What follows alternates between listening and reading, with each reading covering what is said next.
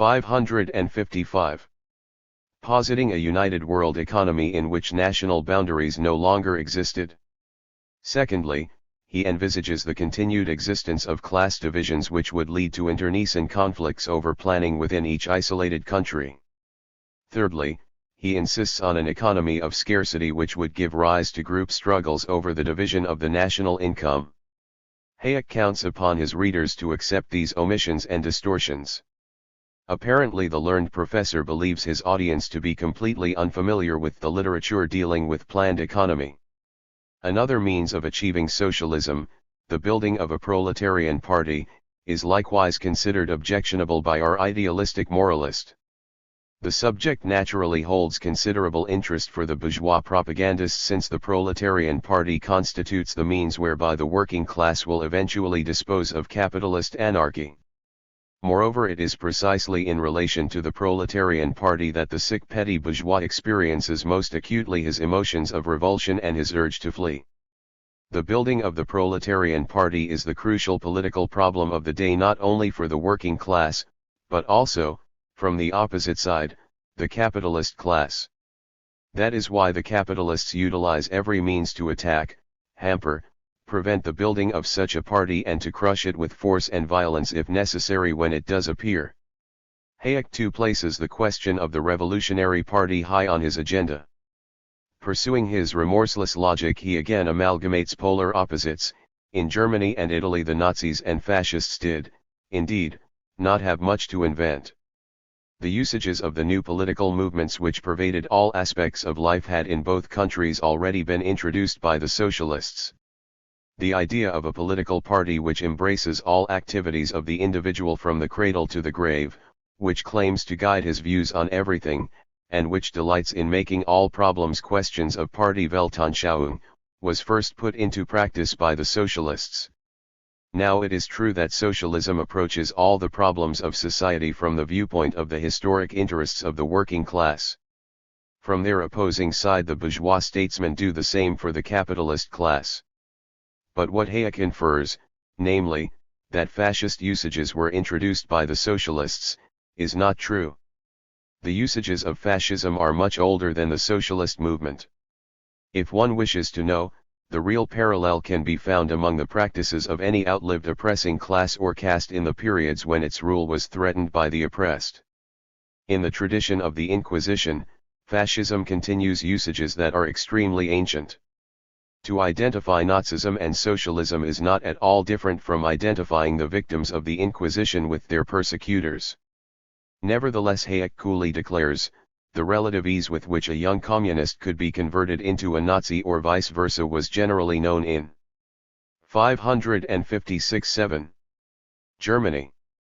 The only distinction Hayek makes between the Nazis and the anti-Nazis of Germany is to call the latter the old socialists and the Nazis their spawn, the new socialists. Their struggle is represented simply as a factional squabble in which the more dynamic won out. Hayek assures his petty bourgeois audience that a socialist party is not likely to be formed by the best but rather by the worst elements of any society. As solemnly as a witch doctor probing for reasons in the entrails of a chicken, the learned economist lists 3 causes for the attraction of the worst elements to socialism. First, if we wish to find a high degree of uniformity and similarity of outlook, we have to descend to the regions of lower moral and intellectual standards where the more primitive and common instincts and tastes prevail.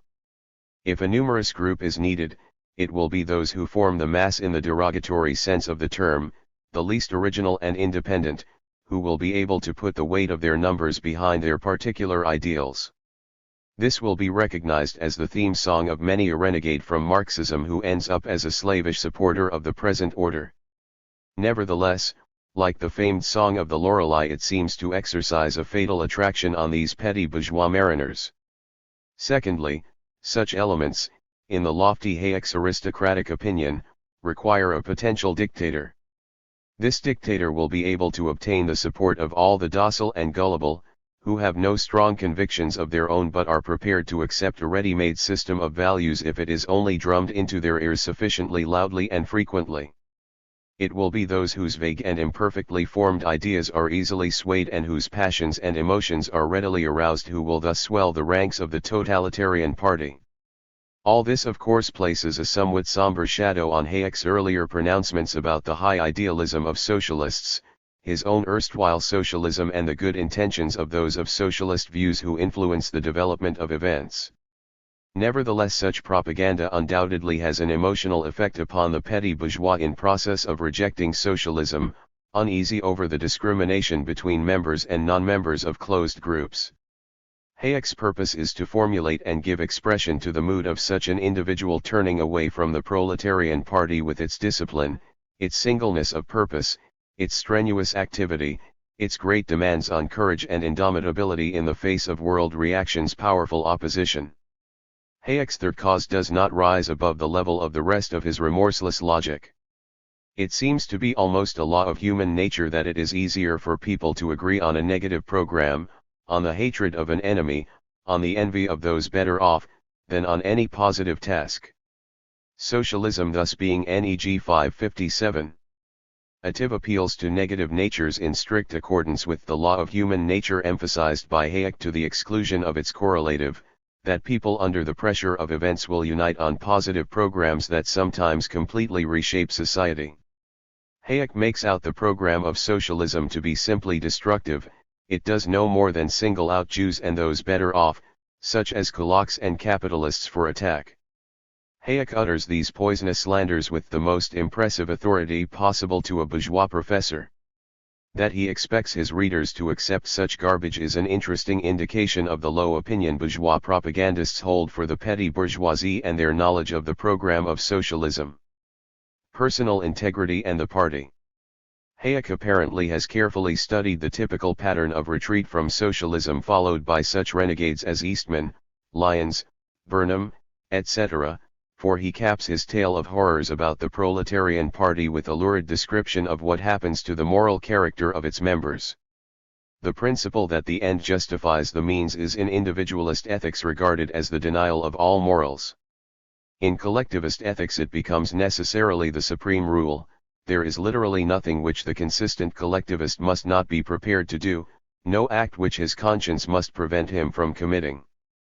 Hayek seems to have forgotten the party attracted only the worst elements who presumably would lack the conscience that has now suddenly come into prominence. However, this is a mere bagatelle. When you open all the stops, some of the chords are bound to sound discordant. The volume makes up for the lack of harmony. The sensitive soul of the petty bourgeois in retreat must undoubtedly shrink at the thought of how close he came to sinking in the morass of the socialist movement when he reads Hayek's description of the typical German. Yes, by strange coincidence, as the Allied armies neared their goal in Germany, Hayek's description of the typical socialist became, in fact, that of the typical German. Hayek's amalgamation of Nazis and socialists does not permit his reader to distinguish just whom he refers to in any particular asseveration. His intention, however, is clearly to utilize all means available in his remorseless logic, no matter how despicable, in order to draw an evil picture of the socialist movement. Thus he declares: since it is the supreme leader who alone determines the ends, his instruments must have no moral convictions of their own. They must, above all, 558-7, be unreservedly committed to the person of the leader, but next to this the most important thing is that they should be completely unprincipled and literally capable of everything. They must have no ideals of their own which they want to realize, no ideas about right or wrong which might interfere with the intentions of the leader. Hayek emphasizes this point so strongly it would seem that bourgeois propagandists who have made a study of this field of their work believe it to be an unusually effective argument. The general intellectual climate which this produces, the spirit of complete cynicism as regards truth which it engenders, the loss of the sense of even the meaning of truth, the disappearance of the spirit of independent inquiry and of the belief in the power of rational conviction, the way in which differences of opinion in every branch of knowledge become political issues to be decided by authority, are all things which one must personally experience. No short description can convey their extent. Perhaps the most alarming fact is that contempt for intellectual liberty is not a thing which arises only once the totalitarian system is established, but one which can be found everywhere among intellectuals who have embraced a collectivist faith and who are acclaimed as intellectual leaders even in countries still under a liberal regime. Once again, it is to be noted that Hayek does not specify that these evils are peculiar to Nazism and to Stalinism, but on the contrary he incorporates socialism in his amalgam. Apparently he trusts the profound ignorance, or wishful thinking, of his petty bourgeois audience to act as fertile soil for such denigrations. As is well known, in the history of independent thought, of rebellion against the most colossal forces of oppression, the titans stand in the socialist movement.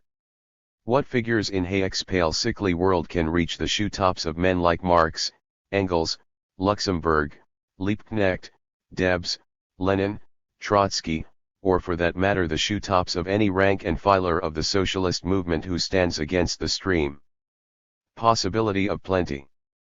Thus far the rigor of reasoning of our economic witch doctor has proved that planning leads to slavery, that a proletarian party attracts the worst elements, and that socialist morals lead of necessity to those features of totalitarian. 559. Regimes which horrify us. This would seem enough to arm sufficiently the most wavering of the circle to which Hayek appeals. The professor, however, is aware that he must cross another hurdle.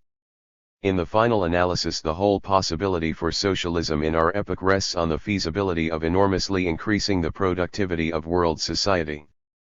Marxism has determined how this can be done through the efficient utilization of present resources, transport, and factories, the elimination of unemployment, the cessation of war, the ending of economic chaos through rational planning, and the early expansion of the productive system through the intensive application of science.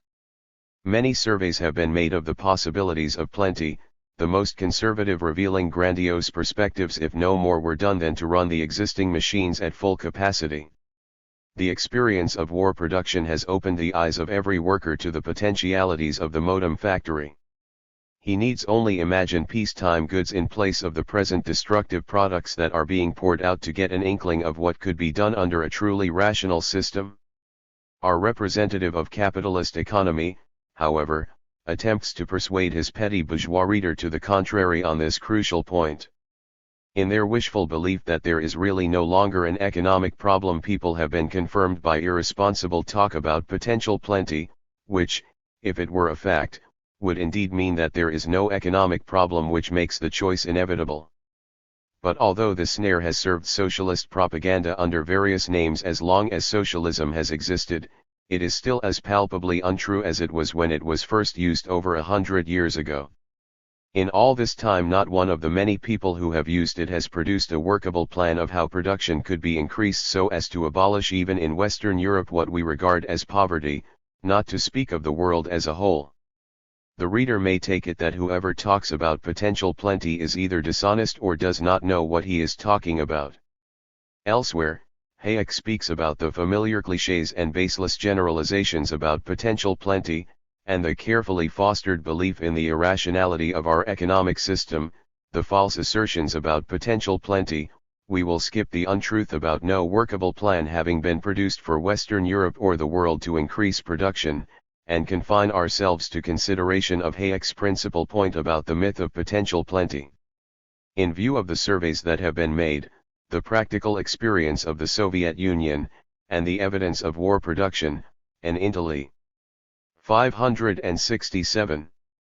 Gent worker would expect at least an attempt by the bourgeois economist to prove his brazen assertions.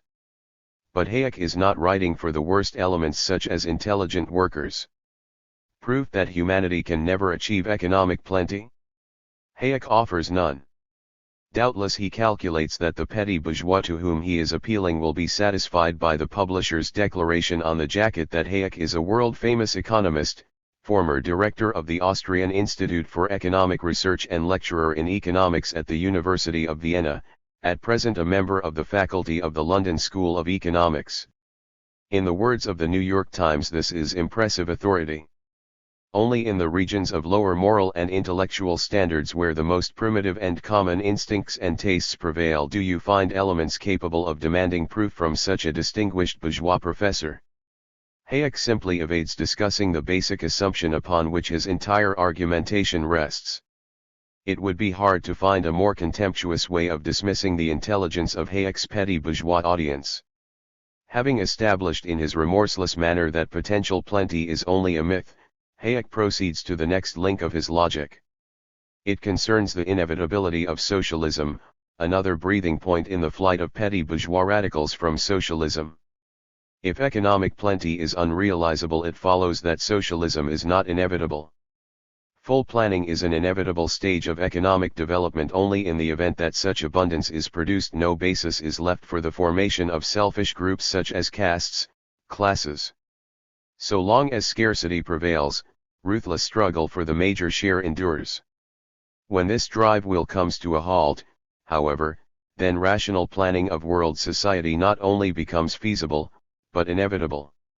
For the benefit of a petty bourgeois brooding remorsefully over inevitability, Hayek propounds a different view. Man knows of no laws which history must obey, he states flatly in his introduction. No development is inevitable. This view constitutes the utter breakdown of science, the denial of the possibility of determining the course of development of any phenomena. The truth is, Hayek announces triumphantly that planning is not inevitable. The conviction that this trend is inevitable is characteristically based on familiar economic fallacies, the presumed necessity of the general growth of monopolies in consequence of technological developments, the alleged potential plenty, and all the other popular catchwords. Are you sure the growth of monopolies in consequence of technological developments isn't a manifestation of the organic tendencies of capitalist economy? Might ask the petty bourgeois reader, hoping to have his last doubts removed. Absolutely, assures the comforting professor. Competition is being 561. Eliminated not by organic changes inherent in the capitalist economic system, but as the result of deliberate policy. The growth of statism, however, which seems to be what Hayek means by deliberate policy, is not an indication of lawlessness and lack of inevitability in economic and political developments. On the contrary, it is irrefutable proof that the means of production have become so vast, complex, and highly socialized that the irresistible tendency is to bring in the general controls of society, i.e. government.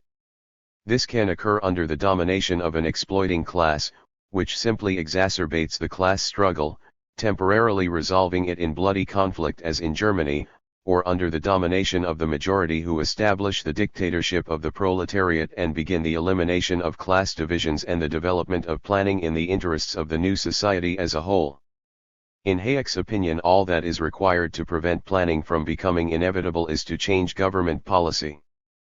Hayek's petty bourgeois audience should feel comforted over this moth-eaten assumption that the government is not the executive instrument of the ruling class but an independent force above the classes which can be persuaded to restore competition by changing policies without halting technological changes. Besides attacking socialism head-on, Hayek counterposes a utopia in order to leave his petty bourgeois client with a positive program. The utopia he advocates is nothing less than competitive society. Competitive utopia is quite hazy. The classes are never clearly outlined. We don't know whether they even exist in this snug realm. It seems to consist of small merchants, artisans, and farmers all competing with fairly equal resources on the market, all competing according to the rule of law, i.e., fixed rules of the game set down in advance so that only luck and enterprise shall determine who will be the most successful. Hayek labels such a system one of freedom and claims it would be the most moral of possible worlds, one where his certain ultimate values would find greatest expression. Foggy as is this utopia, at least the content of its freedom is clear. This freedom Hayek has been pounding into the ears of his petty bourgeois reader from the beginning of the road to serfdom. It is the freedom to buy, the freedom to sell, the freedom to exploit, the freedom to make a profit, and the freedom to wage an occasional war. It is the kind of freedom Hayek wants instead of the slavery of planned economy. He believes correct government policy can achieve it. Competitive utopia resembles more than anything the free world the Comer grocer daydreams about when the chain store across the street takes away his customers with a special sale. In brief, it is a petty bourgeois utopia. Professor Hayek hopes it will appeal to the petty bourgeois radical who reads The Road. 562-7. To serfdom, and thus furnish him with an ideal to fight for in place of the united world order of socialism. Unfortunately, it is a reactionary utopia, as can easily be proved from Hayek's own proclamations. What our generation has forgotten is that the system of private property is the most important guarantee of freedom, not only for those who own property, but scarcely less for those who do not. Competitive utopia is thus based on private property, i.e., single individuals owning, controlling, and exploiting the national resources and economic system. Private property is the cornerstone of capitalism. This system, as is only too well known, does not stand still but develops glaring inequalities. Hayek justifies inequalities. In a system of free enterprise, chances are not equal, since such a system is necessarily based on private property and, though perhaps not with the same necessity, on inheritance, with the differences in opportunity which these create. Thus the snug little realm of competitive utopia has already grown into a very real murderous capitalist society in which 60 families can and do constitute, with Hayek's permission, a ruling oligarchy. Listen to this panegyric, worthy of the pen of Henry Ford: money is one of the greatest instruments of freedom ever invented by man. It is money which in existing society opens an astounding range of choice to the poor man. Still further, who will deny that a world in which the wealthy are powerful is still a better world than one in which only the already powerful can acquire wealth? Competitive utopia even has its unemployed. Hayek feels considerable sympathy for these unfortunates and thinks something should be done for them. In fact, he even proposes a solution for unemployment which should have a familiar ring to those who have never suffered unemployment in competitive utopia but know its rigors under America's 60 families. Our world-famous economist believes, for instances, that those who can no longer be employed at the relatively high wages they have earned during the war must be allowed to remain unemployed until they are willing to accept work at a relatively lower wage. This solution would undoubtedly satisfy Hayek's ultimate moral values, the freedom of the lucky to offer what wages they wish and the freedom of the unlucky unemployed to starve. Competitive utopia is not quite as rosy as its author pretends. It even has its emergencies when it appears both freedom and competition may be temporarily suspended in order of course to preserve freedom and competition. The only exception to the rule that a free society must not be subjected to a single purpose, declares our humanitarian, is war and other temporary disasters. By disasters we presume he refers to strikes, unemployed demonstrations, and proletarian uprisings. 563. Hayek and imperialist war. Having brought his petty bourgeois convert to embrace the principle of private property, Hayek carries through his transition to support of the present order, no doubt hoping his convert will trustingly follow. In passing he attacks the trusts. How can you appeal to the petty bourgeoisie without a demagogic attack on the trusts? But this does not swerve him from his main purpose, that is, to win support for the Second World War, which is being waged by some very real trusts far removed from petty bourgeois utopias. He does the job boldly, not hesitating to state his purpose in the opening sections of his book. There is an even more pressing reason why at this time we should seriously endeavor to understand the forces which have created National Socialism, that this will enable us to understand our enemy and the issue at stake between us. It cannot be denied that there is yet little recognition of the positive ideals for which we are fighting.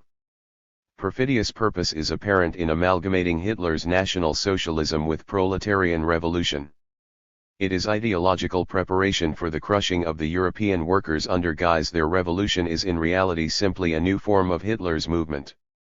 Hayek even lays the basis for Allied persecution of the Jews. We should never forget that the anti-Semitism of Hitler has driven from his country, or turned into his enemies, many people who in every respect are confirmed totalitarians of the German type. In other words, Don't permit the fact that anti-Nazis have been bitterly persecuted by Hitler lull you into handling them in any other way than Hitler did. In Hayek's logic they are simply another species of collectivism, twins of Nazism. Hayek tries to reinforce this ideology by demagogic assertions about former socialists who have become Nazis. This demagogy is strangely coincident with inspired stories in the Allied press about Nazis going underground and disguising themselves as socialists. As part of his support of the Allied imperialists, Hayek justifies the wartime measures restricting the freedom he moralizes over. In wartime, of course, even free and open criticism is necessarily restricted. This has been the position of petty bourgeois liberalism since the outbreak of the war. It is characteristic of the servility of the petty bourgeois mind before imperialism as soon as the master raises his whip. Hayek, however, carries his servility to extreme ends, leaving the road open for support of a third world war of imperialism in preference to socialism which would forever eliminate wars. As is true with respect to other great evils, the measures by which war might be made altogether impossible for the future may well be worse than even war itself. This perspective of unending wars is quite in accordance with Hayek's 564-7 rigor of reasoning, since the imperialist rivalries that lead to world war simply carry competition to its logical conclusion. Thus we arrive at the true appreciation of Hayek's work, his economics, his logic, and his science.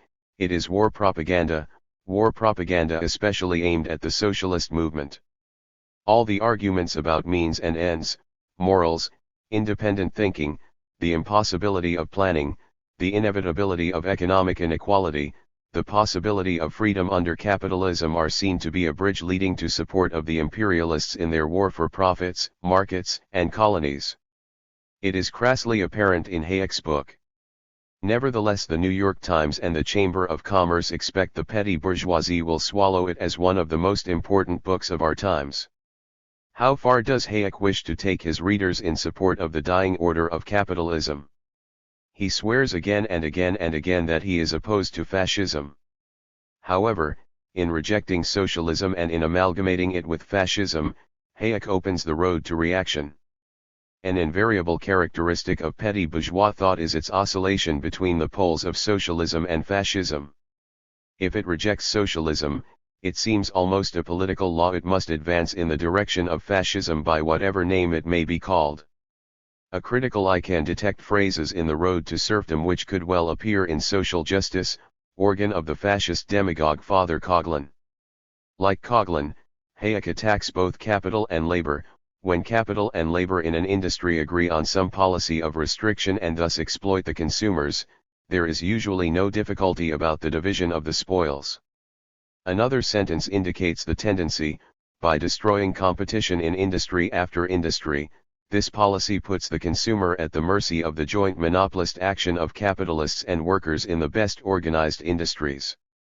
The direction of thought is still more explicit in the following observation: the recent growth of monopoly is largely the result of a deliberate collaboration of organized capital and organized labor, where the privileged groups of labor share in the monopoly profits at the expense of the community and particularly at the expense of the poorest, those employed in the less well-organized industries and the unemployed. The fascist demagogue promises to free the little man from both the trusts and the labor czars.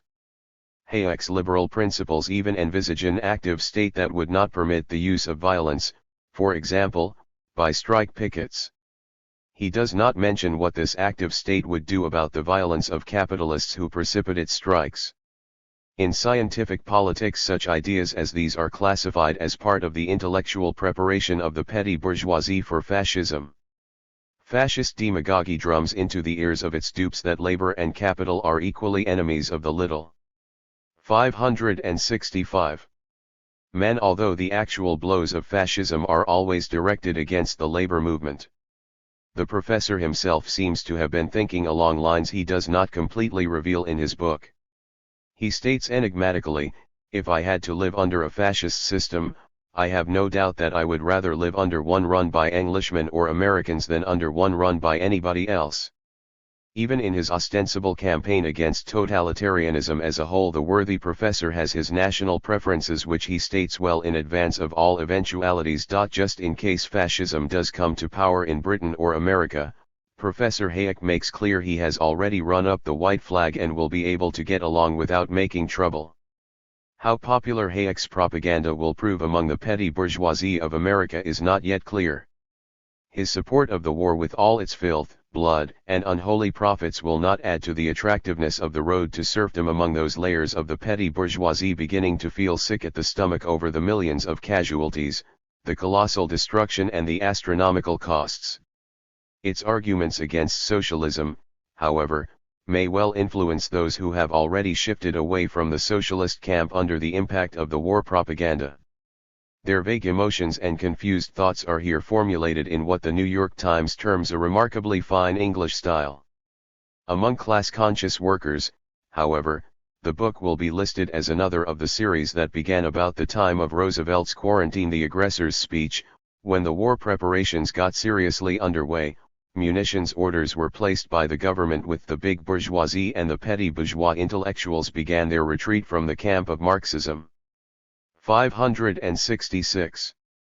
3 Conceptions of Jacksonianism 10, 1947. Harry Frankel, Harry Braverman. 7.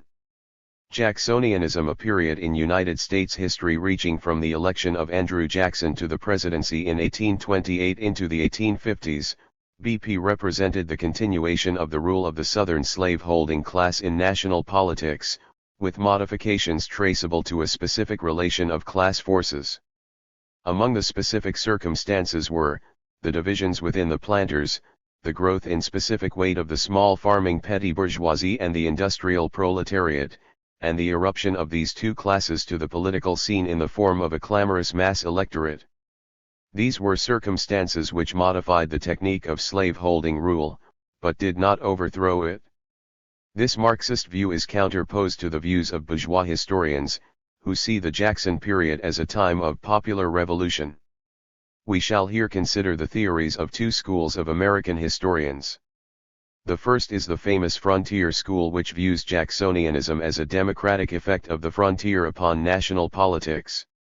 The second and more recent school considers Jacksonianism to be an expression of the rule of farmers and workers in Washington. The best-known exponent of this view is Charles A. Beard, and it is endorsed by most of the modem liberal historians.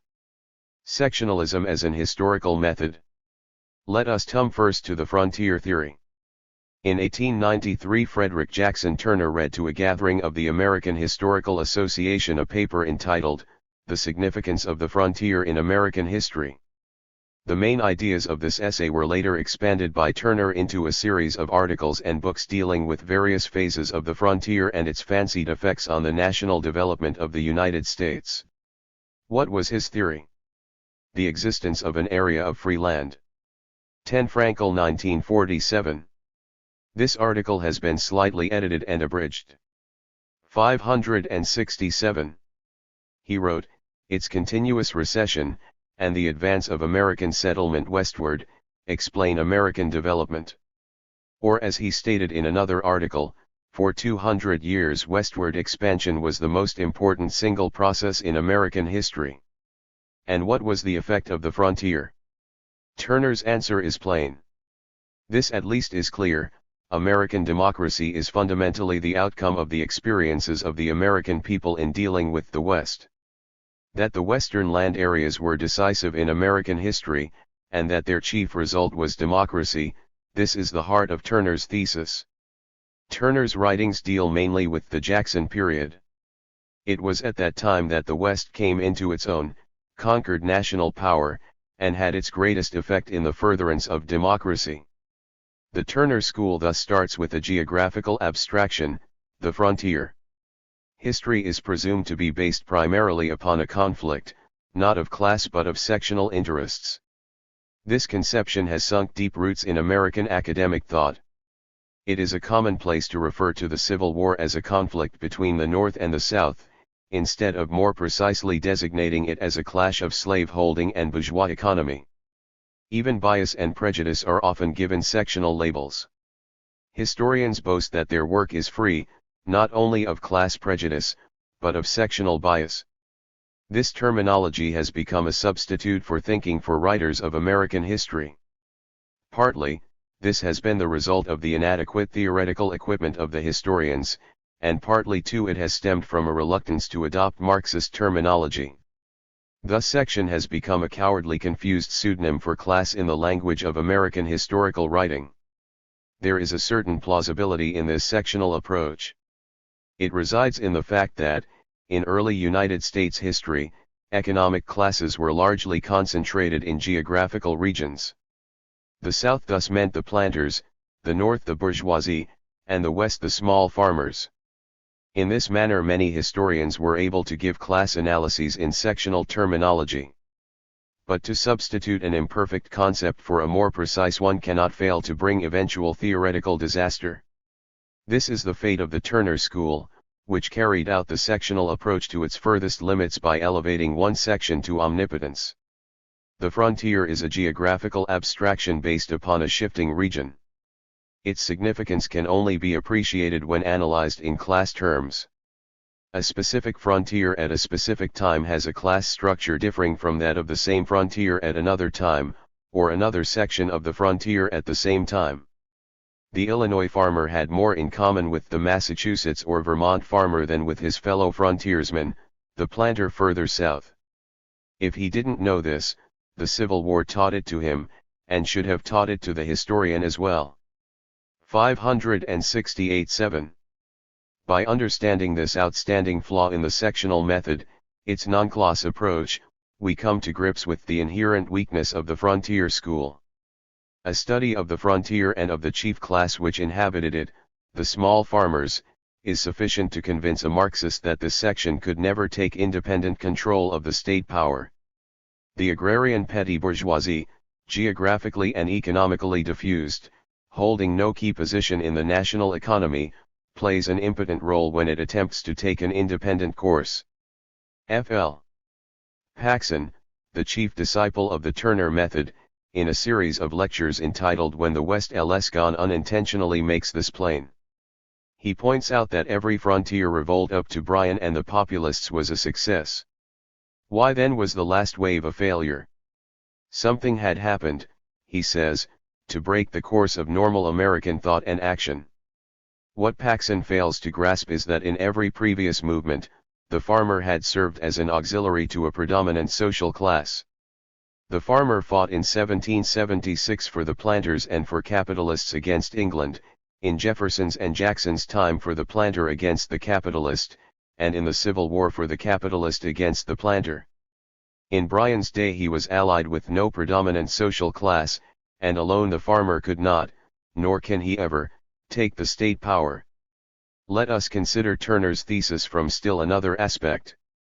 The existence of the vast western lands fathered, in his view, democratic institutions in the United States. There is no denying a certain element of truth in this. To a degree, which has been greatly exaggerated, the eastern masses drew independence from the western farming opportunities. To a degree, the large class of western farmers helped break down open aristocratic rule. Yet there is another side to the coin which American Section A-list historians have sedulously avoided revealing. And this is, the far greater significance of the western lands for the plantation oligarchy. For that class the existence of a western reserve was economically decisive, because without room to expand the cotton kingdom was doomed. The vast land reserves facilitated more than any other single factor the growth of the plantation system after 1800. Considered in this light, the open West made possible the barbaric atavism of an expanding chattel slave system in the 19th century. Shall we disregard the armies of slaves thus created, as the Jacksonian Democrats of that day did? Those who talk of the exemplary democracy of the Jackson period do just that. So much for the special aspects of the Turner Frontier School. To its more general conceptions which it shares with other liberal historical theories, we shall return later. Let us consider now the more recent trend of thought concerning the Jackson period among modem historians. 569. Jacksonianism, Fannerlabor or planter rule. The impact of Marxism has visibly affected historical thought in every country of the globe. In the United States, where class struggles have been conducted in such open and undisguised forms, this impact could not fail to produce important results. Thus for over 40 years there has flourished a school of historians whose chief occupation has been to borrow for their own use some of the tenets of Marxism, while always denying their debt to Marxism, reserving as a matter of fact, envenomed shafts for the consistent and avowed Marxists. Charles A. Beard is the most prominent representative of this group. Vernon L. Parrington, Arthur M. Schlesinger Sr. and Jr., and Louis Hacker are other prominent figures. The approach of the Beard-type historians to the Jackson period begins with a modification of the Turner school. The frontier, they realize, is not so omnipotent as its proponents believe. Rather they come to a class analysis. Arthur M. Schlesinger Jr., in a recently, 1945, published survey, The Age of Jackson, makes this clear in his comment: "It seems clear now that more can be understood about Jacksonian democracy if it is regarded as a problem not of sections, but of classes." This is a promising beginning, but in the end he completes the circle and returns to the traditional conceptions. For Jacksonianism is viewed by these historians as well, as a popular revolution crowned by the rule of the masses. We need hardly go further than the chapter heading in Beard's The Rise of American Civilization, which characterizes Jacksonianism as a triumphant farmer-labor party. Subsequent references in his book speak of the labor and agrarian democracy, the farmer-labor democracy, and so forth. Arthur M. Schlesinger Jr. constructed his entire above-mentioned book around this idea, that the Jackson government was a worker-farmer conquest. Thus common to both the Beard and Turner theories, is the illusory notion of the revolutionary transfer of state power in the Jackson period to the popular masses. To these misconceptions must be counterposed the Marxist understanding of the first 60 years of the 19th century as a period of uninterrupted, if at times modified, hegemony of the slave oligarchy in national affairs. If the conception that under Jackson the popular masses seized power were true, it would represent an important social revolution in the United States. If revolutions were as simple in reality as they are in the minds of these people, the task of revolutionists would be light indeed. We must ask, why did the slaveholder South yield so readily to being dispossessed from political power for which it was to fight tooth and claw 30 years later? Were these impetuous historians to stop and ponder this question before venturing to speak so? 577. Rashly of revolution they could find but one reply in accord with historical fact. It is this, that the Jacksonian Democratic Party in power did not lay its hands on a single prerogative or institution of the planting class. On the contrary, it protected, strengthened and aided that class, while conducting an offensive to weaken the bourgeois enemy of the planters in the North. But the historian may protest that the workers and farmers got a hearing in Washington from the Jackson administrations. What of the protection of the land interests of the farmers? The 10-hour laws? The mechanics' lien laws? The progress made, especially by the workers, is beyond dispute.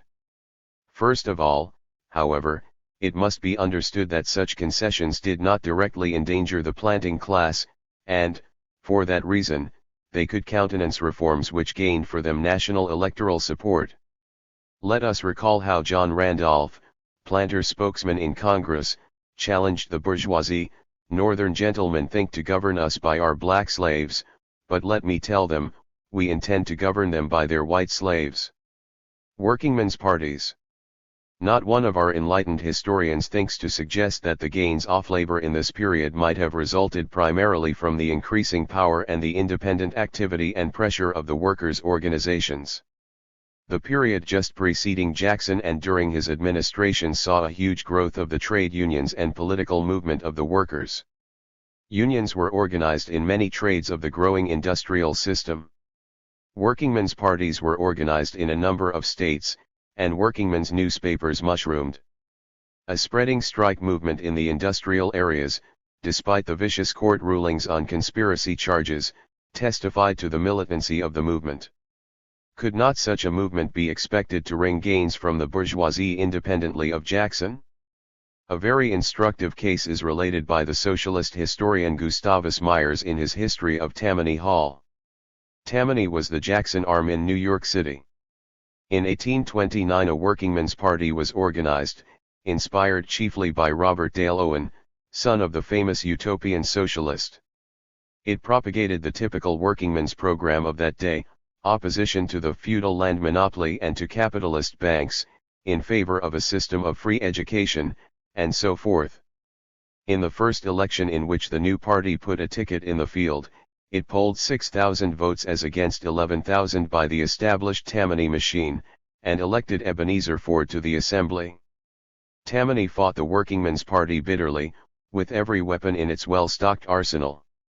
As part of its campaign, it sponsored a 571 piece of reform legislation designed to win the workers back to Tammany. This was the origin of the mechanics' lien law in New York State, which has come down to us as a gift of the Jacksonians. The early workingmen's parties were eventually assimilated into the Democratic Party, and their independent struggle was subordinated to national Jacksonian politics. Arthur M. Schlesinger describes this process with a gleeful air. To those for whom sycophancy is the ideal policy for the labor movement, it was a step forward. After all, what can the workers accomplish as an independent force? They should be happy to attach themselves to any Jackson, or Roosevelt, who might throw them an occasional favor. Marxists have an altogether different conception of the role of the labor movement. We are bound to criticize an alliance which was a severe setback to the labor movement. For the workers to abandon the construction of independent organizations in order to submerge themselves in the Democratic Party was to break the line of organizational continuity so indispensable for the eventual construction of a national labor movement of power and independence. To those who point to the reforms achieved in this period, we reply that at bottom they were the result of the show of power of the workers. An independent policy, designed to take advantage of the division between the planters and the capitalists, would have secured far bigger and more lasting gains. Of course, our criticism here is not of the weak and inexperienced labor movement of that day, but of those liberal historians and modem sycophants who would erect this policy of subservience into an ideal standard for the working class. The miseducation of the workers by their leaders in the Jackson period left a deep scar on the labor movement. The workers, instead of being in the forefront of the abolitionist movement, their rightful place, were in the planter-controlled Democratic Party. Whoever touched the foul slavocracy was defiled with its filth. The anti-abolitionist and chauvinist poison among the workers stems from this period of miseducation. Nor them Jacksonian democracy must bear the blame for this. Jacksonian reforms. Our enlightened historians bring forward another proof of the democracy of Jacksonianism. All the democratic reformers, they tell us, all the radical opponents of privilege and monopoly were in the Democratic Party. The radical ferment of the period was expressed through Jacksonianism. That is their argument. And it is true that much of the agrarian radicalism, petty bourgeois, 572-7, reformism and proletarian discontent found its expression in the Jacksonian Party. But here again we must proceed with care, and sift out the kernel of truth from the husk of phrases. The planting class since Jefferson's day had worked out an elaborate ideology with which to justify their rule and their struggle against the capitalist class. Men like Jefferson, John Taylor, John C. Calhoun and certain Jacksonian leaders demonstrate this. Their conception of an ideal society was a basically agricultural economy which they could dominate with ease. An extensive polemical literature was developed against bourgeois ideology, placing the producing classes on one side of a struggle against the non-producing classes. It would of course be a mistake to suppose that the planters saw themselves for what they really were, the most parasitic class of the nation. By an ideological sleight of hand whose chief attainment was an absolute disregard of the slaves who were the actual producers, the planters converted themselves into the primary producing class of the South and the nation. Violent declamations against the capitalist thief who steals from the producer the fruit of his toil conjured up visions of the planter and his family in their immaculate white clothes, picking cotton all day in the hot sun, month in and month out, only to be robbed of the fruit of their toil by northern parasites. So spoke the worst thief of all, the slaveholder. And he saw nothing false in his fantastic ideology, so accustomed was he to think of the labor of his slaves as unquestionably his own as though he had performed it himself. The democratic agitation of the northern Jacksonians followed these same lines. It pointed out many valuable truths about the capitalist class, and had certain indubitable progressive results. But it suffered from an unpardonable defect, that of defending the slave economy. This defect gave it a generally reactionary cast in the national sphere. The apologist historians protest that slavery was concentrated in the South, and the democratic agitation in the North had to fight the main enemy. They point to a certain type of abolitionist whose misleading role it was to make the sins of slavery an excuse for the sins of capitalism. Here too there is a certain grain of truth. Yet what of the Southern Jacksonians? Did they expose and combat slavery? On the contrary, they helped to tighten the noose around the black man's neck. The question should not be posed sectionally to begin with, for Jacksonianism was a national movement. Had it been truly democratic, it would have condemned both slave and capitalist exploitation, and fought first of all against the slave system. 573.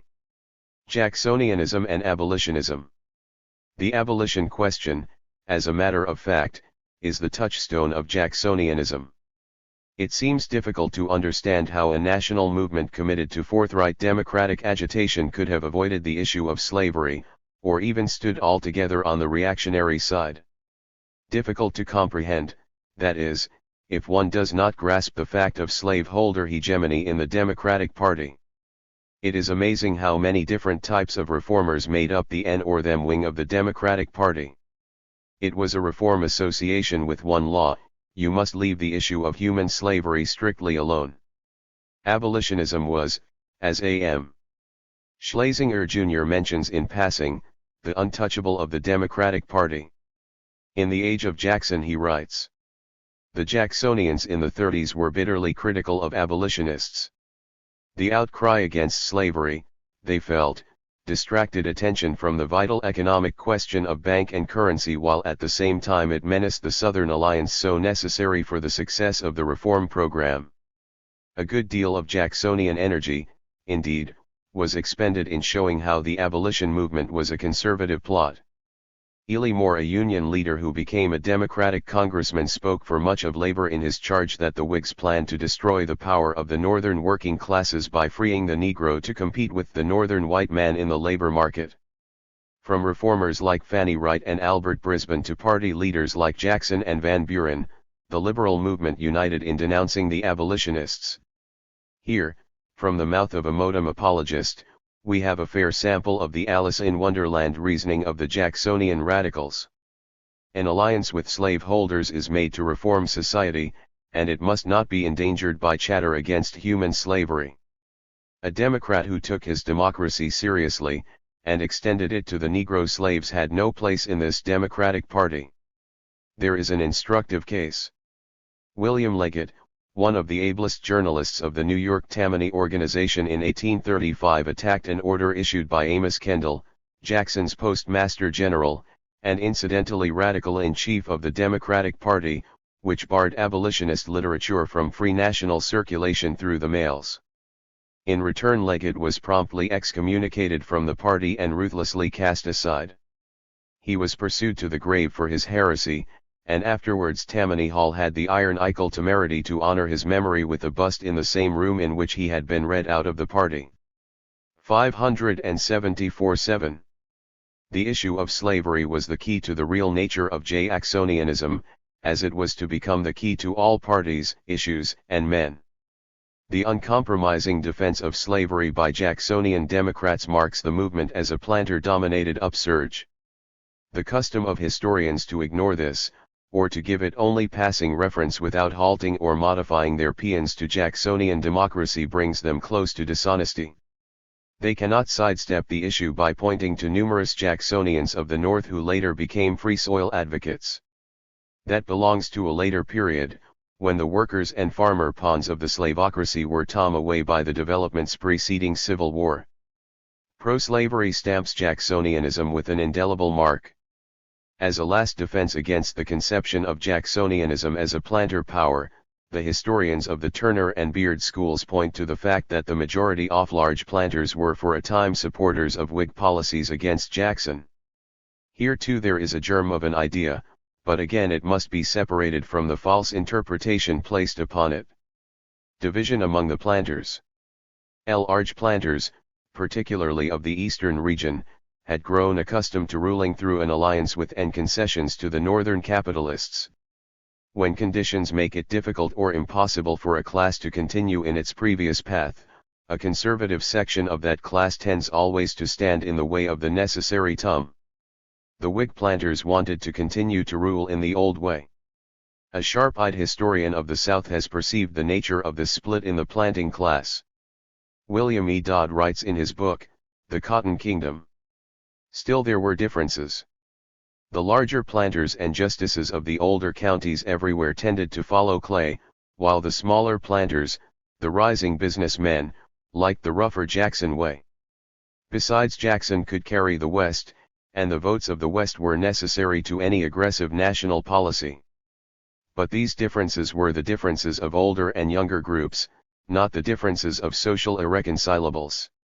Consequently, though each party twit the other on occasion with being disloyal to slavery, in any great crisis they were almost certain to unite, for whatever happened, the planters felt that they must control the Cotton Kingdom. Our emphasis. 575. Marxists see the Jackson period as a period of continued planter rule, modified in its external aspects by changing class alignments, and attaching to itself a pseudo-democratic movement of petty bourgeois reformers who drew behind them large urban and agrarian masses. There can be no return to Jackson. Although Jackson fought the capitalists, he fought them as a representative of the slave-owning class. There cannot be a return to Jackson any more than there can be a return to slavery. What of the modem significance of Jacksonian democracy of which the liberals speak so glibly? Jackson and his party did represent a new departure, a new tradition in American politics. They represented the adaptation of the ruling class to the mass movements of workers and farmers. Every essential element of modem party usage stems from Jackson's time.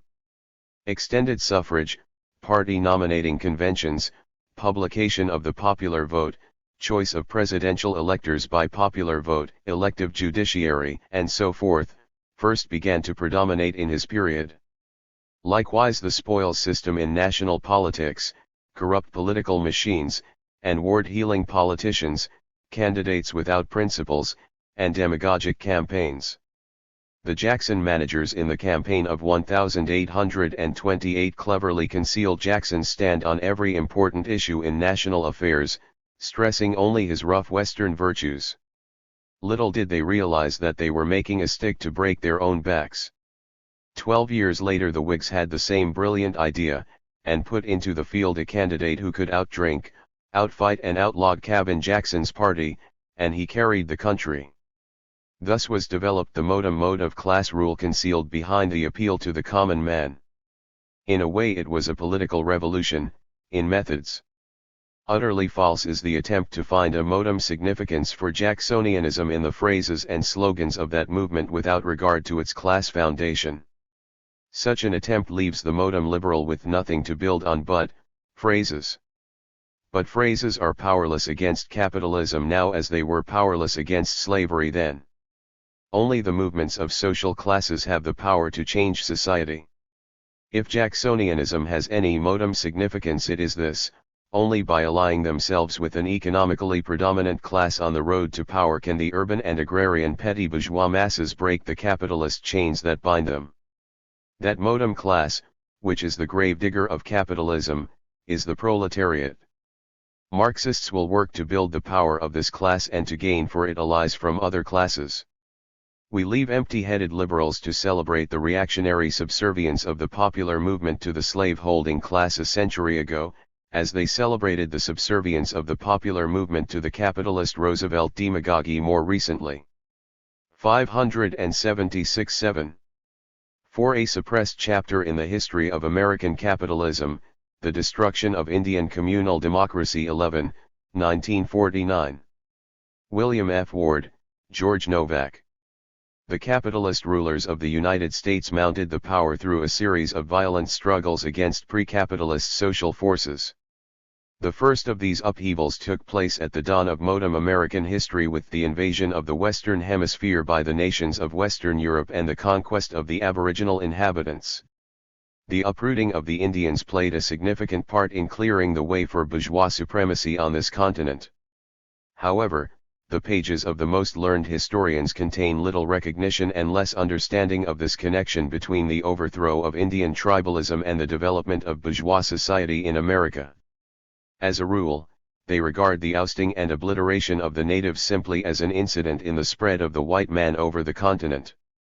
They may condemn the treatment of the Indians as a lamentable blot on the historical record, but they do not see that it has any important bearing upon the formation of the United States.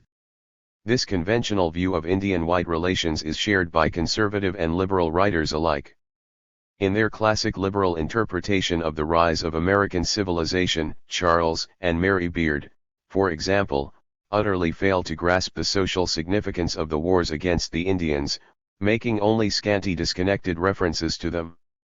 President Conant of Harvard has just supplied an instructive illustration of how far the Indian conquest has faded from the consciousness of bourgeois thinkers.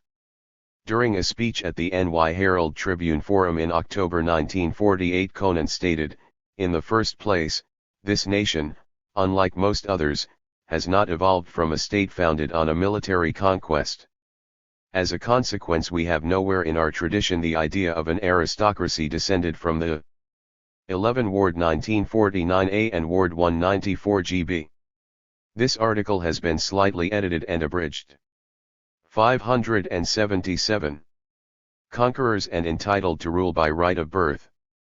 On the contrary, we have developed our greatness in a period in which a fluid society overran a rich and empty continent." Conant's speech summoned American educators to demonstrate in theoretical questions what American capitalism must prove in practice: the superiority of bourgeois ideas and methods over the alien importations of the philosophy based on the writings of Marx, Engels, and Lenin. The Harvard president insisted that not words, but facts must be the weapons to convince the youth and defeat Marxism. The passage we have cited will hardly promote that purpose, for it contains two serious misstatements of fact about early American history. In the first place, contrary to Conant's assertion, the bourgeois structure of this nation did evolve from a state founded on a military conquest. It was the conquest of the Indian tribes, not to speak of wars against the Spanish, Dutch, and French, which gave England and her colonists mastery of North America. Secondly, although North America in colonial times was far more thinly populated than Europe or Asia, it was scarcely empty of inhabitants. In order to occupy and overrun the continent, the pioneers first had to empty the land of its original possessors.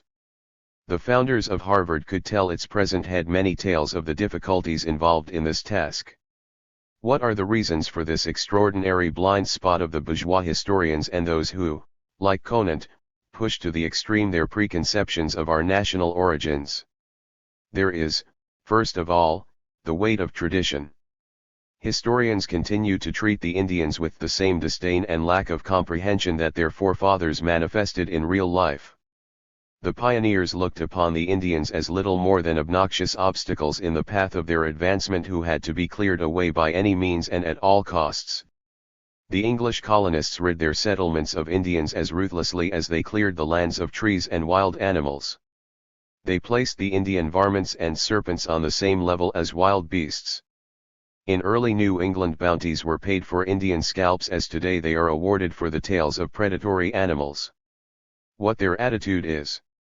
The contemporary professors do not know how to fit the Indians, and the facts of their dispossession and disappearance, into their schemes of interpretation any more than the pioneers were able to absorb them into bourgeois society.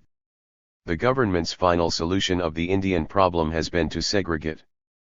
578-7. The survivors in reservations, an American equivalent of the European concentration camps and the African compounds.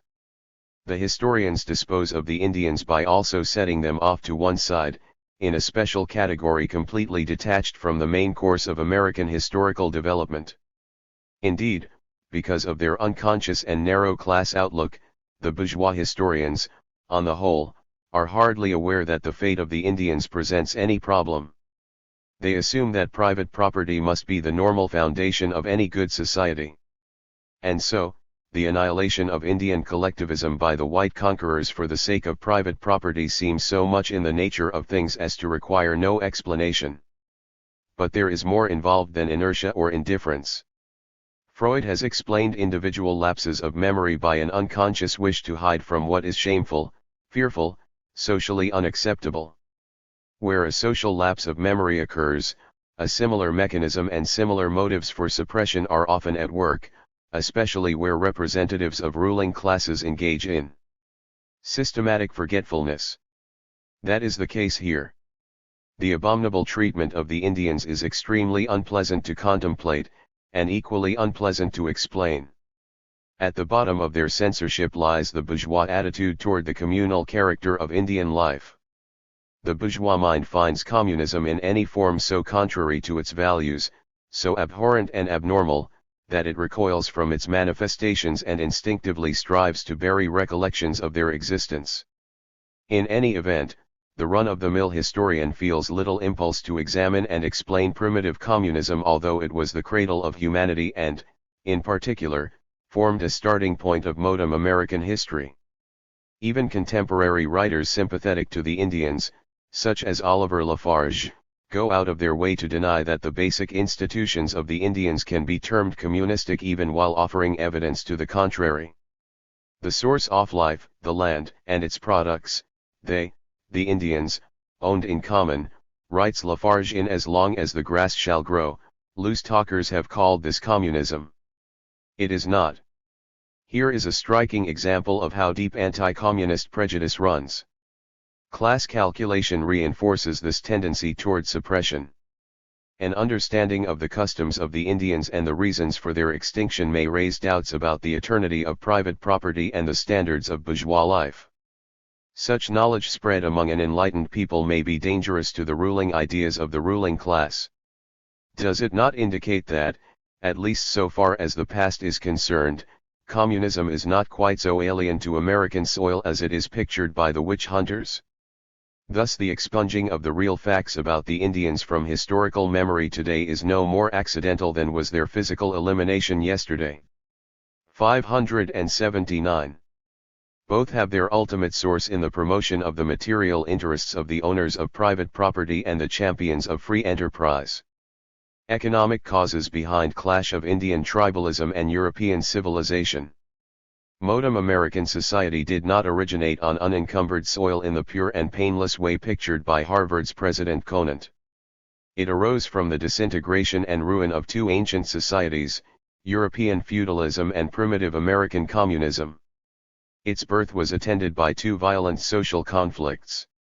One was the struggle between the feudal order and the rising forces of capitalism in the Old World.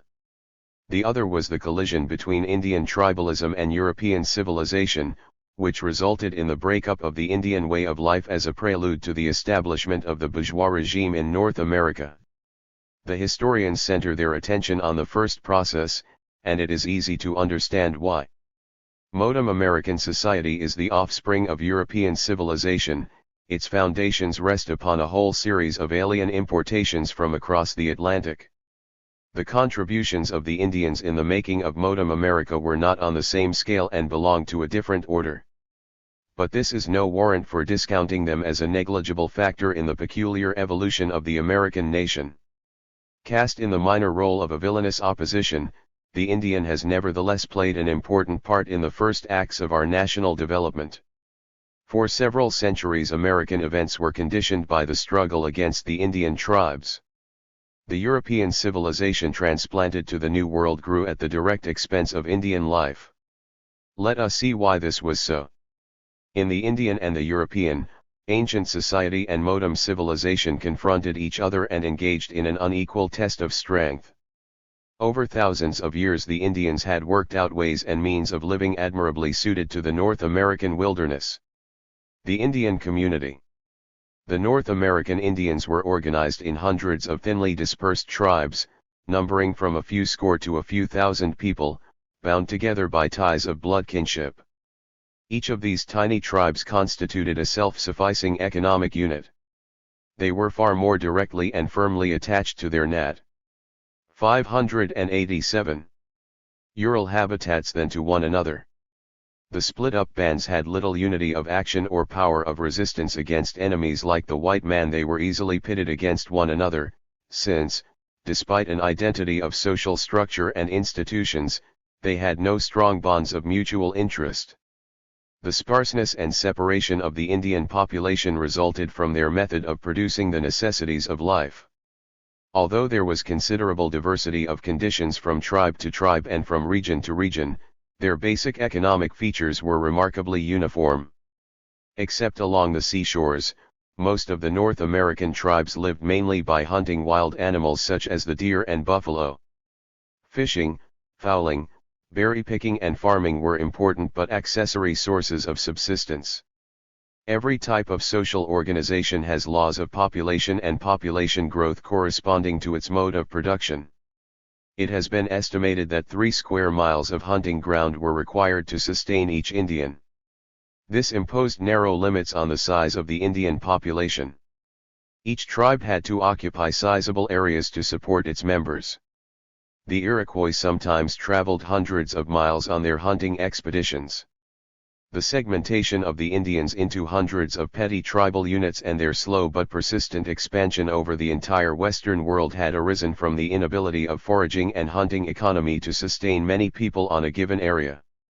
This was likewise the main cause for the warfare between neighboring tribes and for the Indians' unyielding defense of their hunting and fishing grounds against invaders.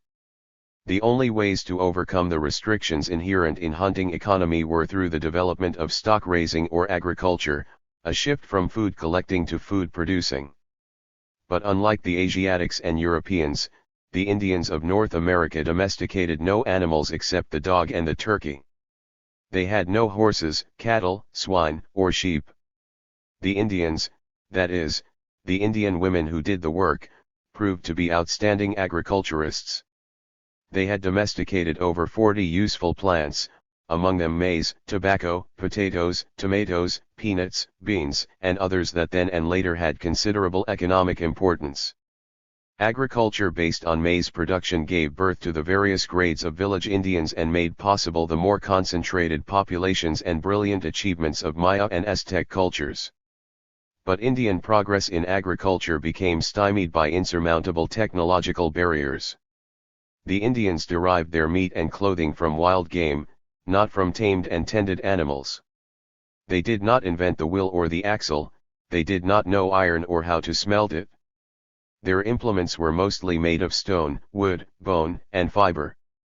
Without draft animals and iron, it was impossible to develop the plow or even an efficient and durable hoe. 581. The whites, however, bore with them all the means for advanced agriculture accumulated since the invention of the animal-drawn plow. These improved implements and methods of cultivation were the stepping stones by which Europe had approached capitalism.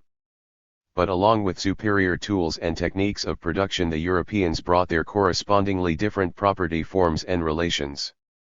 Although the Indians possessed personal property, they were unfamiliar with private property in the means of production, or even in the distribution of the means of subsistence. They carried on their principal activities, hunting, fishing, cultivating, homemaking and warfare, in a collective manner. The product of their labors was more or less equally shared among all members of the tribe. The Indians and the land. Above all, the North American Indians knew no such thing as private property in land, which is the basis of all other kinds of private ownership in the means of production. The very idea that ancestral lands from which they drew their sustenance could be taken from the people, become mere article of commerce, and be bought and sold was inconceivable, fantastic, and abhorrent to the Indian.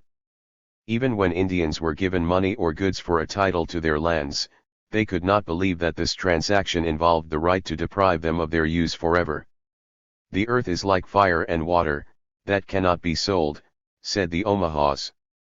The Shawnee chief Tecumseh, who sought to combine all the Indians from Canada to Florida against the encroachment of the whites upon their hunting grounds, exclaimed, "Sell land. As well sell air and water." The Great Spirit gave them in common to all. The intruders looked upon the newfound lands and their occupants through the eyes of a civilization founded on opposite premises. To them it was natural to convert everything into private property and thereby exclude the rest of humanity from its use and enjoyment. The conquerors maintained that whatever existed in the New World, or came out of it, was to be vested either in an individual or a power separate and distinct from the community or towering above it, like the monarchy, the state or the church. 582-7. The outlook of the Europeans. They did not exempt human beings from this process. The invaders seized not only the land but its inhabitants and sought, wherever they could, to convert the Indians into their private possessions as chattel slaves. Those who were driven across the Atlantic by religious and political persecution were a minority. For the majority, the lust for aggrandizement and the greed for personal gain were among the prime passions actuating the Europeans. It was these material motives, more powerful than wind or wave, that propelled the first Europeans overseas and then inevitably brought them into collision with the aboriginal inhabitants. The conquerors came as robbers and enslavers, they stayed as colonizers and traders. America had belonged to the Indian tribes both by hereditary right and by life and death need to maintain themselves and perpetuate their kind upon the tribal territories. But the tribes wanted to hold the land for different purposes and on different terms than the whites. The Europeans aimed to acquire the land for themselves or for some sovereign or noble who held title for their country. The newcomers needed land, not simply for hunting, trapping and fishing, but for extensive agriculture, for lumbering, for settlements and trading centers, for commerce and manufacture, in a phrase, for private exploitation on an expanding scale. Thus, regardless of their wishes, the Indians and Europeans were sharply counterposed to each other by virtue of their contradictory economic needs and aims. The Indian could maintain his economy with its primitive communistic institutions and customs, its crude division of labor between the sexes and its tribal ties of blood kinship only by keeping the white men at bay. The newcomers could plant their settlements and expand their economic activities only by pressing upon the Indian tribes and snatching their territories. This antagonism, flowing from their diametrically opposing systems of production, governed the dealings between red men and white from their first contacts. The ways and means by which the natives were enslaved, dispossessed, and exterminated cannot be set forth here in detail. The pattern of robbery, violence, debauchery, and trickery was fixed by the Spaniards as early as the landings of Columbus. In their lust for gold, Columbus and his men depopulated Hispaniola. Through overwork, abuse, starvation, despair and disease, the original population of the island dwindled from 301,000 in 1492 to an actual count of 60,000 in 1508. Only a remnant of 500 survived by 1548. 583. The overthrow of the Indians. The same story was repeated on the mainland of North America time and again during the next 200 years by the Dutch, English, French and Americans. The Indian Wars in New England demonstrated how ruthless and irreconcilable was the conflict between the opposing social forces. While the first colonists in Massachusetts were busy securing a foothold, Indian neighbors established friendly and helpful ties with them. They gave the Pilgrims food in time of distress, taught them how to raise maize and tobacco and how to cope with the forest and its wildlife. But the divines who enjoined the Puritans not to covet their neighbors' wives taught otherwise about the Indian hunting grounds. These religious and political leaders insisted that all land not actually occupied and cultivated belonged, not to the Indians, but to the Massachusetts Bay Colony which they controlled. Roger Williams was tried and banished from Massachusetts in 1635 because he declared that the natives are the true owners of the land. his heretical views on the land question were condemned as no less dangerous than his unorthodox religious opinions. The New England colonists annexed the tribal lands by waging wars of extermination against the natives over the next 80 years, beginning with the Pequot War in the Connecticut Valley in 1643 and concluding with the expulsion of the Abenakis from the Maine and New Hampshire coasts in 1722. The fiercest of these conflicts, King Philip's War, 1675 to 1678, was directly provoked by the struggle over the land. The increase in white population in the Connecticut Valley from 22,500 in 1640 to 52,000 in 1675 whetted the land hunger of the settlers at the same time that it threatened to engulf the Indian hunting grounds. This combat to the death continued until the last frontier was settled and the choicest lands seized. The roster of massacres of Indian men, women, and children extends from the Great Swamp Massacre of 1696 in Rhode Island through the killing of the friendly Christian Indians at Wyoming, Pennsylvania, when the Republic was young, on through the friendly Arapapas of Arizona, the winter camp of the Colorado Cheyennes, to the final dreadful spectacle of Wounded Knee in the year 1890, writes Oliver Lafarge. That is how America was taken from the Indians. The transformation of Indian life. Before the white conquerors eradicated Indian society, the Indians passed through an intermediate stage in which their customary relations were con. 584-7. Considerably altered. The acquisition of horses and firearms from the Europeans opened up the prairies to the Indians in the interior by enabling them to range far more widely and effectively in hunting buffalo and deer. But the ensuing changes in the lives of the Plains tribes were accomplished by their independent efforts without direct intervention by the whites and within the framework of their ancient institutions. The fur trade with the whites had quite different and damaging effects upon Indian life. The fur trade early became one of the most profitable and far-flung branches of commerce between North America and Europe. The fur factors, hunters, and trappers served as agents of the rich merchants and big chartered monopolies, and acted as advance scouts of capitalist civilization. The Indians were first drawn into the orbit of capitalist commerce largely through extension of the fur trade. In the course of time the fur trading tribes embraced all the North American Indians except those in the extreme south and southwest. The growing interchange of products between the tribes and traders upset the relatively stable Indian existence.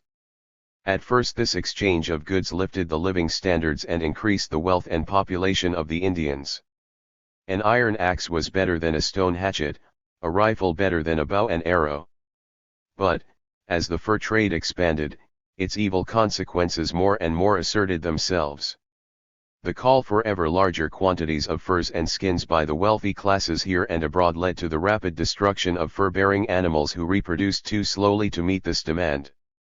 Indians without contact with white civilization were careful not to slaughter more animals than were needed for personal consumption. But once they trapped and hunted for the market, other incentives came into play. These drove the tribes whose hunting and fishing grounds approached exhaustion into bitter competition with adjoining tribes for control of the available supply. The new conditions produced bloody clashes between competing tribes as well as with the white men who sought possession of the hunting grounds for their own reasons. In trade and war, occupations which are not always easily distinguishable, the role of firearms proved decisive. The Indians could not manufacture or repair firearms, or make powder. They had to bargain with the white men for these and the other indispensable means of production and destruction upon which their lives and livelihoods came to depend. Various Indian tribes sought to defend themselves and their hunting grounds from relentless encroachment of the colonists by confederation or by allying themselves with one great power against another.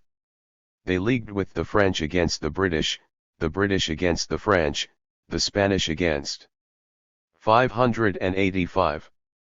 The British and the King against the Patriots. Later some southern tribes were to attach themselves to the Confederacy against the Union. A hopeless struggle.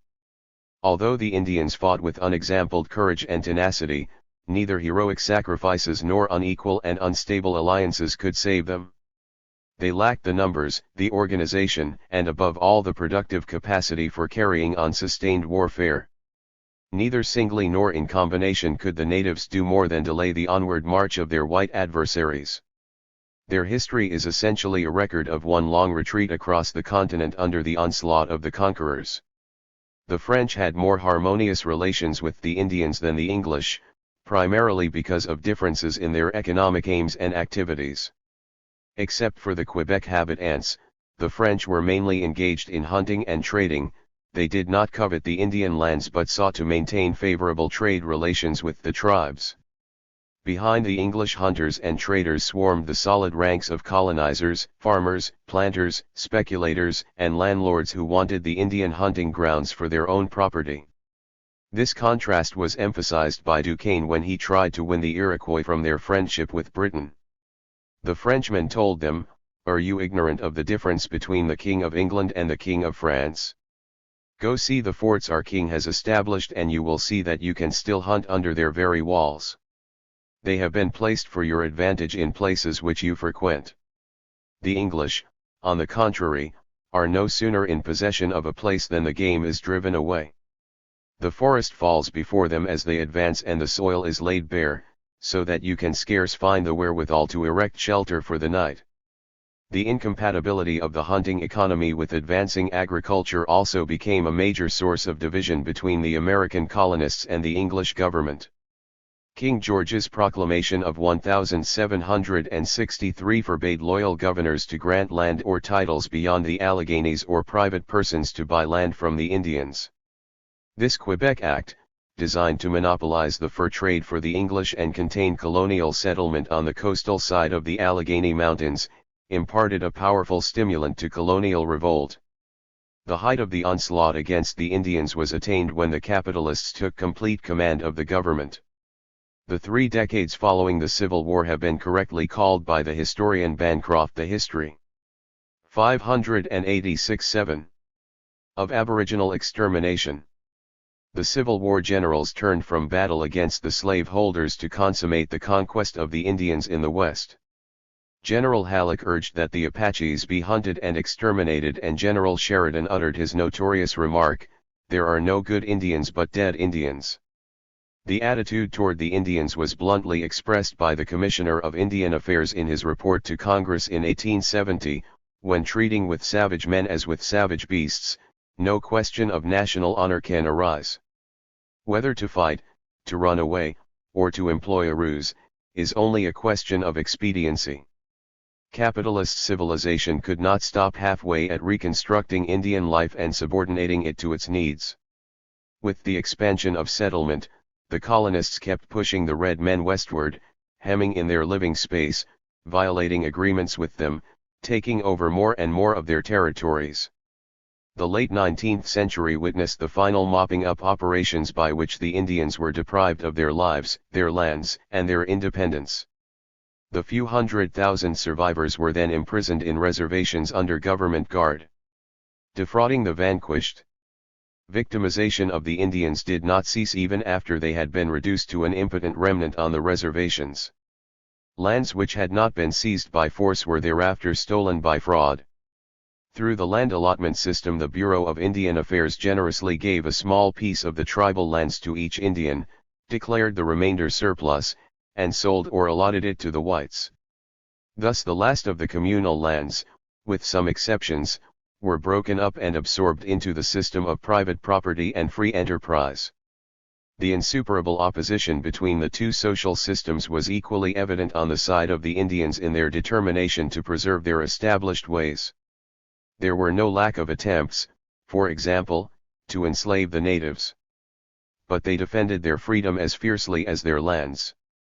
The Indians could not suffer servitude.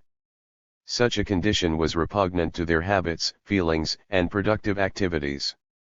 The Indian warriors resisted to the death any reversal in their status and occupations, sickened in captivity, refused to reproduce and died off. They could not be broken on the will of slave agriculture.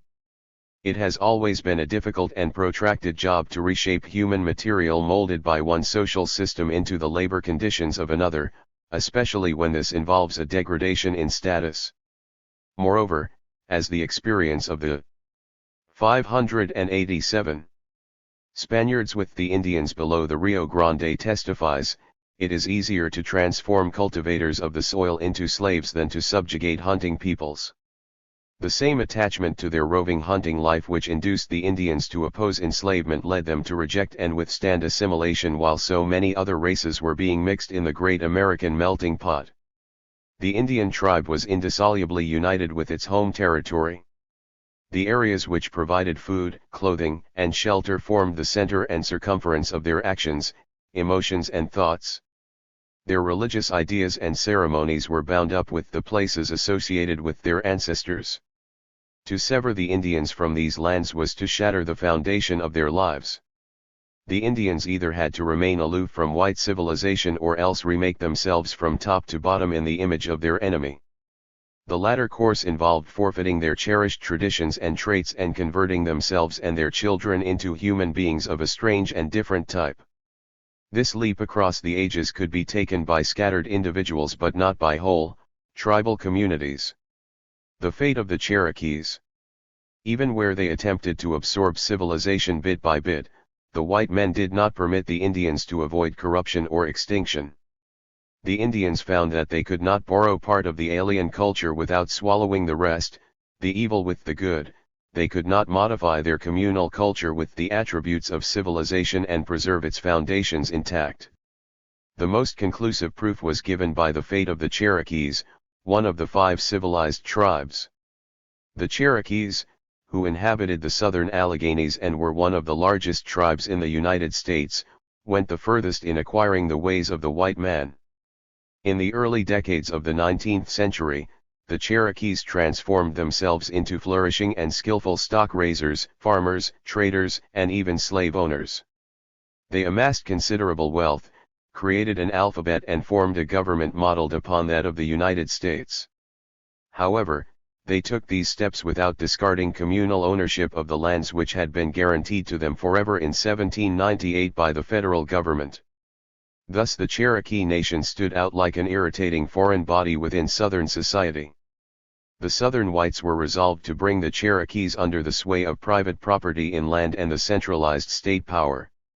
Under their pressure, federal troops forced the Cherokees from their homes and deported them en masse. Their lands were distributed by lottery to the whites. 588-7. Even after the Cherokees resettled on the Indian Territory in Oklahoma, they could not keep undisturbed possession of their lands and customs. The Bureau of Indian Affairs inflicted the vicious land allotment system upon them, whereby the tribal territories were cut into individual lots and placed upon the free market. The government changed the mode of inheritance along with the system of land holding by decreeing that property should henceforth descend through the father's offspring instead of the mother's. This capped the process of despoiling the tribe of its lands and its rights and overthrowing the basic ancestral institutions of the community. Private property, patrilineal inheritance, and the centralized oppressive state displaced communal property, the matriarchal family and tribal democracy. The American Ethnology Bureau reported in 1883 that the Cherokees felt that they were, as a nation, being slowly but surely compressed within the contracting coils of the giant anaconda of civilization, yet they held to the vain hope that a spirit of justice and mercy would be born of their helpless condition which would finally prevail in their favor. Their hope was vain. The giant anaconda of civilization crushed its prey and swallowed it. By such food has American capitalism grown to its present strength and stature. The bearers of capitalism introduced on North American soil the cleavages and conflicts between master and slave, exploiters and exploited, idlers and toilers, rich and poor, which have flourished ever since. Alongside the degradation and suppression of the Indians by the whites, there developed profound antagonisms between diverse sections of the new society. Since the planting of the first colonies, white America has never been without privileged possessing classes at its head. In colonial days the masses were dominated by aristocrats of birth and money, after the War of Independence, by northern capitalists and southern slaveholders, since the Civil War, by millionaires and billionaires. These ruling minorities have all elevated themselves above the common people, not to speak of outcasts like foreign immigrants, Negroes, Latin Americans, and Orientals, and subordinated to their narrow class interests whatever democratic institutions the people have acquired. This darker side of the social transformation wrought by the impact of European civilization upon ancient America is usually passed by in silence, or at least slurred over without explanation, by bourgeois historians. Yet the emergence of class stratifications formed one of the essential lines of demarcation between Indian collectivism and white society. 589. Fountain spring of white supremacy. The disdain of the Anglo-Saxon conqueror can be discerned in the dismissal of the existence and struggles of the Indians. What is this but an unconscious, and thereby all the more meaningful, evidence of that racial arrogance and antipathy which induces white scholars to disparage the real role of the colored races in American history? This comes from that white supremacy prejudice which American palefaces have for centuries aimed not only against the red races but against the black and yellow. Bourgeois scholars distort and deny the distinguishing traits of tribal equalitarian, the truly democratic nature of Indian institutions and of the whole net of social relations stemming from primitive communism, just as they suppress the motives for the destruction of the system. Both cast discredit on the bourgeois past. Despite their backwardness in other respects, far more genuine democracy prevailed among the Indians than among their successors. Village and camp were administered by elected councils of elders. The tribes discussed and decided all important issues in common. Military leaders and sachems were chosen for outstanding talents and deeds, not for their wealth and birth. Even where chieftainship was hereditary, the chiefs could not exercise arbitrary authority or command obedience without consent of the community. Military service was voluntary. The Indians knew no such coercive institutions of modern civilization as police, jails, courts, taxes, conscript or standing armies. The equalitarian and primitive humanism of Indian relations surpassed the proudest claims of bourgeois society. Mutual assistance was the watchword of the community. The tribe cared for all the aged, infirm, sick and young. Hospitality was a sacred obligation, and the Indian was considerably more generous toward the needy and the stranger than the bourgeois who scorned him as inferior. So paramount was this law of hospitality that even an enemy who came without threats had to be given food and shelter. William Bartram, the naturalist, noted in 1791 that the Creeks had a common granary made up of voluntary contributions, to which every citizen has the right of free and equal access when his own private stores are consumed, to serve as a surplus to fly to for succor, to assist neighboring towns whose crops may have failed, accommodate strangers and travelers, afford provisions or supplies when they go forth on hostile expeditions, etc. In his description of the Indians of the United States, Clark Whistler, Dean of the Scientific Staff of the American Museum of Natural History and an outstanding authority on Indian life, writes that the Indian was not really a communist, but he was liberal with food. So long as he had food, he was expec. 597. Ted to share it. This is a typical effort to obscure the communist character of Indian customs. The bourgeois scientist cannot refrain from trying to convert the Indian into a philanthropic liberal, whereas the habit of sharing possessions with others was an integral aspect of their primitive communist mode of life. Anyone in the tribe, for example, could borrow without permission the belongings of another, and return them without thanks. There were no debtors or creditors where private property and money were absent. William Penn wrote, "Give them a fine gun, coat, or any other thing, it may pass 20 hands before it sticks. Wealth circulateth like the blood, all parts partake, and none shall want what another hath." How this tribal solidarity was broken up by civilization can be seen from the following petition by the Mohegan Indians to the Connecticut State Assembly in 1789.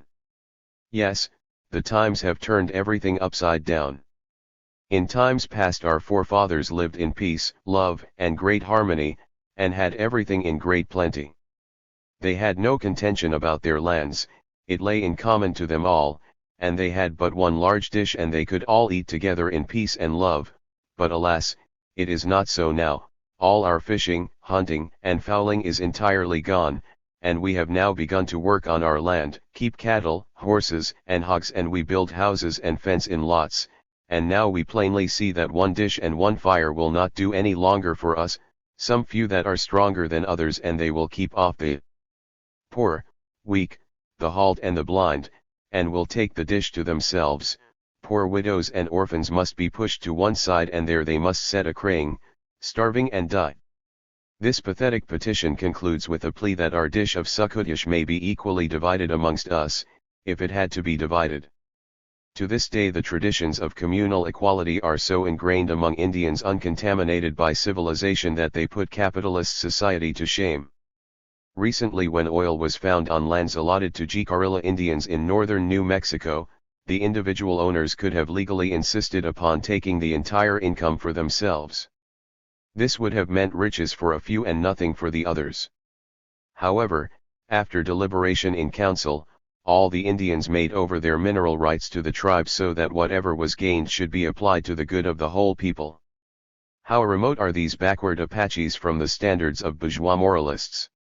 591. Perplexing Christian double standards. The Indians found incomprehensible many traits of the whites: their disregard of pledges considered inviolate by the native, their fondness for indoor life, their intolerance of other people's ways, their lust for material possessions and money, etc. As primitive hunters and warriors, the Indians were accustomed to slay not only wild game but rivals who interfered with their essential activities. These customs were justified and sanctified by their religious beliefs. But they could not understand the duplicity of Christians who preached peace and goodwill and yet waged relentless war upon them. The Indian was repelled by the inhumanity displayed by members of the same white community toward each other, the heartless egotism which flowed from class society and bourgeois anarchy. There was greater equality in work and play, in distribution and enjoyment of goods, in social intercourse and status among the Indians than among the whites. Every member of the tribe shared alike in good times or in bad, in feast or in famine, in war as in peace. No one went hungry while a few had more than enough to eat. This spirit of equality extended to women, children, and even to those war captives adopted into the clan and tribe. Women not only stood on an equal footing, but sometimes exercised superior authority. The Indian eaters rarely abused or whipped their children. There was no servant class, and therefore no masters. The forms of society which displaced Indian tribalism surpassed it in a great many respects, but, we repeat, they were never more equalitarian. The American natives lacked many things known to the white man, but they did not suffer from a ruling aristocracy of birth or wealth. The institution of aristocracy in general is bound up with the growth of property and the concentration of wealth in private hands, and, these were indeed alien importations of white civilization. Property's price. The contrast between the contending cultures was most sharply expressed in their attitudes toward the acquisition of private wealth. The passion for property had hardly awakened among the Indians. On the other hand, the quest for riches was the most powerful driving force of the new society, the principal source of its evils and the most conspicuous trait of its outstanding representatives. The precious metals were the quintessence of wealth, prestige, and power in 592-7.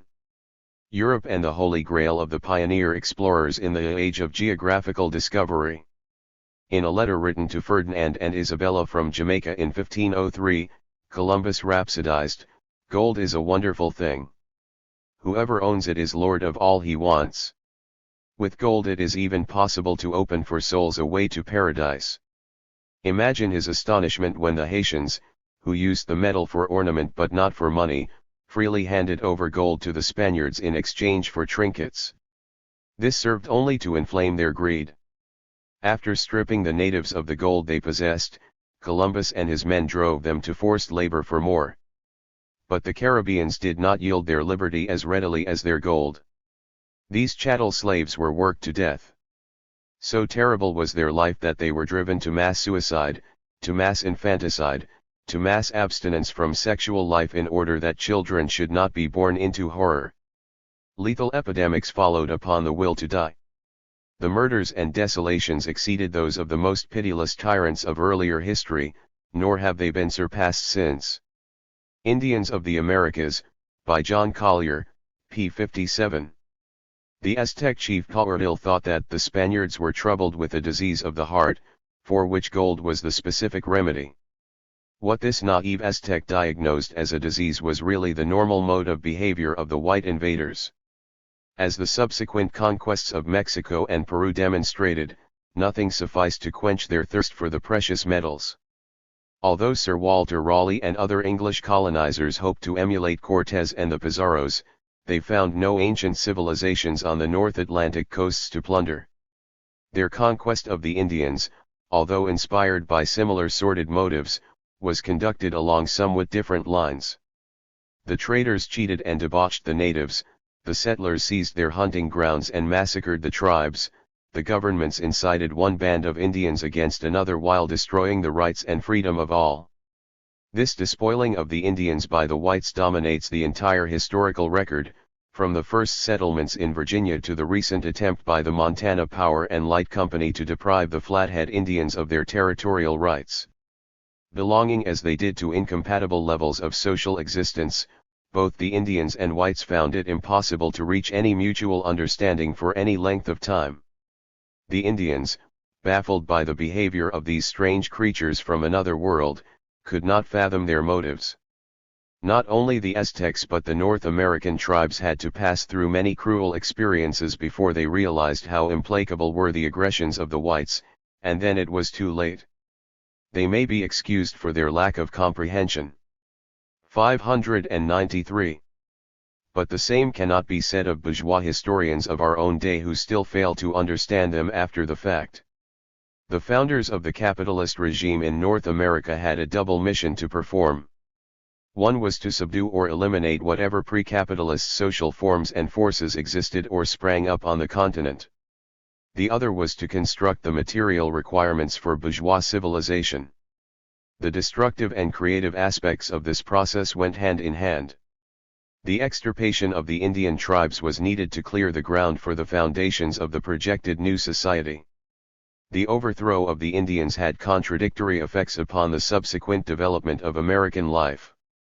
The installation of private property in land and the widening exchange of agricultural products at home and in the world market provided the economic basis and incentives for the rapid growth of colonization, agriculture, commerce, craftsmanship, cities, and the accumulation of wealth. These conditions fashioned and fostered the virile native forces which prepared LLD carried through the second great upheaval in American history, the colonists' revolt against England. The rise of the English colonies in North America and their successful strivings for unhampered development form one of the most celebrated chapters in modern history. But an all-sided review of the process must note that a price was paid for these achievements, especially in the sphere of social relations. 594. 5 W.E.B. Du Bois and his work 12. 1950. William Gonnan. 7. As he approaches 82, no higher tribute can be paid William Edward Burghard Du Bois than that it is impossible to seriously consider the Negro in America without being confronted by his name at every turn. Journalist, research scholar, sociologist, historian, novelist, pamphleteer, educator, his evolution intertwines so completely with that of the Negro people since the Civil War that his individual portrait is the collective portrait of the Negro intelligentsia in 20th century America. Du Bois is not unaware of this. His autobiography, Dusk of Dawn, is appropriately subtitled An Autobiography of a Race Concept.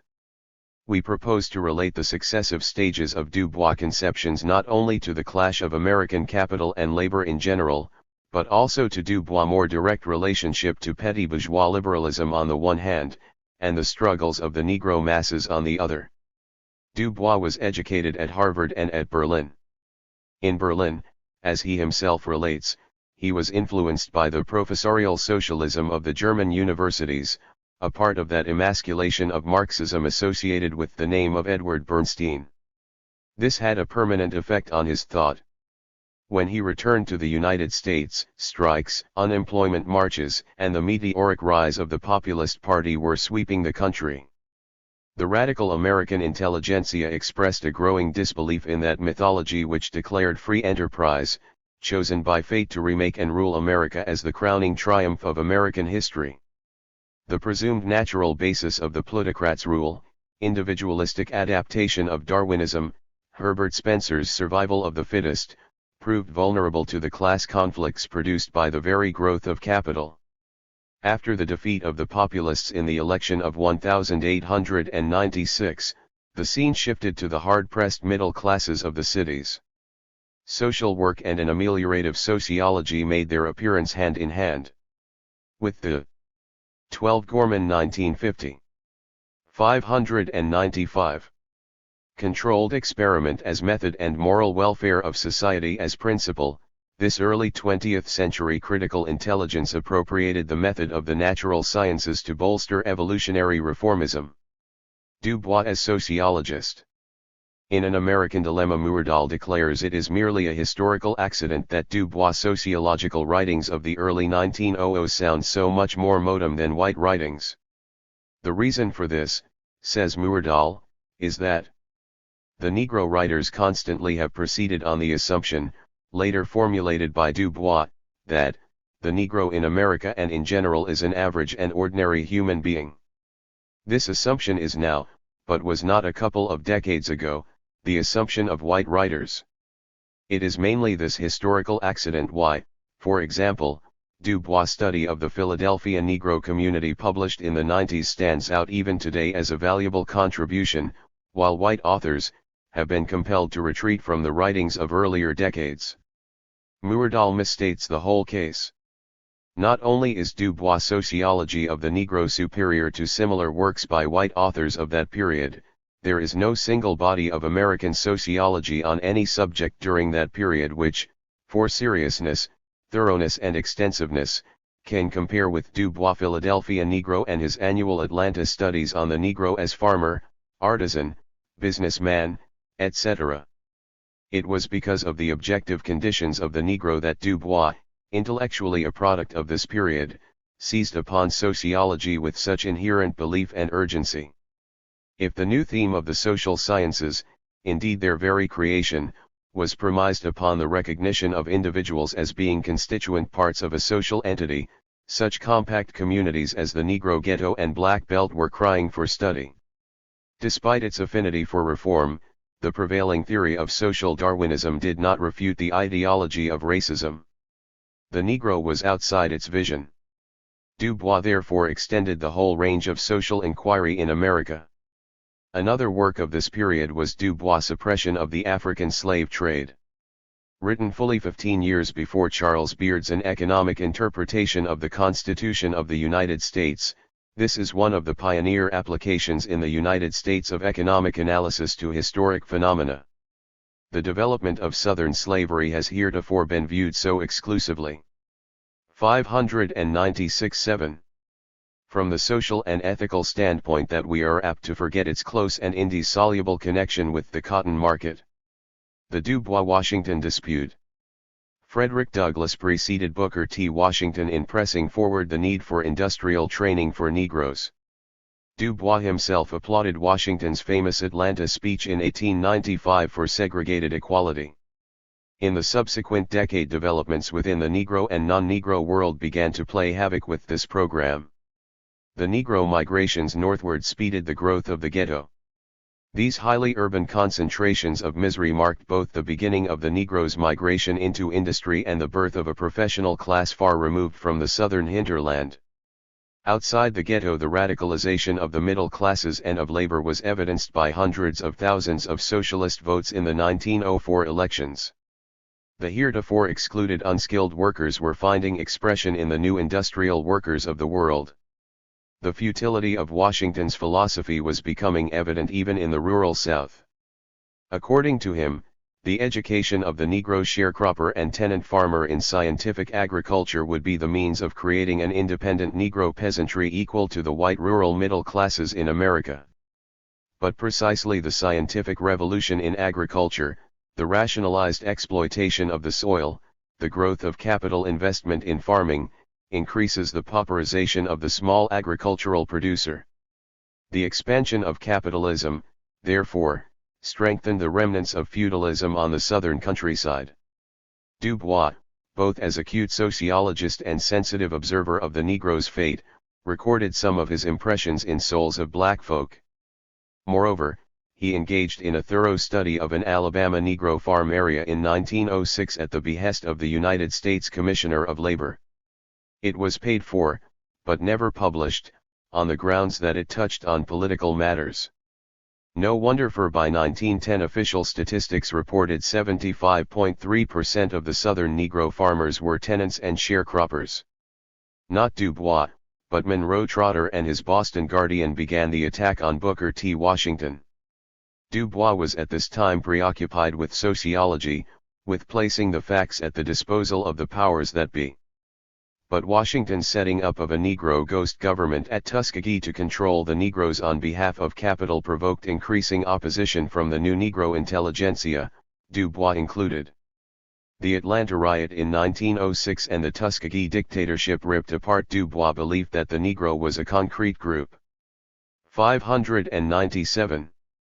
Of living beings artificially set off by themselves and capable of almost laboratory experiments. The Talented Tenth and its program. Du Bois conceived that the intense political activity in the United States between 1892 and 1912 placed the Negro electorate in a decisive position. To parliamentary democracy he attributed a miraculous power: with the right to vote goes everything, freedom, manhood, the honor of your wives, the chastity of your daughters, the right to work, and the chance to rise. Hand in hand with these miraculous powers of the ballot went his conception of a talented tenth which would uplift the illiterate and poverty-stricken Negro mass to the level of an advanced world. In Du Bois' Philadelphia Negro, 1899, this conception is already established. He writes that the Negro upper class forms the realized idea of the group. And Du Bois finds his precedent: after a series of riots and repressions culminating in 1840, the Philadelphia Negroes were in a desperate situation. New European immigrants were pressing them against the wall economically. It was at this time that there arose to prominence and power as remarkable a trade guild as ever ruled a medieval city. It took complete leadership of the bewildered group of Negroes and led them steadily on to a degree of affluence, culture, and respect such as has probably never been surpassed in the history of the Negro in America. This leadership, according to Du Bois, consisted of Southern house servants who evolved into a caterers' guild in Philadelphia. Such a narrow craft conception of leadership was possible in the 19th century, but was out of step with reality at the beginning of the industrial 20th. The fetishism of education, which has always been strong in the US, experienced a very particular revival at the turn of the century. Around this time John Dewey's notion of applied scientific intelligence was brought forward to revolutionize formal schooling. The classroom was to be a model society, and worse, society was considered a model classroom. According to Dewey, Veblen, Parrington, Beard, leadership of the offensive against monopoly capitalism was now to emanate from the academy. Du Bois' talented tenth was no mere imitation of this doctrine of progressivism, but a natural exaggeration rooted in the extreme conditions of Negro life. In order to ensure the most painless integration of the Negro into industry, Booker T. Washington had emphasized manual labor training. The Negro intelligentsia's attack on Washington, and implicitly on Andrew came. 598-7. GIE and other industrialists supporting the Tuskegee idea, was the self-defense of their very being. The most obvious characteristic of the Negro upper class, then even more than now, is that it parallels the white middle class rather than the capitalist rulers who control production. As a result, the educational level of the Negro professional is far higher than his occupational or income level.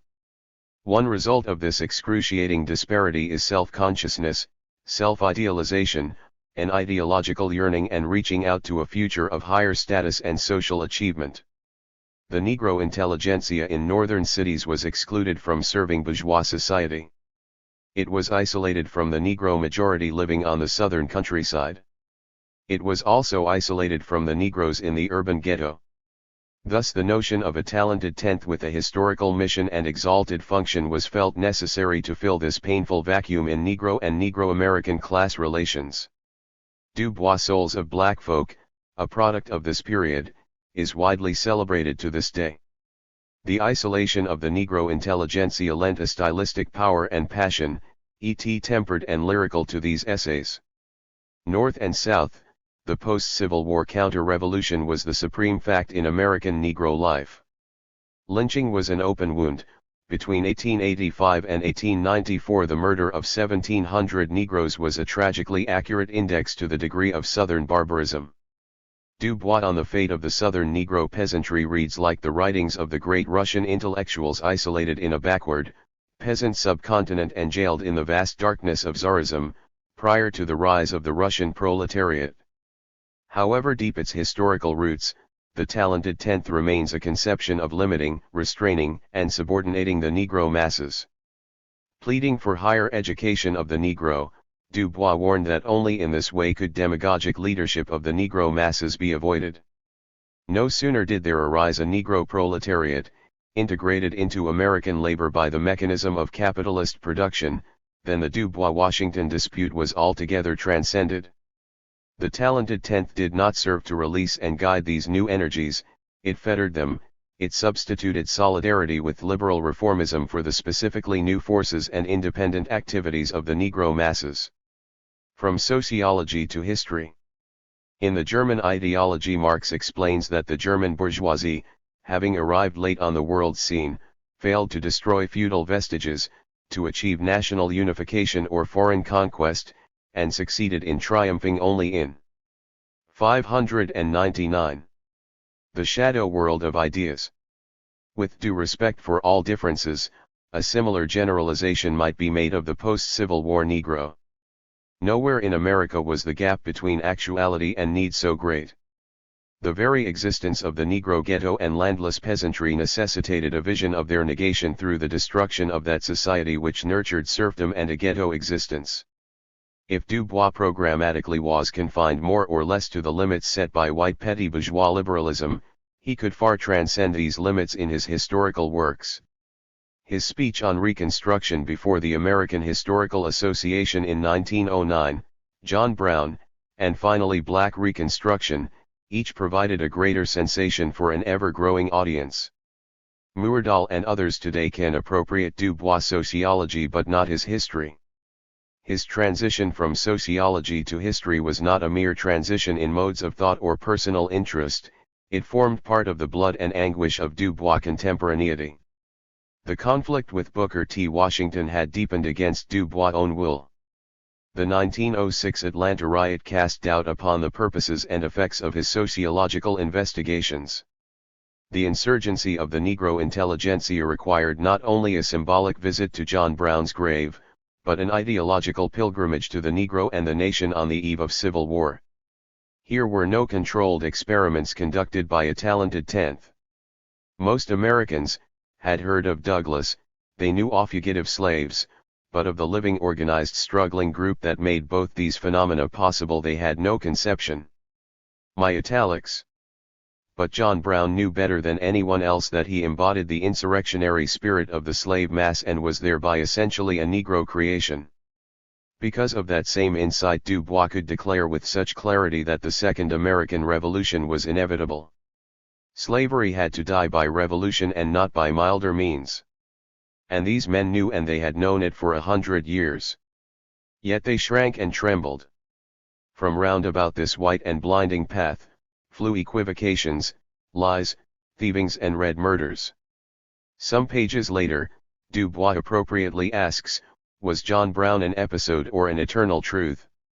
Du Bois' version of John Brown was heavily hit by Oswald Garrison Villard, editor of The Nation and heir apparent to abolition, who was soon to head the newborn NAACP. In Villard's volume on Brown, Harper's Ferry is reduced to an episode. Villard reappropriated Brown for the glory of American morality in general and the Northern conscience in particular, and, with magnificent inconsistency, even to Villard's own pacifism. Petty bourgeois liberalism, panic-stricken by the Depression of 1907, but safely confined to Teddy Roosevelt and Woodrow Wilson, wildly applauded Villard's volume. In reaching the heights of his historical conceptions on the Civil War, Du Bois did not abandon either his directed Darwinism or talented 10th. Against 607. The clamor about racial intermarriage, Du Bois in the final chapter of John Brown can only answer, the thoughtful selection of the schools and laboratory is the ideal of future marriage. We can substitute a civilized human selection of husbands and wives which shall ensure the survival of the fittest. If John Brown demonstrates, through history, the inevitability of social revolution, then a sociology subordinated to biological evolution demonstrates for Du Bois that revolution is not a test of capacity, it is always a loss and lowering of ideals. The Nation's reviewer slammed the book, but complimented the last chapter. Du Bois will carry the sphere of mass upheaval, this fixed conception of a specialized function for a specialized talented 10th, over into black reconstruction, but there it will take a different form, more befitting the time and theme of its writing. Early years of the NAACP. The white liberals and quasi-socialists who sponsored the NAACP fancied themselves of direct abolitionist lineage. This was a delusion. The abolitionists were revolutionary, their descendants were reformists. Du Bois, the only Negro in the NAACP leadership, suffered as a consequence. Although the abolitionists had attempted to dominate the Negroes within their ranks, this was possible in individual cases, not with the mass. The white abolitionists, consciously or otherwise, were forced to base themselves upon the rebellious and fugitive slaves. Nat Turner made Garrison famous in the 183Os, Frederick Douglass and the Underground Railroad kept the movement from disintegrating in the 184Os, the battles over the return of fugitive slaves together with John Brown's attempted slave insurrection made abolition a burning issue during the 185Os. The talented 10th of Du Bois Day, however, was in a different position.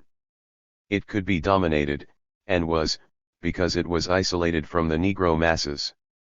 Garrison avoided political activity entirely out of exaggerated fear of being contaminated by the slave power. Oswald Garrison Villard and others immediately plunged the newborn NAACP into the misadventure of supporting the pro-Southern Democrat, Woodrow Wilson.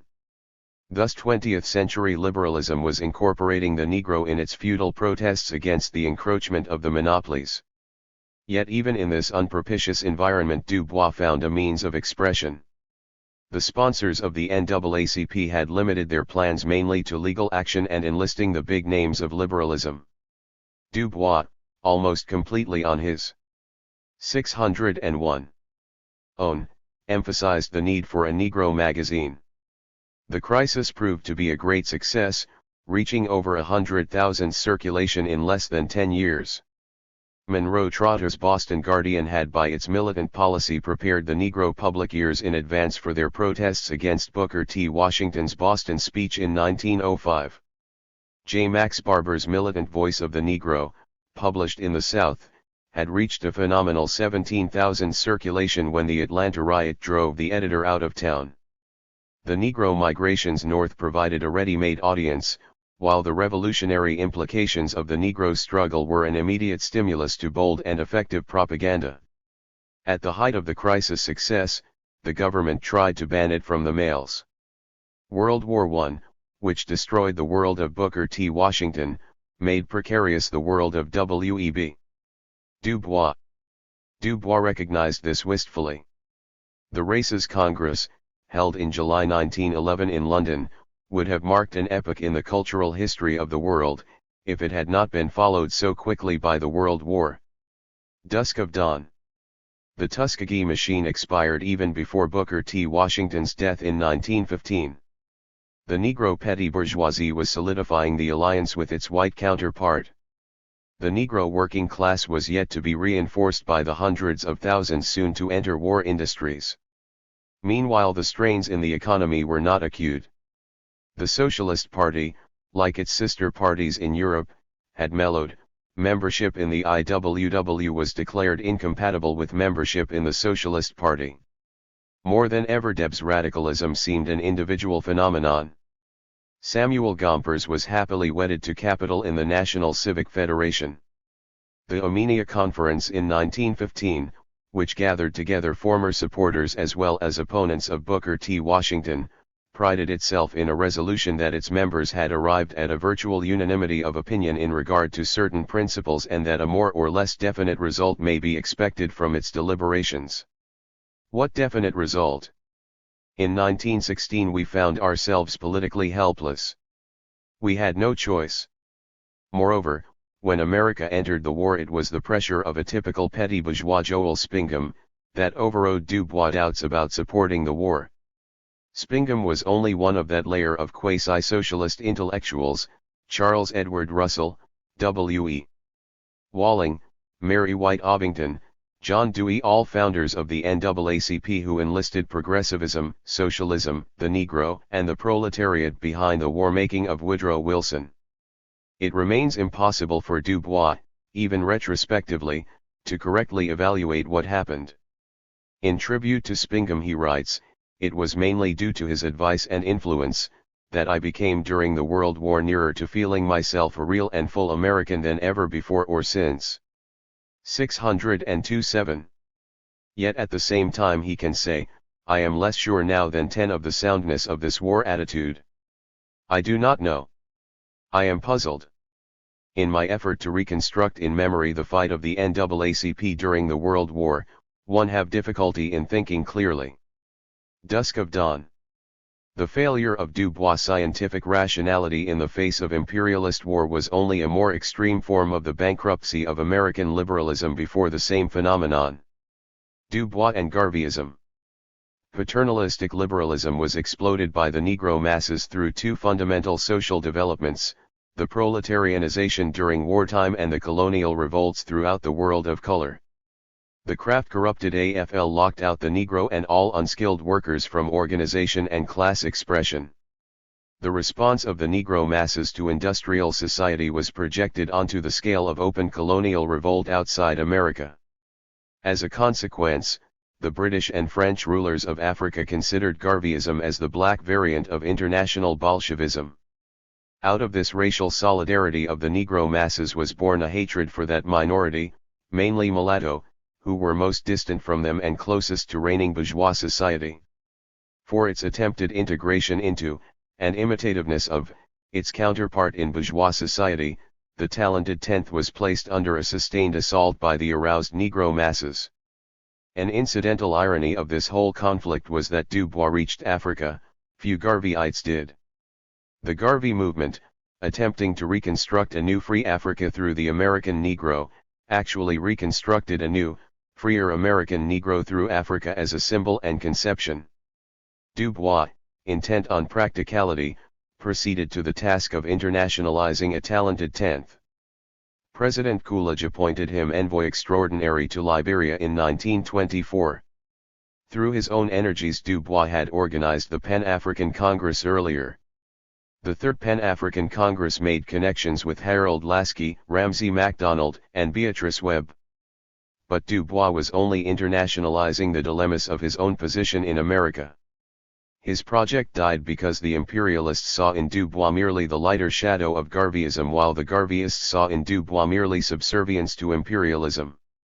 At home Dubois found the board of directors of the NAACP not particularly interested. The older liberalism among the white people did not envisage Africa and the colored peoples of the world. The negative side of Back to Africa was developing in the United States.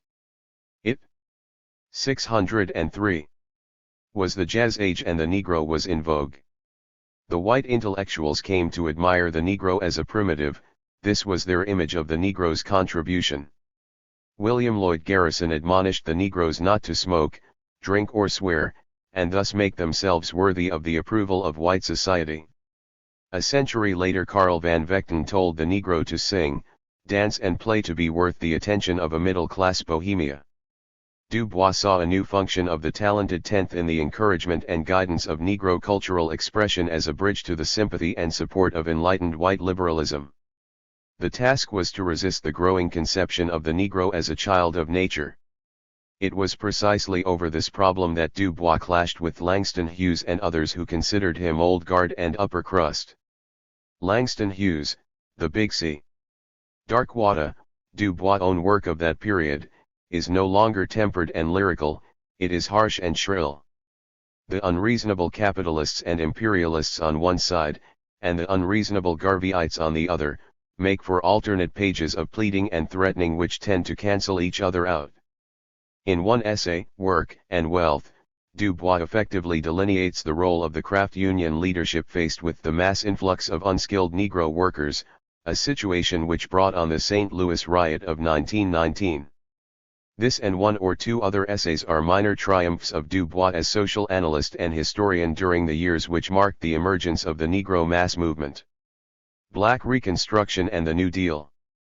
The main theme of Black Reconstruction, published in 1935, is not that the Negro is an average, an ordinary human being. Indeed, the critics of Du Bois' volume attacked him for not limiting himself to proving that alone. Du Bois had dealt with Reconstruction a number of times previously, but this was a new stage. The emancipation of man is the emancipation of labor, and the emancipation of labor is the freeing of that basic majority of workers who are yellow, brown, and black. Du Bois was now seeking an historical anticipation of the modem proletariat in the Civil War Negro. His very errors and exaggerations tend to underscore the extent of his effort to incorporate the Negro into modem proletarian history. In the totality of style, passion, historical sweep, prodigious research, and boldness of interpretation, Du Bois here far outdistances his contemporaries, the Beards and the Schlesingers. A great work of this kind is always a climax of historical accumulation. Everything was poured into its writing: the slave system, the slave insurrections, the murder of abolitionists, fugitive slave res. 604-7. Q's, the last letters of John Brown, the Civil War, the intervention of Marx's International Workingmen's Association, the Year of Jubilee, the Black Codes, Ku Klux Klan terrorism, post-Reconstruction peonage, the monstrous crimes of world imperialism, Southern lynching, Northern labor chauvinism, World War, the crash of 1929, the pauperization of the Negro masses and intelligentsia both, Italy's assault on Ethiopia, the rise of industrial unionism, new waves of Southern terror, the threat of another world war. In the chapter entitled The General Strike, Du Bois presents the Negro's physical movement from the Underground Railroad to the mass enlistment in the Union Army, not as the flight of a broken people, but as a purposeful weakening and paralysis of Southern economy, as the necessary prelude to its fundamental reconstruction. This was part of a larger conception that the Negro in the South was not simply a long-suffering but essentially a revolutionary laboring class which attempted prematurely to remake Southern society in its own image through land seizures and government based upon mass political participation. And if the prosperity of European imperialism was built on the massacre of the Paris Communards, America's rise as a participant and leader in world plunder was built on the unbridled deceit and terror which broke Black Reconstruction in the South. This bold, new conception startled the bourgeois historical writers, petty bourgeois radicals, and Negro intellectuals. Characteristically the liberals of the Nation and New Republic with the Stalinists of the new masses, just then plunging up to their necks into liberal capitalist popular frontism, conducted a united assault upon Du Bois history. The Stalinists launched James Allen's Reconstruction, the battle for democracy, as a substitute. Their attack on Black Reconstruction in a more concealed fashion has continued up to this day. Having gone so far to the left, even ultra-left, in assaying the radical state governments of the post-Civil War period as a dictatorship of the proletariat, Du Bois asserts that they were sponsored through self-interest by the northern dictatorship of industrial and finance capital. The critics latched onto this obvious incongruity and tried to shake the whole book apart with it. But in this incongruity Du Bois is maintaining his principle of the guardianship of the masses by the professorial chair, the test tube laboratory, private or government philanthropy, or an entrenched intellectual caste.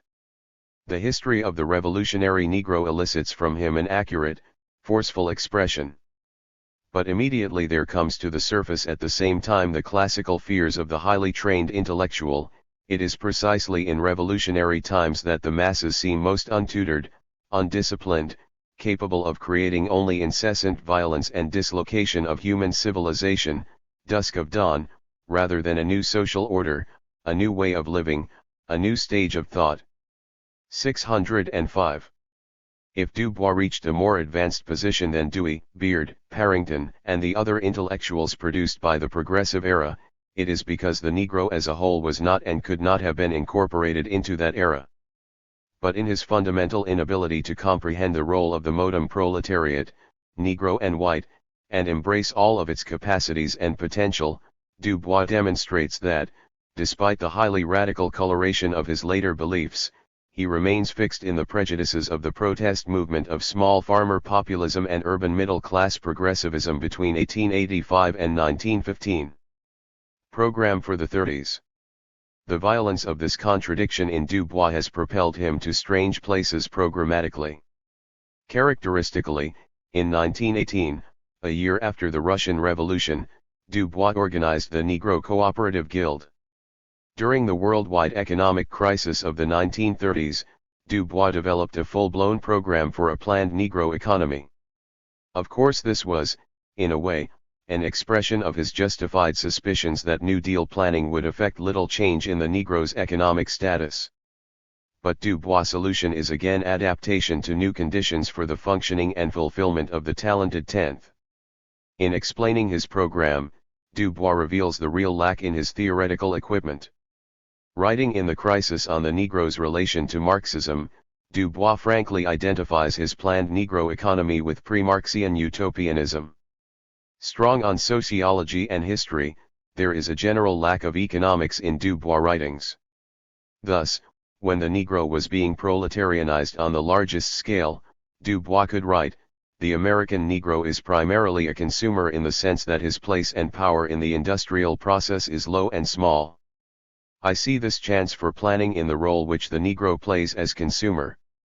In the future reorganization of industry, the consumer as against the producer is going to become the key man." Here is revealed the vast gap between Du Bois and Marxism, which sees the consumer and consumption as functions of production.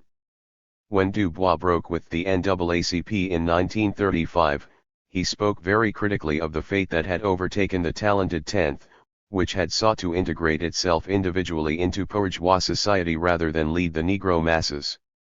But without their self-identification with the perspective of mass social revolution, no other fate was possible. Indicative of this was the replacement by a first-rate lobbyist, Walter White, for the first-rate theoretician and propagandist who had left the leadership of the NAACP. 606-7. And when Du Bois called a conference on economic planning and the Negro in 1940 in Atlanta, the attendant Negro intelligentsia contained a large sprinkling of economic planners, not of a separate Negro economy, but for the New Deal, for the dominant, capitalist economy. In the same year as this conference of planners, 100,000 Negroes pledged themselves to a march on Washington, which could have delivered a deadly blow to the pretensions of New Dealism. Never was Du Bois so isolated from the actual living mass movement as he was after detailing the heroic efforts of the lowliest slave masses during Black Reconstruction, to create a new society. This paradox has run the full course of Du Bois' life.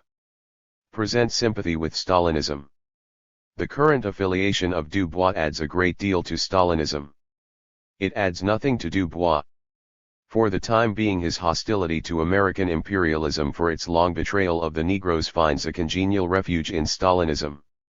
There he can find embodied in a single movement the two ideals which have dominated his life work in regard to the Negroes, the conception of the talented 10th and the urge toward international revolt. Stalinism operates on a world scale. And it approaches and manipulates the masses like an elite convinced of their backwardness and incapacity, hence the necessity to dictate, plan and administer for them from the heights of superior knowledge and wisdom. This pitiable political decline has been accompanied by a total loss of theoretical moorings.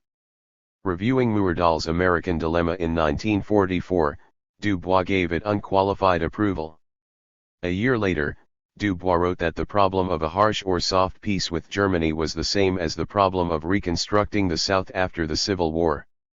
Writing in the Negro Digest of February 1950 in defense of Paul Robeson, he says, "The American Civil War was not fought to free the slaves, and if it accomplished this partially, a wiser nation could have done more by peace than by murder and destruction." Dubois thus lands smack in the middle of that conservative American historiography which has been trying to prove for nearly 100 years that the Civil War was not an irrepressible conflict, but could have been avoided, if only there had been less fanaticism on the part of both slavery and anti-slavery. What then becomes of Dubois' John Braun and at least 75% of all Negro historical works? Dubois continues, "Our New Deal was socialism pure and simple, and it must be restored. Are there any serious thinkers today, from Republicans to Stalinists, who believe both in the first and the second halves of this pre-post-607 terrorist proposition?" Amidst the greatest successes of the New Deal, Dubois could write that the rebuilding of America in the modern world, whether it comes now or a century later, will and must go back to Reconstruction in the United States, for slaves black, brown, yellow, and white under a dictatorship of the proletariat. 4 years later Dubois, facing the united hostility of the pseudo-radical intellectuals on this question, insisted on repeating his exaggerated formulations that the flight of the slaves, the general strike, was followed by a dictatorship of black labor during Reconstruction, Black Folk, Then and Now, 1939. Today, in the face of atomic war, imperialist counter-revolution, and universal chaos and crisis, Dubois has nothing to counterpose but New Deal socialism pure and simple. Contribution to revolutionary perspective. The present generation of Negro intellectuals has one immense advantage over Dubois. The last generation of social experience has been more permeated with the dynamics of the class struggle out of which the future will be created than all of Dubois' 82 years. Yet his earlier sociological writings, his Black Reconstruction, and even Souls of Black Folk are imperishable. Such successes are dependent upon self-identification with the movement and sentiments of the broad masses, and recognition, even though limited, of the insurgence of those generally considered the most powerless and retarded, the Negro millions in America. Dubois wrote early in the century, "The Negro is a sword, of seventh son, born with a veil and gifted with second sight in this American world." Convulsive decades in human history have filled this intuitive observation with pressing reality. Speaking to the Association of Negro History in 1939, W.T. Fontaine pointed out that the Negro intelligentsia is not at all a socially unattached intelligentsia. His emphasis. Consequently, Black Reconstruction by Dubois is in its very inception an indictment of the democratic liberal way of life. The mind of the Negro scholar today presents a configuration generally antithetical to democratic liberal concepts, thought patterns, and techniques. The subtle casts of an old worldview shall be broken, and time transformed by might of mind and hand, shall yet yield the black man's contribution. Whenever he was inspired by the Negro masses, Dubois has made notable contributions to the breaking of the traditional molds of American thought. His work is restricted to the Negro question only in origin and theme, its full implications belong to the search for a new way of life for the whole American people by the best representatives of American thought in our time. 608. 6. Tom Paine, Revolutionist 13, 1952. Jean Simon, Jean Tussey. 7. Thomas Paine was born on January 29, 1737. On January 10, 1776, his historic call for the American Revolution, Common Sense, was published. Both of these events nowadays receive passing notice. But for those who seek to understand the dynamics of the revolutionary process in America and the role outstanding individuals played in that process, Tom Paine deserves a much larger place than the official hero makers give him. Most history books, if they mention Paine at all, merely note the undeniable fact that Common Sense was an important contribution to the preparation of the public mind for the open revolt against England. Few attempt to explain what went into the making of the man and why he was able to leave his indelible mark on American history. Early background. Tom Paine was born in Thetford, England, the son of a Quaker staymaker, corset maker, a handicraft of the same category as shoemaking or tailoring in that day. His mother was a conservative Church of England member. So from his earliest childhood Paine's critical approach to religion was stimulated by differences in his own home. An only child, he was sent for 6 or 7 years to a local grammar school which differed from most in that it provided some education in history and science. He left school at the age of 13 to be taught staymaking. He ran away to sea after 5 years, was brought back home by his father before he could actually leave the country, but ran away again, this time to spend a brief period on a privateer. 13 Simon 1952. 609. During the rest of his early life in England he supported himself by working from time to time as an exciseman, as a staymaker and as a teacher. Philosophical influence. In London in 1757 he attended philosophical lectures at night. The lecturer was A. Ferguson, author of The History of Civil Society, 1750, which is quoted favorably by Marx in Capital. Marx refers to Ferguson as Adam Smith's predecessor and an economist who had a keen appreciation of the harmful effects of the development of capitalist manufacture on the worker. Ferguson undoubtedly influenced Paine's philosophical and political economic thinking, as expressed in his later writings. Paine also participated in philosophical debates in a club that met at the White Hart Tavern in Lewes, where he was stationed as an exciseman, or government tax inspector, in 1768. In 1772 he acted as spokesman for the excisemen seeking an increase in pay. He wrote a tract called The Case of the Officers of the Excise which cited the discrepancy between their nominal salary and their real wages, described the scope and effects of poverty, and urged the government in its own self-interest to raise wages in order to guarantee the honesty and loyalty of its employees by removing temptations. Spokesman in a wage struggle. Subsidized by the contributions of the excisemen, Paine published the report and spent some time in London lobbying at Parliament. The net result of his negotiations was no raise for the men, and the spotting of Paine as a troublemaker to be removed at the first opportunity. While in London, Paine met Benjamin Franklin, who was there on behalf of the colonies, made a favorable impression and later received a letter of recommendation from him to friends in Philadelphia. When Paine was finally removed from his government job, for being absent without leave, he settled his financial accounts by selling the property of a small shop he and his wife maintained, separated from his wife, and left for Philadelphia, where he arrived November 30, 1774, with Franklin's letter of introduction. 610-7. In Revolutionary America. By January 1775 he was editor of the Pennsylvania Magazine, and actively interested in the colonial cause. The issue of independence had not yet been set forth positively by the revolutionary leaders, who still functioned on the basis of demands for reforms. The first clear-cut call to the masses to break with England and monarchy, to give up the patchwork of reform and embark on the revolutionary course of independence, was issued in Paine's Common Sense, published in January 1776. With this Paine took his place as the chief propagandist of the American Revolution. The pamphlet was written in simple, direct language, devoid of all obscure historical, biblical, and other learned references and allusions so common in the literary style of the day. It was a powerful appeal to every segment of the population to join in a broad united front to win complete freedom from England and embark on a career as an independent nation. A biographer of Thomas Paine has called Common Sense this pamphlet, whose effect has never been paralleled in literary history. The passage of 60 years since this comment was written has seen great mass socialist movements and a response to Marxist pamphlets far overshadowing Paine. Nevertheless, the effect of Paine's great tract has still never been paralleled by anything in the literary history of the United States. Program of the Revolution.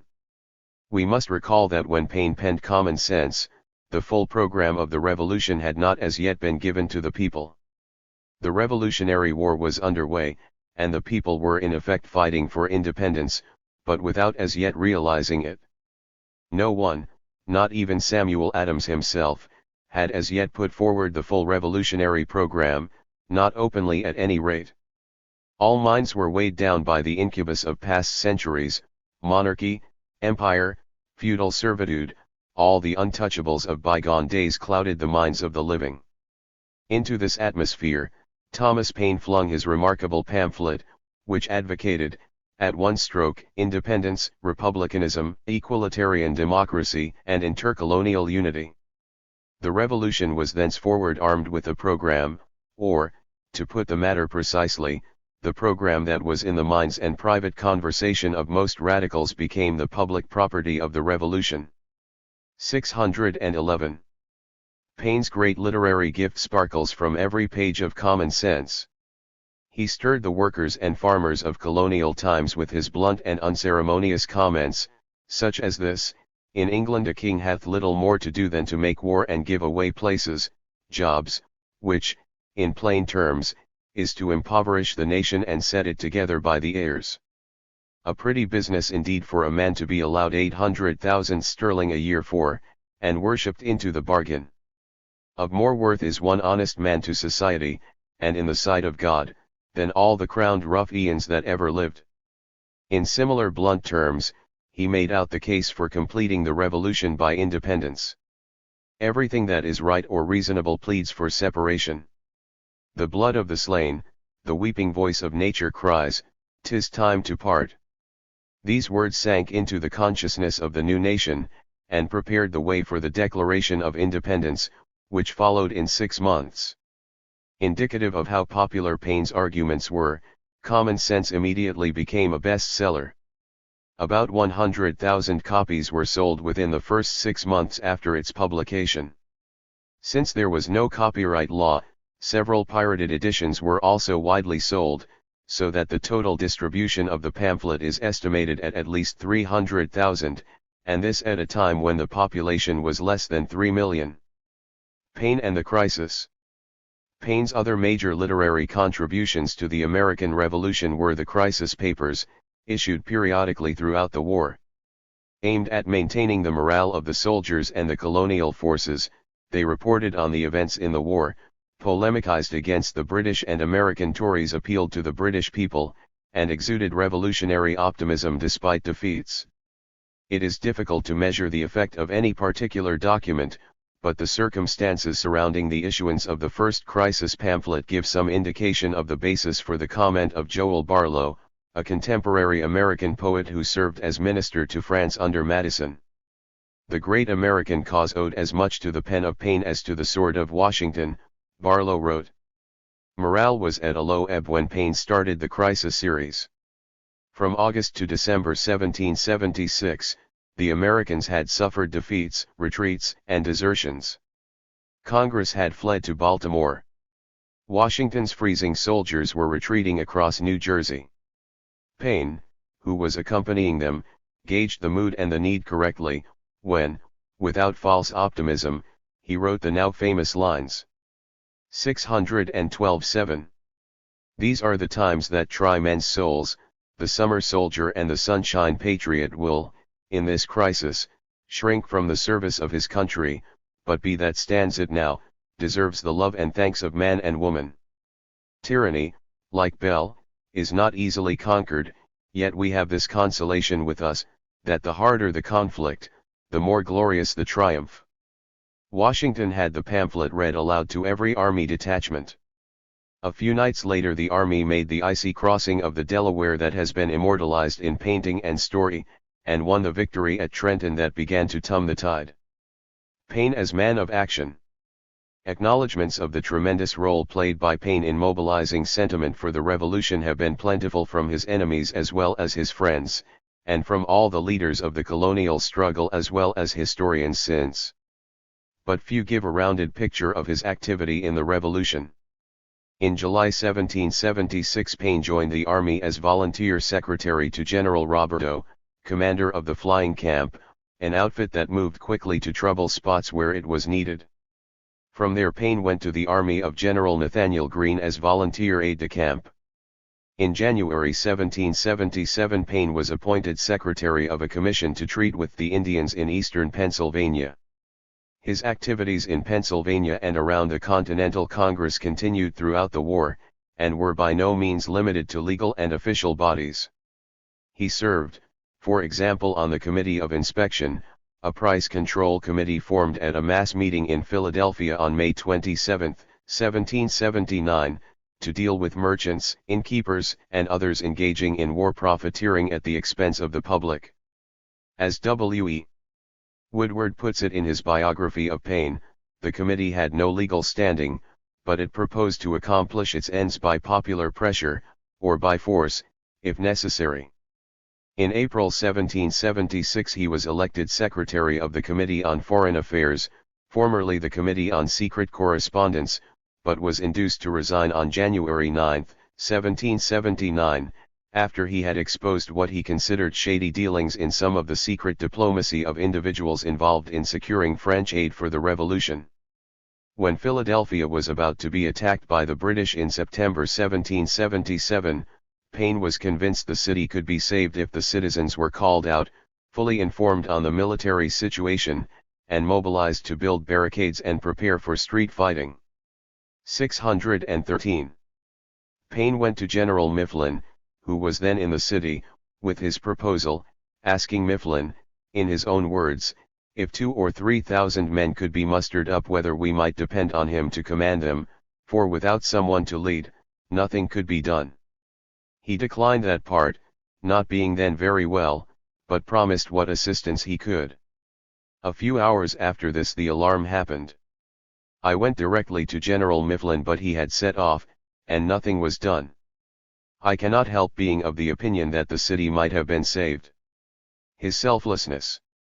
In 1779 Paine's chronic poverty was in a particularly acute stage, but within 6 months of his election as clerk of the Pennsylvania Assembly in November, he contributed $500 of his annual salary to head a subscription list for the relief of the army.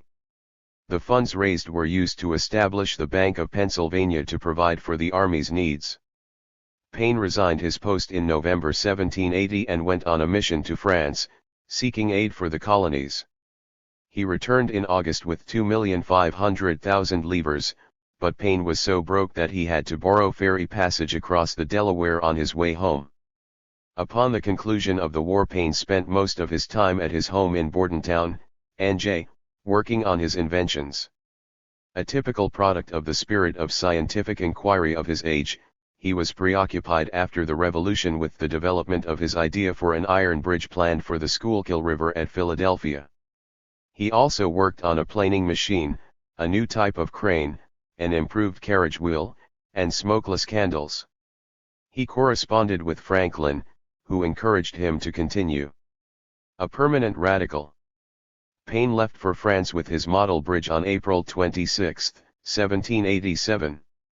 When he returned to America 15 years later, revolutionary sentiment had so far abated that he was much too radical for his former colleagues, and he was now a pariah where he had been a hero. He still had some friends, but persons were publicly discriminated against for holding to his views. Jefferson, however, invited him to stay for a while at the Executive Mansion, and he did. An attempt to murder Paine was made at his New Rochelle home on Christmas Eve 1804. Though he suspected Christopher Derrick, a local laborer, this 614-7 revolutionist who exalted objectivity and abhorred personal vindictiveness refused to press charges. In January 1805 Paine went to New York City to live. He and his admirers continued to be victimized for his views. When he went to vote in New Rochelle on Election Day, 1806, the witch hunters of his time got in their final blow. They charged that the man who had lived for nothing but the American cause and the spreading of its principles to Europe was an alien, and denied him the ballot. When Paine died on June 8, 1809, after prolonged illness, at 59 Grove Street, New York City, he had been reduced to almost complete friendlessness, so that the only attendants at his funeral in New Rochelle were a Quaker watchmaker, friends from France, Mrs. Bonevine and her 2 sons, and 2 Negro pallbearers. Revolutionary concept of world scope. The significance of the man and his ideas remain, but they cannot be fully appreciated on the basis of his role in the American Revolution alone. Paine was not a narrow patriot in the modern sense. He was a principled revolutionist first, and when he went to France, and then England, after American independence was established, he continued to champion the struggles against the ancient order in those countries as wholeheartedly as he had the American cause. Where liberty is not, there is my country, he is said to have declaimed at his departure from America. During his stay in England he was the guest of Edmund Burke and other Whig leaders for a period, while they were trying to court favorable trade relations with America. But their friendship cooled when they found him unsympathetic to their proposals. Paine arrived in Paris in 1789 when the French Revolution was underway. Lafayette gave Paine the key to the Bastille as a token of esteem for George Washington, symbol of the American Revolution. When the French Revolution was viciously attacked and the divine right of kings upheld by Burke in his Reflections, published in 1790, Paine took up his pen again in defense of revolution, and wrote an answer, Part I of the Rights of Man. It was approved by the English Society for Promoting Constitutional Knowledge, and other democratic groups, but created a considerable controversy not only in England, but in America as well. Jefferson, Madison, and Randolph commended it, and Jefferson sent it to an American printer. 615. Activity in French Revolution. In July 1791 Paine was a prime mover in the organization of the Republican Society, which aimed at the overthrow of monarchy and establishment of a French republic. At the time, many who were later to become Jacobins were still hesitant about advocating the abolition of monarchy, but the Republican Society placarized Paris with a manifesto written by Paine demanding the abdication of the king and elimination of the office. In November of the same year, back in London, Paine was guest of honor at the annual dinner of the Revolution Society formed to commemorate the English Revolution of 1688. There he made a speech toasting the revolution of the world, the first man to raise that slogan, according to some historians. His remarks were noted and added to the dossier of the British government's preparations to arrest him for sedition. Part 2 of the Rights of Man was a continuation of the attack on monarchy and aristocracy, and was dedicated to Lafayette. Its publication early in 1792 evoked a veritable lynch campaign against Paine in England. Burke's supporters instigated public protest meetings, book burnings of the Rights of Man, and the distribution of medallions bearing slogans like "The End of Paine," "The Wrongs of Man," and "We Dance, Paine Swings." Paine's publisher was arrested for printing seditious literature, and the legal sale of the book was stopped by royal proclamation. Black market sales continued.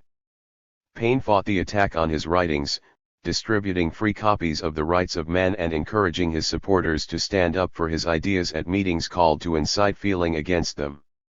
Meanwhile, the book was translated into French and acclaimed in that country. In August 1792 the French Assembly conferred the honorary title of citizen on him, and 4 departments elected him to represent them in the National Convention.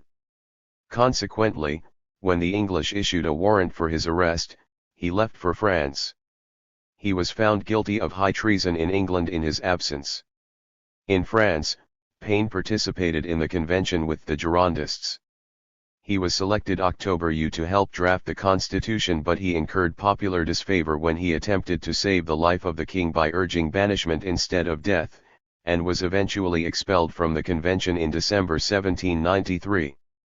While awaiting the next turn of events in the Revolution, he completed his Age of Reason, an attack on the Bible and organized religion and an exposition of his deist views. Paine was arrested by order of a Committee of Public Safety in January 1794.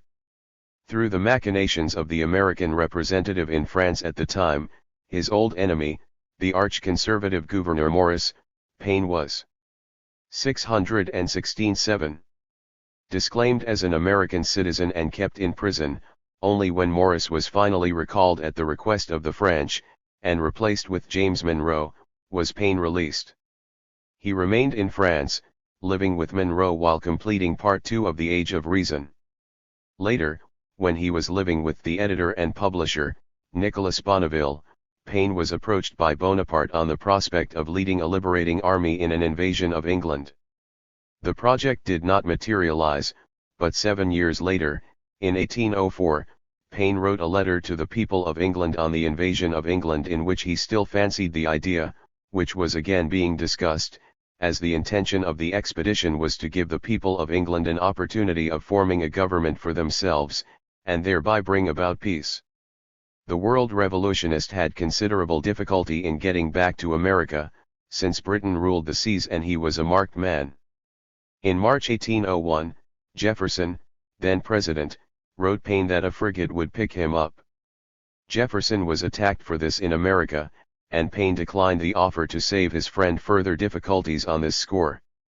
When the war between England and France ended, so that French ships were no longer liable to attack, Paine sailed for the United States, arriving October 30, 1802. His active personal participation in the British and French revolutionary movements was at an end, but he continued to write pamphlets and letters, such as the letter to the English people mentioned above, and a series of letters to the citizens of the United States, attacking the Federalists. Paine was reviled by his contemporary opponents, misrepresented by writers who repeated their slanders later, and has been inadequately or falsely depicted also by the modem liberals who have claimed to rehabilitate him. Of his contemporaries, the British opponents of American independence would, under ordinary circumstances, be the least important since their bias is clear. But many of Paine's anti-democratic attackers on this side of the Atlantic could find nothing better to base their slanders on than the interested political hack jobs written by professional propagandists of the British Crown, and therefore it is necessary to trace such slanders to their source. Two of the earliest hatchet jobs done on Paine were biographies written by Francis Oldies, A.M., who was actually George Chalmers, a London government clerk, and James Cheetham, an Englishman who came to America to edit an anti-democratic newspaper. Chalmers' book was published in the heat of the controversy between Burke and Paine over the French Revolution. But Paine's revolutionary ideas made him the butt of equally vicious attack in America. John Adams, for example, labeled him the filthy Tom Paine, an epithet that has been continued through modern times. 617. The New England Palladium called Paine a lying, drunken, brutal infidel, who rejoiced in the opportunity of basking and wallowing in the confusion, bloodshed, rapine, and murder in which his soul delights. More recent examples of how the early slanders affected his reputation are the fact that Paine's name was voted down for the Hall of Fame, where other revolutionary leaders are honored.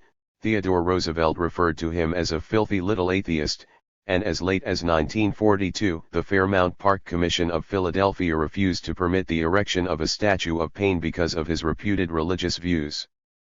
Paine has not fared so well at the hands of the school of objective historians or the liberals who have attempted to rehabilitate him, either. Curtis P. Nettles of Cornell University, in The Roots of American Civilization, 1946, stigmatizes Paine as a restless English adventurer in radicalism and idealism, and credits Common Sense, the most important single piece of literature for independence in the arsenal of the radicals of 1776, as having been written in a rough, vigorous, flamboyant style that drove home with fierce blows the necessity of independence. W.E. Woodward, in Tom Paine, America's Godfather, 1945, finds it necessary to deprive him of lasting significance by stating that Paine was not a radical within the meaning of that term as it is used today. He was an individualist. John C. Miller, in Triumph of Freedom, 1775–1783, 1948, says that Paine reversed his line of criticism of the French government before the revolution in that country, accepting a bribe in the form of an offer to serve as paid propagandist for France in America. Paine answered that old slander himself. Miller adds that Paine's irreligion was so bad that Sam Adams had to rebuke him for contributing to the depravity of the younger generation.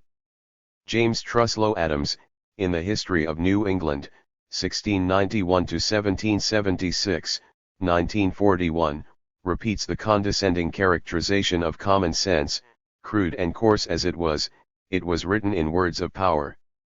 Probably the best of the liberal treatments of Paine is that of Charles Beard in The Rise of American Civilization, which, though sketchily, gives some indication of Paine's principled consistency as an outstanding product of his times, as one who played an important part in helping shape revolutionary thinking, and as a courageous fighter whose plebeian insight gave his writing a force that none of the superficial or apologetic defenders of the propertied classes could equal.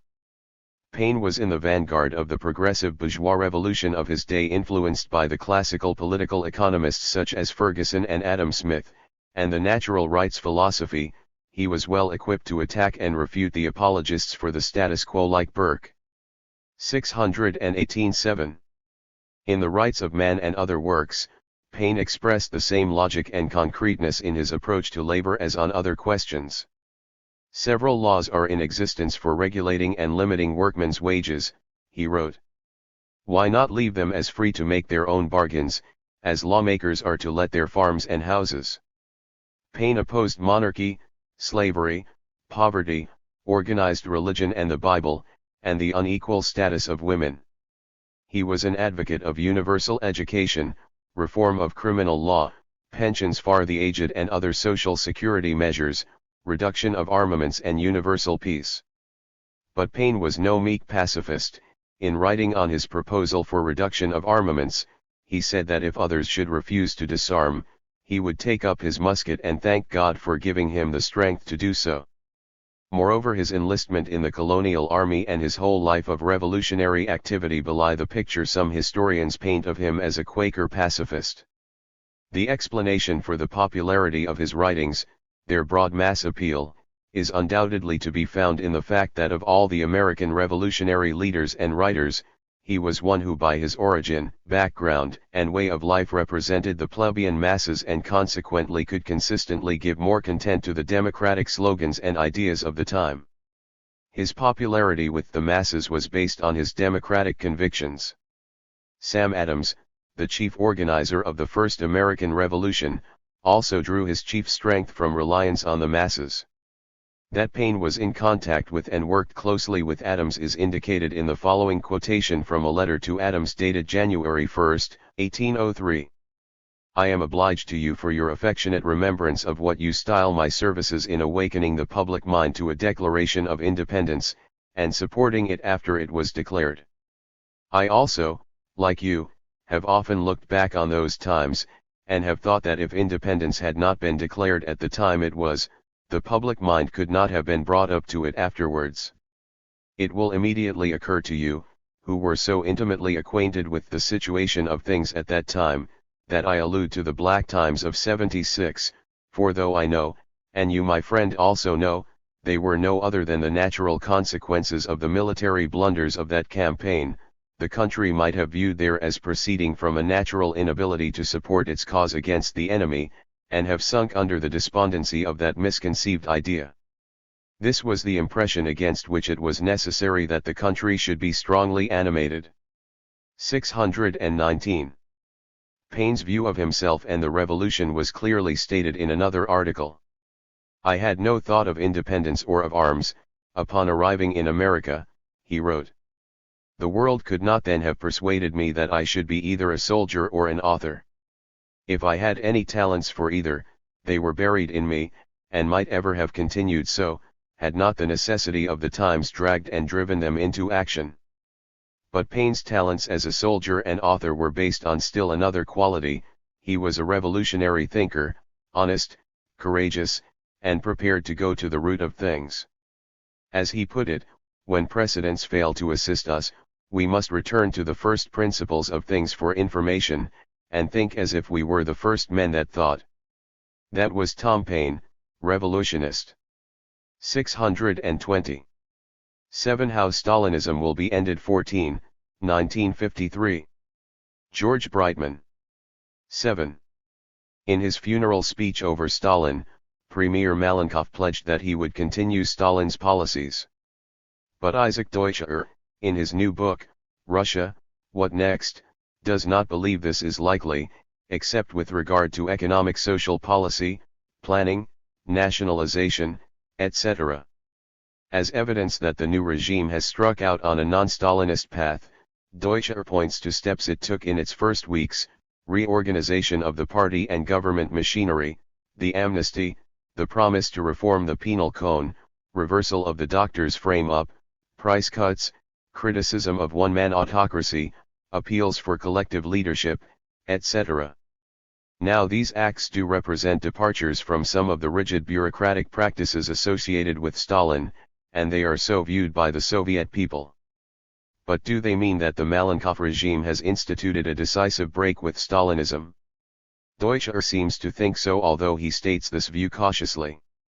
He recognizes that the government was more or less forced, after Stalin's death, to conciliate the Soviet people with measures to satisfy some of their aspirations and to keep them hoping for more concessions. He even writes, as one analyzes Malenkov's first moves, one can almost hear him pleading in the inner circle of the Kremlin, better to abolish the worst features of Stalinism from above than to wait until they are abolished from below. In other words, one of the basic motivations for the new measures is a fear that the Soviet people may move to overthrow the dictatorship, and a desire to head it off. But when these measures are viewed in this light, doesn't it become clear that they are designed not to weaken the dictatorship but to strengthen it? A dictatorship cleansed of some of its more repressive and irrational features might secure a broader base of support or tolerance than it did under 14 Brightman 1953. 621. Stalin, especially during the first stages, when the people are hopeful of change and the regime has a desperate need to consolidate its position. But it would remain a dictatorship just the same, wouldn't it? Sees Tug of War. Deutscher, however, tends to stress only one side of the reasons for the new measures. That is because it is convenient for his theory, which amounts roughly to something like this: a tug of war has been going on inside the bureaucracy for some years. One section wants to liberalize and rationalize Stalinism. At home, it wants to offer some concessions to the people to keep them from getting out of hand. Abroad, it wants to offer some limited concessions to the imperialists in order to avert war, which it thinks can be postponed for a relatively long time. Their opponents, Deutscher continues, are the die-hard Stalinists, who draw their strength from the political police, bitterly against any changes in the status quo at home, and from the army, whose leaders think war is inevitable and refuse to yield any concessions that might be of strategic value to the imperialists in the coming war. He views the doctors' frame-up as a plot by the police, perhaps in collusion with the army, to weaken the reform forces. Deutscher thinks the liberalizers, in the form of the Malenkov regime, now have the upper hand. He admits that Malenkov, because of his Stalinist training, may not want to go too far, that he does not want to destroy the police, but only to tame and control them, that he may reverse his path, or be overthrown by the diehards, if the masses get out of hand or if there is a war, etc. But on the whole he suggests that the Malenkov regime represents the beginning of the reform of the Soviet bureaucracy. 3 variants. In his view, there are 3 variants. 1. A relapse into Stalinism, with the police back in the saddle. If this happens, he doesn't think it would last long because the same factors that have been working to undermine Stalinism in recent years would operate to end its revival. Even if the police should unite with the generals to take over power, he believes this would mean a military dictatorship rather than the traditional form of Stalinism. 622-7. 2. Military dictatorship. Deutscher thinks this is possible because of the generals' demand for a tough policy in foreign affairs. He does not consider it probable unless the Malenkov regime proves unable to keep the people in line, and does not believe it would mean the restoration of capitalism. 3. Democratic regeneration. He sees this, on balance, as the most likely variant. He assumes that Malenkov wants to go at least part of the way in this direction, and that the masses would support his moves and give his regime the necessary stability within which it could initiate a return to proletarian democracy. How will it end? Some of Deutscher's arguments in support of this view are based on speculation pure and simple. which we can neither accept nor reject at this time. But we must reject his major conclusion, which flows from fatal defects in his analysis of Stalinism. We agree that even while Stalin was alive, the base of Stalinism was being undermined by Soviet economic and cultural progress and the spread of revolution throughout the world. We agree that the new regime, whatever its wishes, cannot rule in the same way that Stalin did. We agree that the end of Stalinism has begun, but not, as Deutscher implies in some places, that Stalinism is now a thing of the past. We also agree that the only real alternative to Stalinism in the Soviet Union is workers' democracy. But we emphatically disagree with the contention that the end of Stalinism is going to come about as a result of a self-reform of the Soviet bureaucracy. Nature of bureaucracy. What Deutscher doesn't understand and slurs over is the nature of the Soviet bureaucracy as a special social stratum, a caste, whose interests clash with those of the workers and peasants. The bureaucracy did not usurp its privileges merely to enhance its prestige, it has material interests at stake which it will fight to the death to preserve against the workers and peasants who want a reduction of inequality in the sphere of consumption. Consequently, a harmonious reconciliation between the bureaucracy and the masses is not the easy possibility, even probability, that Deutscher airily assumes it to be. The bureaucrats are not going to relinquish their caste privileges until they have been defeated decisively by the working class. 623. This is not to deny that the downfall of the Soviet bureaucracy may be preceded by a split in its ranks, with one section perhaps going over to the people. But that is not the same thing as expecting a reform of the bureaucracy to lead to an orderly winding up of Stalinism and a gradual democratic evolution. Another thing Deutscher doesn't understand or accept is the Marxist analysis of the present state form in the Soviet Union as a Bonapartist dictatorship. Although Deutscher is acquainted with this analysis, first worked out by Trotsky, he acts as if he isn't, and he doesn't counterpose any other analysis. But he shows that he rejects it by defining Bonapartism almost exclusively as a purely military dictatorship, and talks about it only as a future danger. This makes it easier for him to spin his theory about the approaching metamorphosis of the dictatorship into its opposite. But the Malenkov regime's concessions to the people don't change its character as a Bonapartist dictatorship, they only indicate that the dictatorship has been weakened. A weakened Bonapartist dictatorship, even when it waves the banner of liberalization, is still a Bonapartist dictatorship. And Bonapartist dictatorships generally have to be overthrown. What Trotsky sought. Deutscher's illusions and runaway speculations even lead him to write. In the 19 Goes Trotsky advocated a limited political revolution against Stalinism. He saw it not as a full-fledged social upheaval but as an administrative operation directed against the chiefs of the political police and a small clique terrorizing the nation. As so often, Trotsky was tragically ahead of his time and prophetic in his vision of the future, although he could not imagine that Stalin's closest associates would act in accordance with his scheme. What Malenkov's government is carrying out now is precisely the limited revolution envisaged by Trotsky. This is a flagrant distortion of Trotsky's views on the regeneration of the Soviet Union. We don't know which article of Trotsky Deutscher is citing, or when it was written. The Stalin regime had not yet reached its fully totalitarian form in the early goes, when Trotsky thought it was still possible to reform the Comintern. It was not until the mid-goes that Trotsky rounded out his analysis of Soviet political Bonapartism and the measures required to get rid of it. 624-7. A political revolution. But Deutscher knows that toward the end of Trotsky's life, and especially after the Moscow trial purges, he never tired of advocating an unlimited political revolution against Stalinism. The revolution Trotsky advocated was of course not directed against the social system in the Soviet Union, which he defended to the end. What he worked for was a political revolution, against social inequality and political repression, for the regeneration of Soviet democracy and the legalization of Soviet parties. In fact, Trotsky went so far, in the 1938 transitional program, as to call on the workers to drive the bureaucracy and the new aristocracy out of the Soviets in the same sense that capitalist representatives were excluded from the original Soviets. Anybody who equates such a revolution, which the bureaucracy would fight tooth and nail, with the liberalization measures taken by Malenkov and co., is losing touch with reality or adapting himself to Soviet Bonapartism. In neither case can he render any service to the fight for Soviet democracy. Socialist regeneration.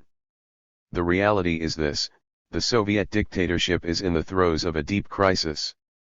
As a result, the bureaucracy has offered certain concessions to the workers to keep them from moving on their own. Instead of satisfying the workers for long, these concessions will encourage them to press for new demands.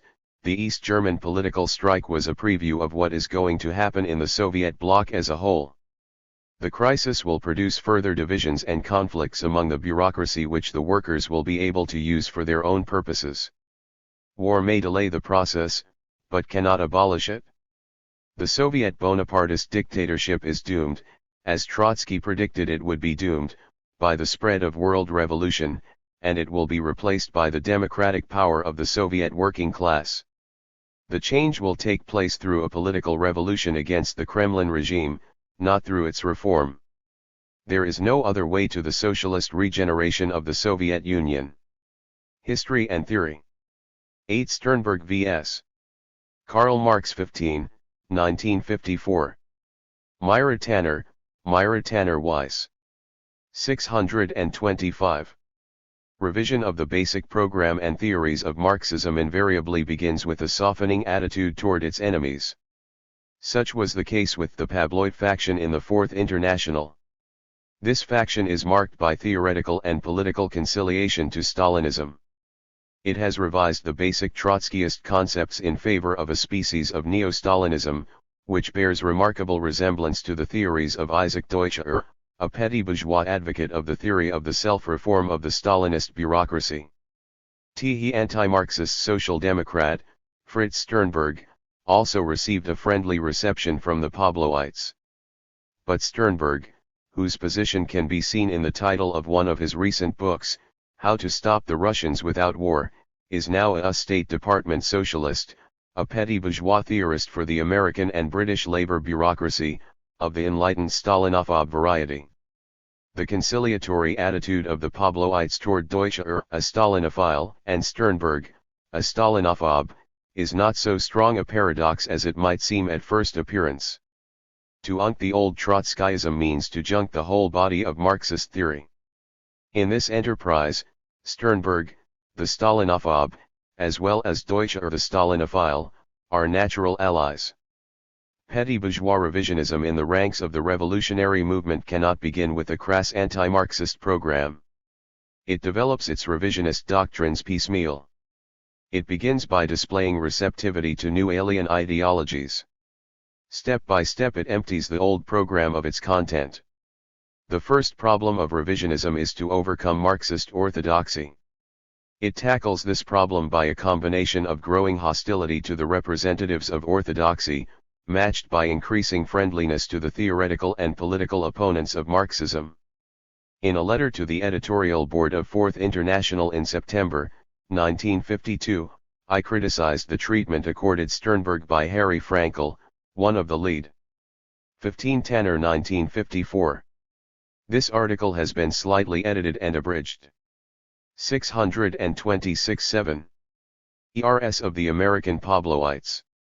I was fully aware that I was also taking issue with Pablo, who concluded his review of Sternberg's book, Capitalism and Socialism on Trial, with, such as it is, and read critically by revolutionary Marxists, this work constitutes, thanks to its abundant and serious documentation and to its methodical presentation of facts, a precious working tool which facilitates a better understanding of the future of our epoch. Quatrième Internationale, February-March, 1952. My emphasis. George Clark, the leading American disciple of the Pablo cult, summarized our differences at a meeting of the Political Committee of the Socialist Workers' Party September 9, 1952, as follows: there are two different conceptions involved here as to how to handle this book. The conception we have used, and I think the committee should maintain that, is to view this book as an aid to the study of Marxism and the understanding of American imperialism with a necessary critique of those ideas clearly stated, to be in opposition to Marxism. Or, on the contrary, to warn against this book as being a renegade's book and belonging in the arsenal of anti-Marxist literature. Thus it is clear, the Pabloites wanted to give Sternberg a critical but friendly reception. Sternberg, to them, is not a renegade or an enemy to be warned against. Pablo begins his review with the following paragraph: in a thick volume of about 600 pages, Fritz Sternberg, former Social Democrat and former German communist, living in the United States since before the war, has summarized the conclusions of 30 years of work. His book is a grand mural of the evolution of capitalism from its beginnings until today. Let us take a look at this grand mural to see if Sternberg is aiding Marxists or if Pablo is merely providing Sternberg with a left face. 1. Slows down tempo of capitalist development. To make the history of capitalist development fit the social democratic program of critical support to capitalism, to justify its continued existence, Sternberg slows down the tempo of capitalist accumulation. By identifying capitalism with industrialization or the urbanization of the population, he puts the capitalist conquest of the world into the future. In the opening section of the first chapter, in contradiction to its title, Capitalism Becomes the Dominant Form of Production, Sternberg says, at the beginning of this big period of development, 1850 to 1914, capitalism was an island in a pre-capitalist world, but at its end it had become the dominant form of production for almost one-third of the world's populace. 627. However, even at the end of this big period of capitalist expansion, the majority of the world's population still did not produce under capitalist conditions. Capitalism embraced the vast majority of the population of Great Britain, the United States and the western parts of the continent of Europe. But even at this peak point of its development, pre-capitalist, chiefly feudalist, forms of production still dominated in Eastern Europe, Asia, and Africa. In this period of capitalist expansion, in which capitalism demonstrated its economic superiority over pre-capitalist methods of production, it was generally assumed that the advance of capitalism would continue, until in the end the majority of the world's population would be living and producing under capitalist conditions. This did not come about. Capitalism and Socialism on Trial, p. 20. At the very point, 1914, where Lenin placed the culmination of the growth of capitalism and the beginning of its decline, Sternberg has 2/3 of the world's population yet to be absorbed in capitalist production. How is this great divergence of views possible? If capitalism is synonymous with industrialization, then obviously the colonial world is not capitalist. However, long before imperialism had developed in the industrialized capitalist nations, commercial capitalism had destroyed the pre-capitalist economic life of the colonial peoples. The penetration of capitalist England into India, for example, transformed the colonial Indian labor product into commodities. The old self-sufficient way of life was destroyed. Production for exchange supplanted production for consumption with exchange of only the surplus labor product. Industrialization did not immediately follow this capitalist transformation. Capitalism does not automatically spell industries. On the contrary, as Sternberg points out elsewhere in his book, British penetration into India brought with it a diminution of the urban population. The trade of artisans, the highly developed handicraft industries of India were destroyed and a landless peasantry was created. This made it all the easier for industrialized power to develop a world division of labor which has been so profitable to the imperialists that several wars and more to come have been fought for its maintenance. However, if the colonies were non-capitalist then, by the same criterion they are non-capitalist today. Capitalism can still expand to these areas if the imperialists would only be reasonable, thinks Sternberg. In part 3 of his book he blames the capitalist stagnation between the two world wars on the errors of the capitalists. 628-7.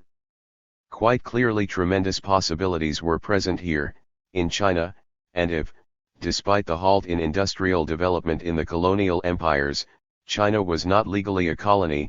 A process of industrialization had gone on in China, say at more or less Russian tempo. What a big word that if, MT, world capitalism would have found a gigantic market to help it out of its difficulties. The tremendous possibilities were not taken advantage of. Ibid. p. 223. Sternberg scolds the capitalists for missing a chance to make more profit. But the capitalist knows better than Sternberg where, when, and how to invest his capital for the biggest grab. The capitalists are not interested in helping the colonies meet their own need for industrial products.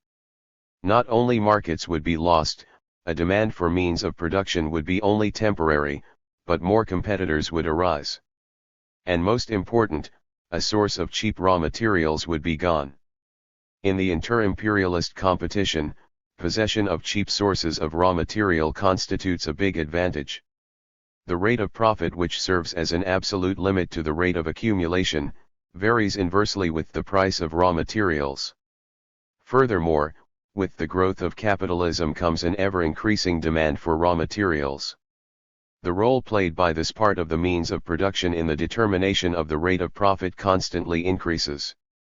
Thus Sternberg's grand mural depicts capitalism as a youthful system, with new frontiers to conquer if only the capitalists would realize it. He can try to convince the workers that it is realistic to confine their struggle to pressure on the imperialists to follow a non-imperialist foreign policy. 2. Rejects Lenin's theory of imperialism. We can see the same end served of class conciliation in Sternberg's attack on Lenin's theory of imperialism. He attacks Lenin's conceptions by separating monopoly capitalism from imperialism.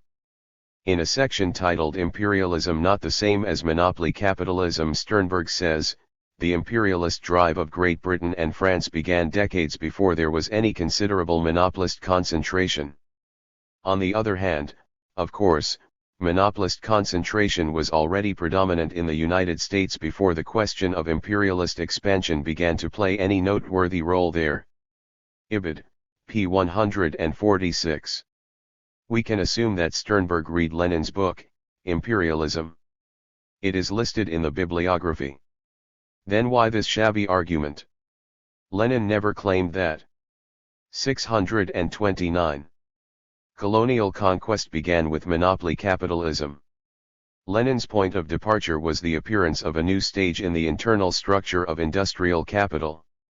The laws of capitalist accumulation, disclosed by Marx, had resulted in the domination of finance capital over industrial capital and the growth of monopoly.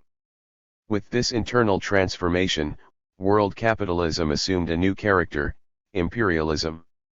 Lenin showed how the export of capital, monopolization, and international cartelization supplanted commercial relations of the pre-monopoly period with imperialist domination of the colonial world. Sternberg's fraudulent representation of Lenin's theory of imperialism serves to obscure the specific monopoly capitalist, exploitive relation between imperialism and the colonial people. Sternberg says, to a very considerable extent colonial empires had already been carved out before the opening of the 19th century, that is to say, at a time before the development of modern industrial capitalism, but it was not until the second half of the 19th century that they began to assume their main function as exporters of foodstuffs and raw materials to the metropolitan centers and as markets for the industrial products of the latter. Ibid. p. 45. The colonies from the beginning, insofar as trade instead of plunder was developed, assumed this function that Sternberg wants to place in the second half of the last century. The first American Revolution of 1776 was fought primarily in order to stop assuming this function. By the end of the 19th century this function was developed into a fixed division of labor as a result of the direct domination of colonial production by foreign capital. If one confines his treatment of imperialist colonial relations to the commercial level, the exploitation of the colonies is obscured, and this is what Sternberg, as an apologist for imperialism, does. On the market all men and countries appear as free and equal. Sternberg tells us that the colonies exported foodstuffs and raw material to pay for the imports of industrial products from the metropolitan centers. This is typical of Sternberg's formulations. They had to pay for their purchases like all honest men. Only, behind this lovely world of equal exchange is the hot and sweating world of production where inequality and subjugation exist. It is here that the imperialists squeeze an extra lush rate of profit out of the blood and bones of the colonial people. In the pre-imperialist stage of relations between industrialized and Colorado. 637. Nile countries, the colonial people produced raw materials for the industrial nations. The latter manufactured the raw materials into finished goods. The colonial countries may have sold the raw materials at value, but they also had to pay for the production cost and profit of the manufactured goods as well as transportation of the goods both ways. But this was not bad enough for the colonies, nor good enough for the industrialized nations. When the latter began to export their capital, the colonial people were subjected to capital labor exploitation in the production of raw materials as well as the earlier commercial disadvantages. Sternberg wants to dissociate monopoly and imperialism in order to transform imperialist colonial relations from necessary and inevitable relations under capitalism into a question of state policy to which alternatives can be posed. However, Lenin's answer to Trotsky on the concept of imperialism as a state policy is still sufficient to answer Sternberg. Trotsky detaches the policy of imperialism from its economics, speaks of annexations as being a policy preferred by finance capital, and opposes to it another bourgeois policy which he alleges to be possible on the same basis of finance capital. It would follow that monopolies in economics are compatible with methods which are neither monopolistic, nor violent, nor annexationist, in politics. It would follow that the territorial division of the world, which was completed precisely during the period of finance capital and which represents the main feature of the present peculiar forms of rivalry between the greatest capitalist states, is compatible with a non-imperialist policy. The result is a slurring over and a blunting of the most profound contradictions of the newest stage of capitalism, instead of an exposure of their depth. The result is bourgeois reformism instead of Marxism. Imperialism, p. 84. 3. Theory of the crisis. Pablo says of Sternberg, influenced by his social democratic past, it frequently occurs to him to criticize Marx, Lenin, Bolshevism with arguments, which damage the scientific solidity and the objectivity of several portions of his work. My emphasis. I agree that if it only frequently occurs to Sternberg to attack Marxism, the scientific solidity of the work might be only damaged. But in addition to identifying with capitalism only its more progressive features of industrialization, and rejecting Lenin's theory of imperialism, Sternberg rejects 631.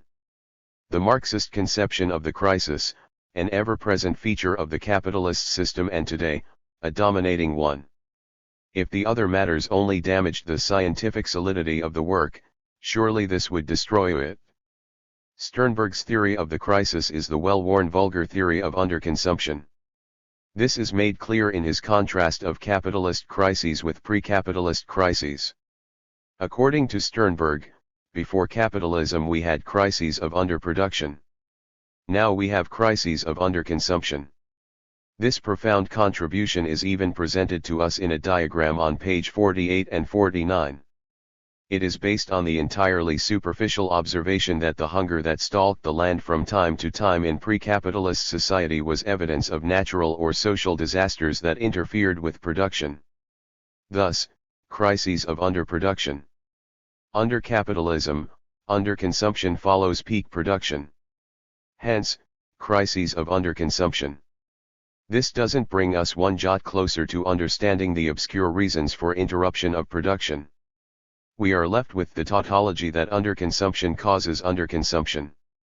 Furthermore, he attributes this nonsense to Marx. In periods of prosperity, commodities are consumed. The fact that workers underconsume is beside the point. The capitalists, whether in productive consumption or in individual consumption, are glad to compensate for this deficiency. As Marx put the problem.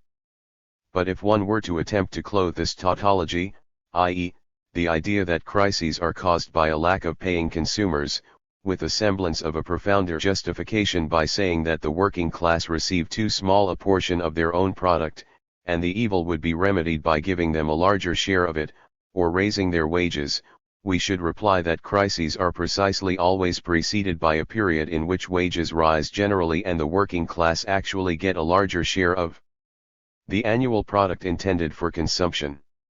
From the point of view of the advocates of simple, common sense, such a period should rather remove a crisis. It seems, then, that capitalist production comprises certain conditions which are independent of good or bad will and permit the working class to enjoy that relative prosperity only momentarily, and at that always as a harbinger of a coming crisis. Capital, Volume 2, p. 476. The certain conditions referred to by Marx are analyzed by him in Volume 3 of Capital. The continuously changing organic composition of capital results in the tendency of the rate of profit to fall. Sternberg once tried to explain economic phenomena with the use of this theory. His earlier German economic 632-7 work, while not fully Marxist, still represented an attempt at serious Marxist analysis. But in his contemporary work you will not find a single analysis based on Marx's theory of the crisis. Along with the American labor bureaucracy, Sternberg belongs to the left Keynesian school of economic theory. The trade union officialdom, wishing to see a prolonged future for itself, thinks that all that is necessary to save capitalism is to raise wages. And they can't see why the capitalists, for their own sake, can't agree. If this theory were correct, the workers could never hope to escape from the exploitation of the capitalists. As production increased, living standards could also increase and everyone would get richer. While it might not be right for the capitalists to remain idle while everyone else worked, still things wouldn't be too bad. But the history of capitalism, as well as Marxist theory, has proved that this is not the case, nor can it be. A wage increase is a precipitating factor in the development of the crisis. Increases in wages will always act to decrease the rate of surplus value, which in turn accelerates the tendency of the rate of profit to fall. When other factors that could compensate are closed off, the crisis cannot be allayed.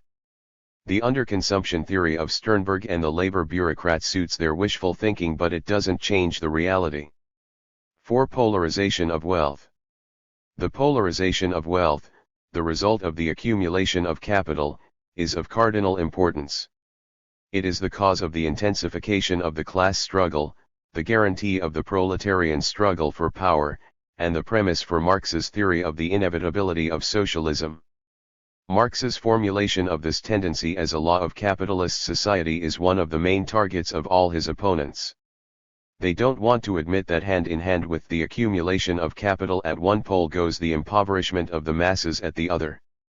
Sternberg tries to refute this with figures that show an increase in the real wages of the working class in the period of the expansion of capitalism, roughly 1850 to 1914.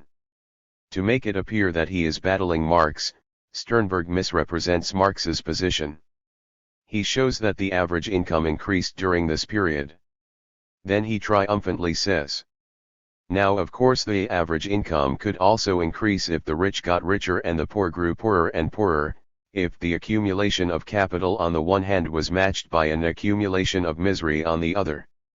In other words, the average income could increase, whilst at the 633 same time the broad masses of the people, and the working class in particular, grew more and more impoverished. But, in fact, this did not happen. OPCIT, p. 27. Then comes the statistical proof. Real wages increased.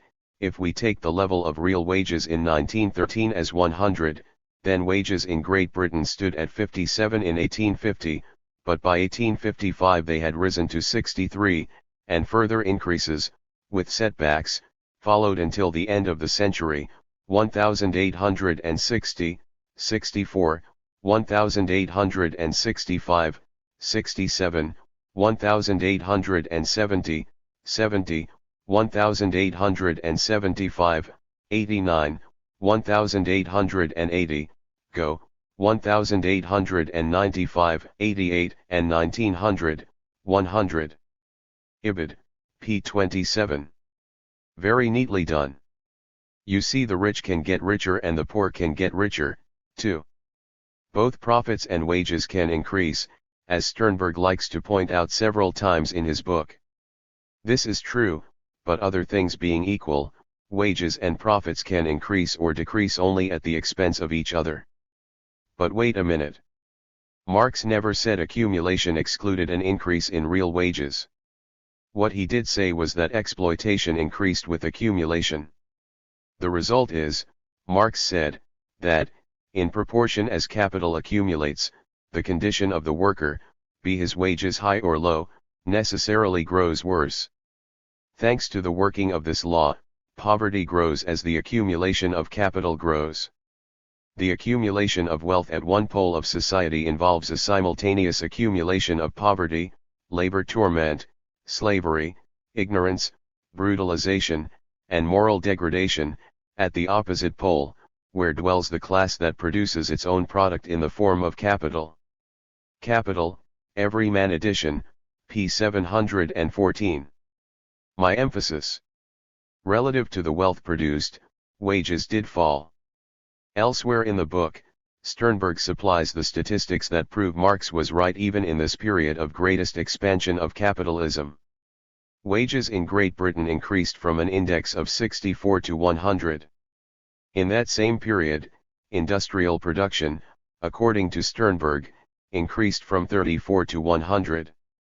In other words, industrial production increased 194% while wages increased only 56%. It would seem that the workers were getting a smaller and smaller part of the wealth they produced. Later on, Sternberg will explain to us that the increase in real wages in the period of imperialist expansion was made possible by the superexploitation of the colonies. But Sternberg does not, then, correct his refutation of Marx's law of polarization of wealth, which like all economic laws applies most concretely in the most general phenomenon, i.e., world economy. On a world scale, the law of polarization of wealth was confirmed even in this period of capitalist expansion. Since 1914, the law of polarization has been confirmed absolutely even in the industrialized countries. The working class must include in the calculation of its standard of living the periods of unemployment as well as the years of 634/7 labor. For Europe that means 9 years of soldiers' pay plus years of unemployment between the wars. American labor too must calculate its pay with war and depressions included. Since Marx's time, the law of polarization of wealth has been tragically demonstrated: 1. Between the classes within the nations. 2. Between the colonial and industrialized nations. 3. Between debtor and creditor imperialist nations. Marx's description of future reality almost a century ago was more accurate than Sternberg's description of past and present reality. Mass degradation is not a matter of a few industrial cities during the period of the rise of capitalism. Today it is the degradation, pauperization, and mass extermination of the people on whole continents. Fascism, with its tens of millions of victims, imperialist wars, with the decimation of whole populations, have written Marx's theory of polarization into the living history of our own epoch. Bernstein's revisionist attack on Marx's theory of polarization of wealth and poverty had some semblance of superficial reality during the period of uninterrupted capitalist growth. But Sternberg's rationalizations are merely crude social democratic apologies for a diseased and senile capitalism. 5. The revision of history. The rewriting of economic history requires the rewriting of political history. With the softening of the crisis, comes the slowing down and softening of the class struggle. In a section, Socialism Underestimated Capitalist Strength, Sternberg tells us that increased living standards of the working class had so softened the class struggle that the capitalist system revealed itself to be much stronger than socialists had thought, and although it was badly shaken, it was still strong enough to survive the period between two world wars. OPCIT, p.153. Capitalism did not survive the interim between the two world wars because of inner strength. Sternberg's grand mural of capitalism paints the mortal crisis of the post-World War I period in rosy colors. Actually, it was a period of revolutionary storm in which capitalism survived only because of the treachery of the Social Democratic and Stalinist leaders of the workers' organizations. Out of the war grew the revolutionary crisis that brought the Russian workers to power under the leadership of the Bolshevik Party. Sternberg says, the spark of the Russian November Revolution did not cause any sympathetic conflagration elsewhere. p. 171. And on page 191 he says, there was no German Revolution. 635. This is a lie. In 1918 the revolution swept the Kaiser from power and brought German capitalism to the brink of the grave. The workers of Germany rallied to their socialist organizations and trade unions in the hope of a revolutionary victory. They were betrayed by social democratic leaders of the Nazi, Scheidem and Stripe. And now they are betrayed by the social democratic historian, Sternberg, who would efface the German Revolution with a stroke of his pen. Thus the war was ended, as it had been begun, from above and not from below. p. 189. The German Revolution involved the strongest proletarian force in the entire history of the working class up to that time. As the victory in Russia was the positive confirmation of Lenin's theory of the need for a revolutionary party, so Germany's defeat furnished irrefutable negative proof of the correctness of his views. By saying there was no revolution in Germany, Sternberg is relieved of the odious task of explaining its defeat under social democratic leadership. It is much easier just to deny it ever took place. He is then able to tum against Lenin, who led the only successful revolution, and denounce him as a splitter. The Bolshevists deliberately perpetuated the disruption of the German working class. p. 302. What infamy! On the trail of the Social Democrats lay tragic defeat, incalculable suffering, and eventually Hitler's concentration camps. If the workers were to win their freedom, they had to follow an entirely different road. Lenin was a splitter. But in order to break with the capitalists, one had to break with their lackeys as well. 6. Capitalist decline. In Pablo's haste to embrace the anti-Marxist, Fritz Sternberg, he misrepresents Sternberg's views so as to make them a little more palatable to Trotskyists. Pablo says, among the most interesting aspects, and also the most positive, of his work, one must consider the last chapters, which treat of the changes produced by the Second World War, the present situation, and its perspectives. He sees in a united socialist Europe the best way of preventing the war and of facilitating the socialist evolution of all mankind. But he is afraid that Washington and Moscow would try to prevent such an eventuality even by war. 636-7. Now what can be wrong with that? Put in this abstract form, Sternberg indeed appears to be an ally. But if Sternberg's views are presented more concretely, and therefore, accurately, we have an entirely different picture.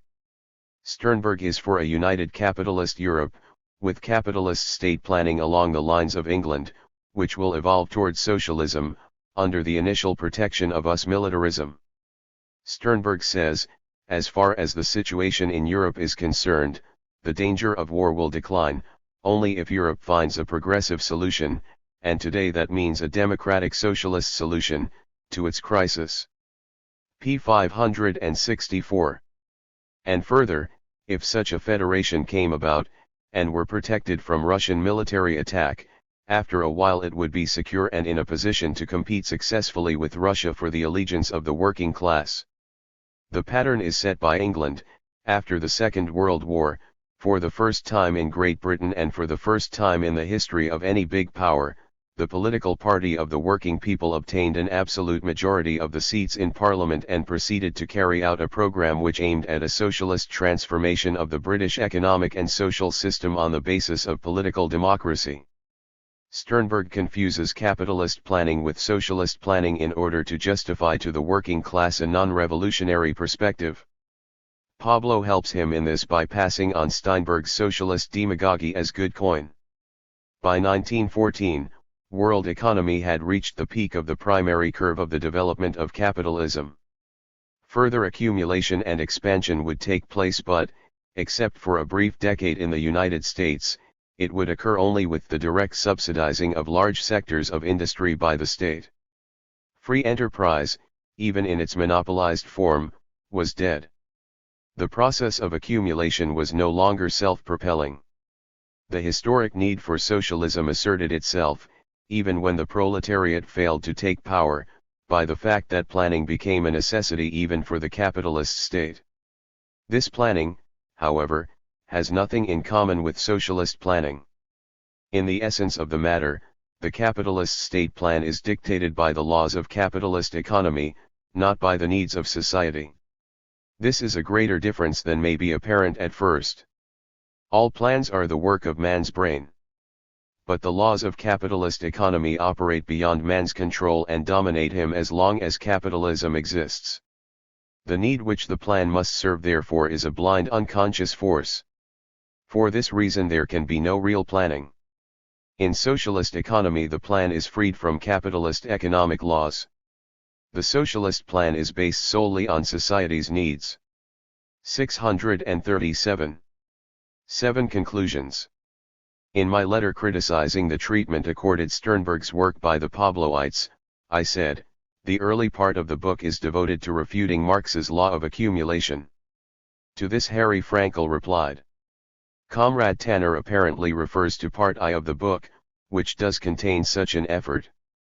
But the inaccuracy here is the word devoted. I fear that comrades who read the book may now skip this part on the strength of Comrade Tanner's remark if it remains uncorrected.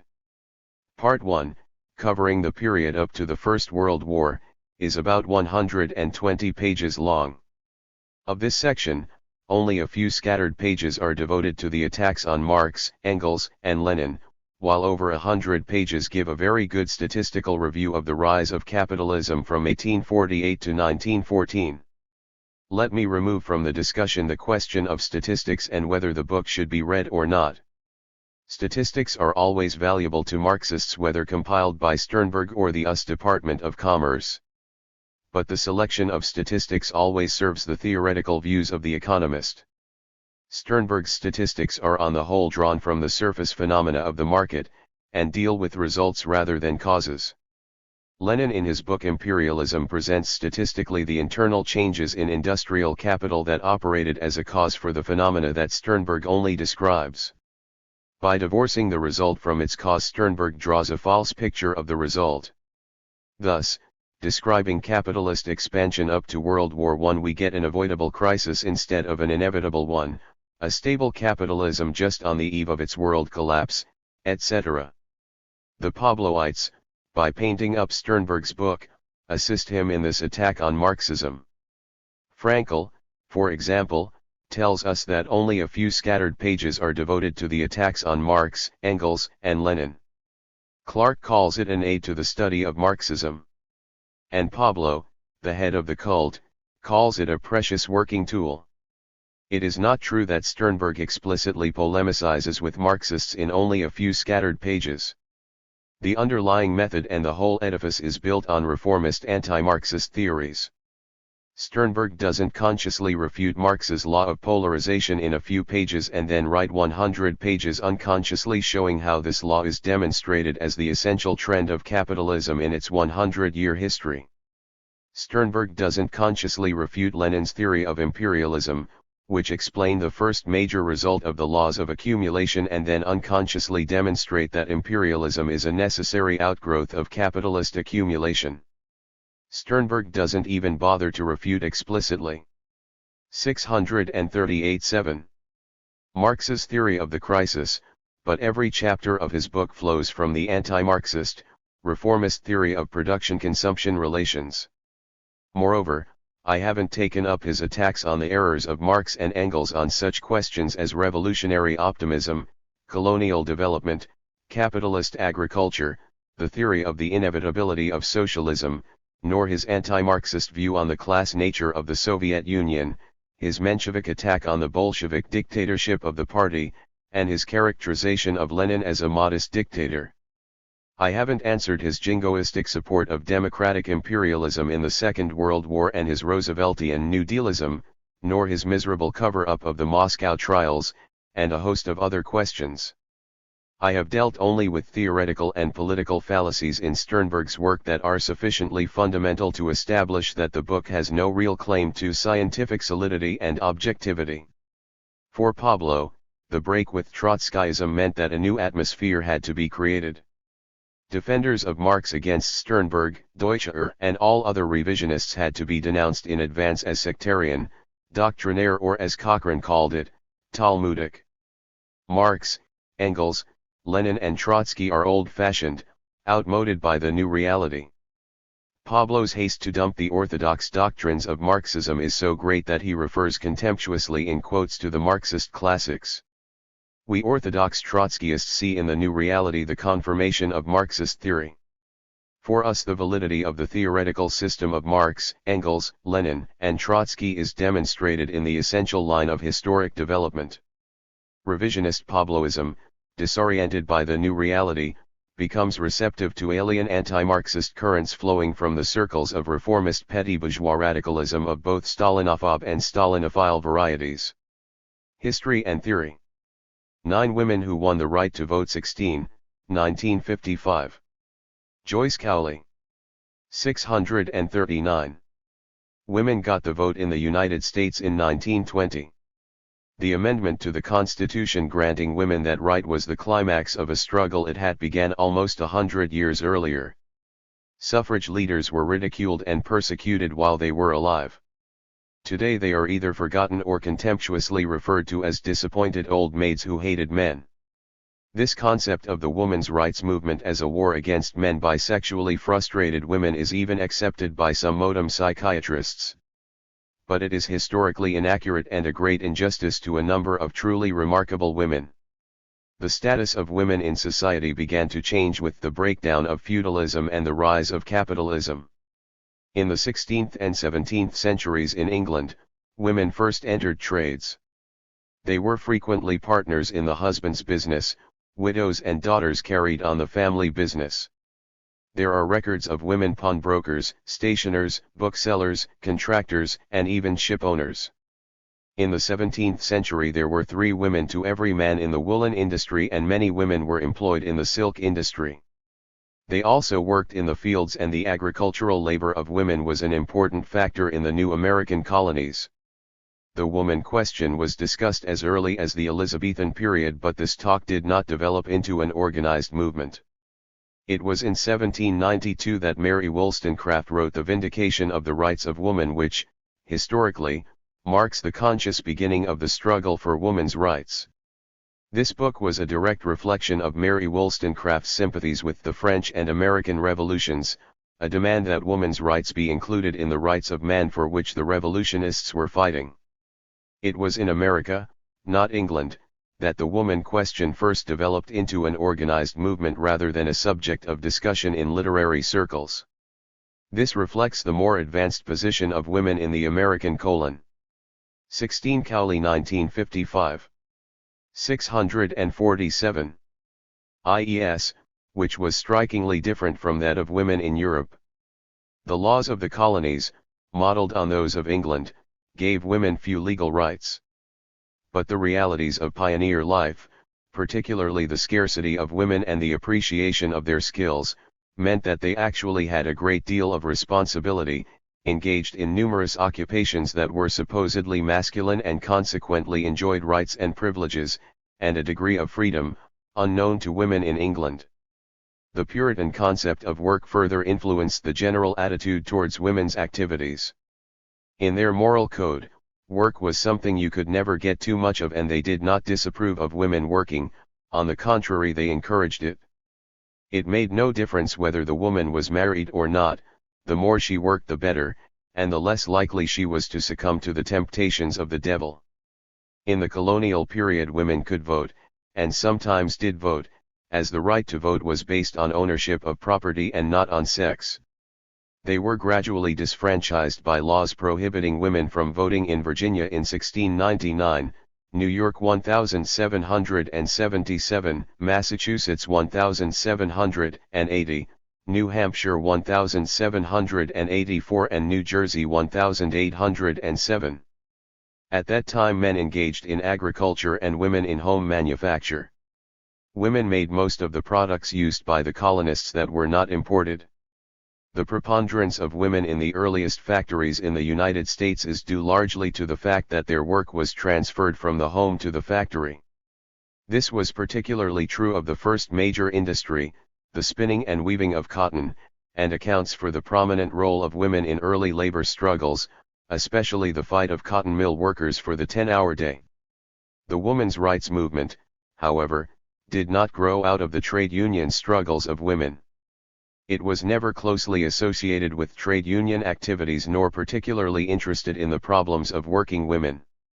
This may seem contradictory unless you keep in mind that the women's movement was primarily a fight for legal, not economic rights. The legal battle of the suffragists has been won, but in the 20th century women still face severe discrimination in wages and job opportunities. The women's rights movement did spring directly from the abolitionist movement. Every prominent fighter for women's rights was first an abolitionist, and the two movements were closely allied for 50 years, although the woman question frequently caused division in the abolitionist ranks, as the Negro cause became more respectable and more popular than that of women. Just how did the anti-slavery movement give birth to the struggle for women's rights? There is a simple explanation for what may seem at first a surprising evolution. Women who started out to plead for the slave found a 641 were not allowed to plead. They were ridiculed when they appeared on a speaker's platform, they were not accepted as delegates when they attended anti-slavery conventions. Within a short time, most of the women prominent in abolitionist circles spoke up for their own rights, too, although a formal organization advocating complete legal equality and suffrage was not formed for another 20 years. The early leaders. A number of misconceptions about the pioneers for women's rights are prevalent. In the first place, it is assumed that they were all women, women united in a war against men. The truth is men were in the forefront of the struggle for women's rights, notably such spokesmen as William Lloyd Garrison, Frederick Douglass, and Wendell Phillips.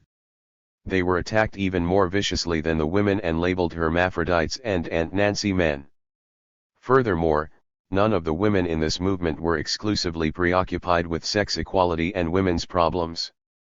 They were, as I said, invariably abolitionists and frequently advocated a great many other reforms, the utopian variety of socialism, trade unions, atheism, temperance, free love, birth control and easier divorce. Many of these causes were not too popular in the early part of the last century, and this accounts to some extent for the common opinion that these women were freaks and probably immoral. It is not true that most of the feminist leaders were either libertines or embittered virgins. With the exception of Susan B. Anthony, the best known, Lucretia Mott, Elizabeth Cady Stanton, Lucy Stone, Carrie Chapman Catt, were happily married. Mrs. Mott and Mrs. Stanton, founders of the movement, were mothers of large families. They did not marry weak husbands who were dominated by their crusading wives. The husbands were generally men of outstanding ability and achievement, enthusiastic supporters of the woman's cause. The only reason they were to some extent overshadowed by their wives was that the unusual activities of the wives attracted a good deal of attention. Frances Wright was probably the first woman to speak publicly in this country and to advocate women's rights. She was Scotch, coming to America in 1818. Brilliant and courageous, she was also one of the extremists, exactly the type who were slandered and laughed at but never ignored. Among numerous other activities, she founded a colony primarily intended to set an example of how to free slaves and give them economic independence. But she was an opponent of marriage, and her colony became more famous for its open repudiation of this institution than for any service to the Negro cause. 642-7. Opposition to marriage was common among the early advocates of freedom for women. They saw in it, quite correctly, in my opinion, an institution designed for the subjugation of their sex. In those days a married woman had no right to own property, her wages belonged to her husband and so did her children.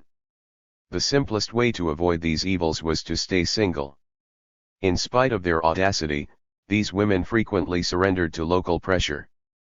Mary Wollstonecraft gave birth to one illegitimate child, but when she became pregnant a second time by another lover, she found the struggle too difficult and married him. Frances Wright and her sister both married for the same reason: they were pregnant. The sex question explains a lot about the notoriety associated with the first feminist leaders. As the movement grew and became more respectable, it attempted to dissociate itself from advocacy of free love, but was never completely successful. About the same time that Frances Wright founded her well-publicized colony, Lucretia Mott became a Quaker minister. She is one of the most striking personalities in the women's rights movement. Of unusual intellect and breadth of vision, she studied intensively and was an active lecturer and organizer for 50 years. She supported trade unions when they were almost unknown and generally illegal, which was rare among abolitionist leaders, who seemed to think there was some kind of conflict between the two movements. She also raised 6 children and apparently enjoyed domestic activities like cooking and sewing, although you wonder as you read her biography how she found time for them. She was at the meeting held in Philadelphia in 1833 where the first anti-slavery group was organized and from which the American Anti-Slavery Society developed. Although she spoke several times during the convention and played an influential role, it did not occur to her to sign the declaration that was adopted. Samuel May, in his reminiscences, wrote, "Men were so blind, so obtuse, they did not recognize the women guests as members of the convention." Lucretia's next step was to form a women's anti-slavery society, but the women were so ignorant of parliamentary procedure that they found it necessary to get a man to chair the meeting, James McCrummell, an educated Negro. The brazen conduct of women in forming this society was attacked by clergymen as an act of flagrant sedition against God. While women were clothing and feeding the Negro on his way to Canada, clergymen huddled in churches and wrung their hands, forecasting the doom of the American home and the good old traditions. 5 years after the Women's Anti-Slavery Society was organized, it held a convention in Pennsylvania Hall, a public building recently dedicated to liberty. 643. And the rights of man. While the delegates conducted their business, a mob surrounded the hall. Stones were thrown at the windows, breaking pane after pane, and vitriol was hurled through the gaping holes, while a cry rose, "Bum the hall!" 2 or 3 hours after the women vacated the hall, it went up in flames. That night Philadelphia was in an uproar. The mayor wanted to stop abolitionist activities and police protection was non-existent. The mob headed for the home of James and Lucretia Mott. There was a period of tense waiting inside the house while the yells and turmoil in the street grew closer. But as the minutes passed, the noise seemed to recede and gradually fade into the distance. The next day they learned that a friend had joined the mob, and when they were within a block of the house, he flourished a stick and cried, "On to the Motts," then led them up a succession of wrong streets. This was one of many similar incidents for Lucretia Mott, and her calm composure in a riot became legendary. Sarah and Angelina Grimke, aristocratic women from the South, were among the earliest speakers and organizers of the abolitionist movement. I came across an interesting quotation from a speech by Angelina Grimke delivered before a Massachusetts legislative committee in 1832, "As a moral being I feel I owe it to the slave and the master, to my countrymen and to the world, to do all that I can to overturn a system of complicated crimes built upon the broken hearts and prostrate bodies of my countrymen in chains and cemented by the blood, sweat, and tears of my sisters in bond." Evidently Churchill knew a good phrase when he saw it. Begin organizing. Factional struggles inside the abolitionist movement led Lucretia Mott and Elizabeth Cady Stanton to call a convention for women's rights in 1848. 8 years earlier, a fight had taken place over the election of a woman to a business committee of the American Anti-Slavery Society. The vote was favorable to the candidate, Abby Kelly, and the anti-woman group seceded from the organization and formed their own anti-slavery society. A worldwide anti-slavery convention had been called in London. Purged of its reactionary elements, the American Anti-Slavery Society elected Lucretia and 2 other women to their executive committee and chose her and Charles Remond, a Negro, as delegates to the London Convention. Lucretia also headed the delegation from the Women's Anti-Slavery Society. Another delegation, 100% male, of course, was sent by the newly formed organization. In London every effort was made to keep peace. 644-7.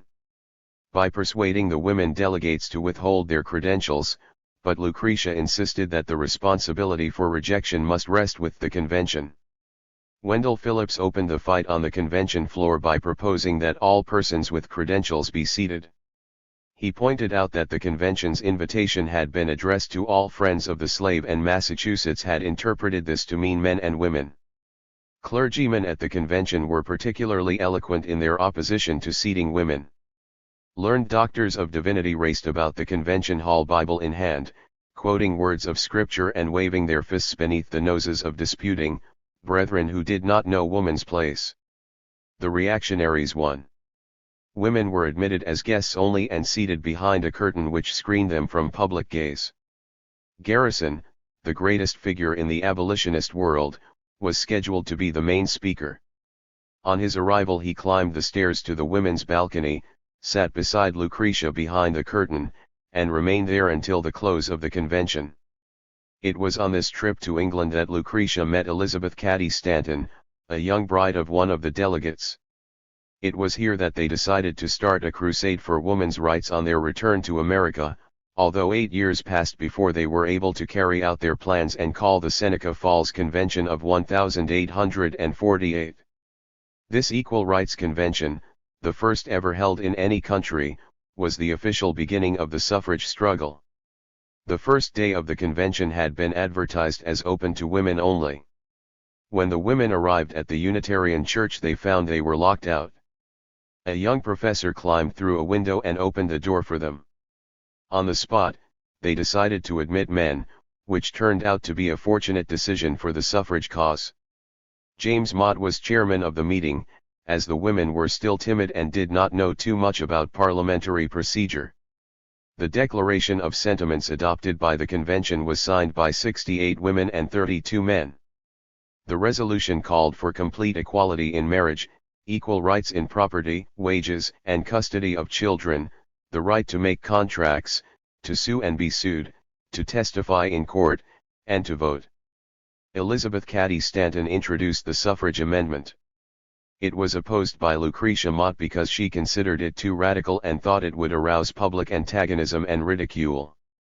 Frederick Douglass seconded Mrs. Stanton's motion and made one of the most eloquent speeches in history for woman's equality and her right to vote.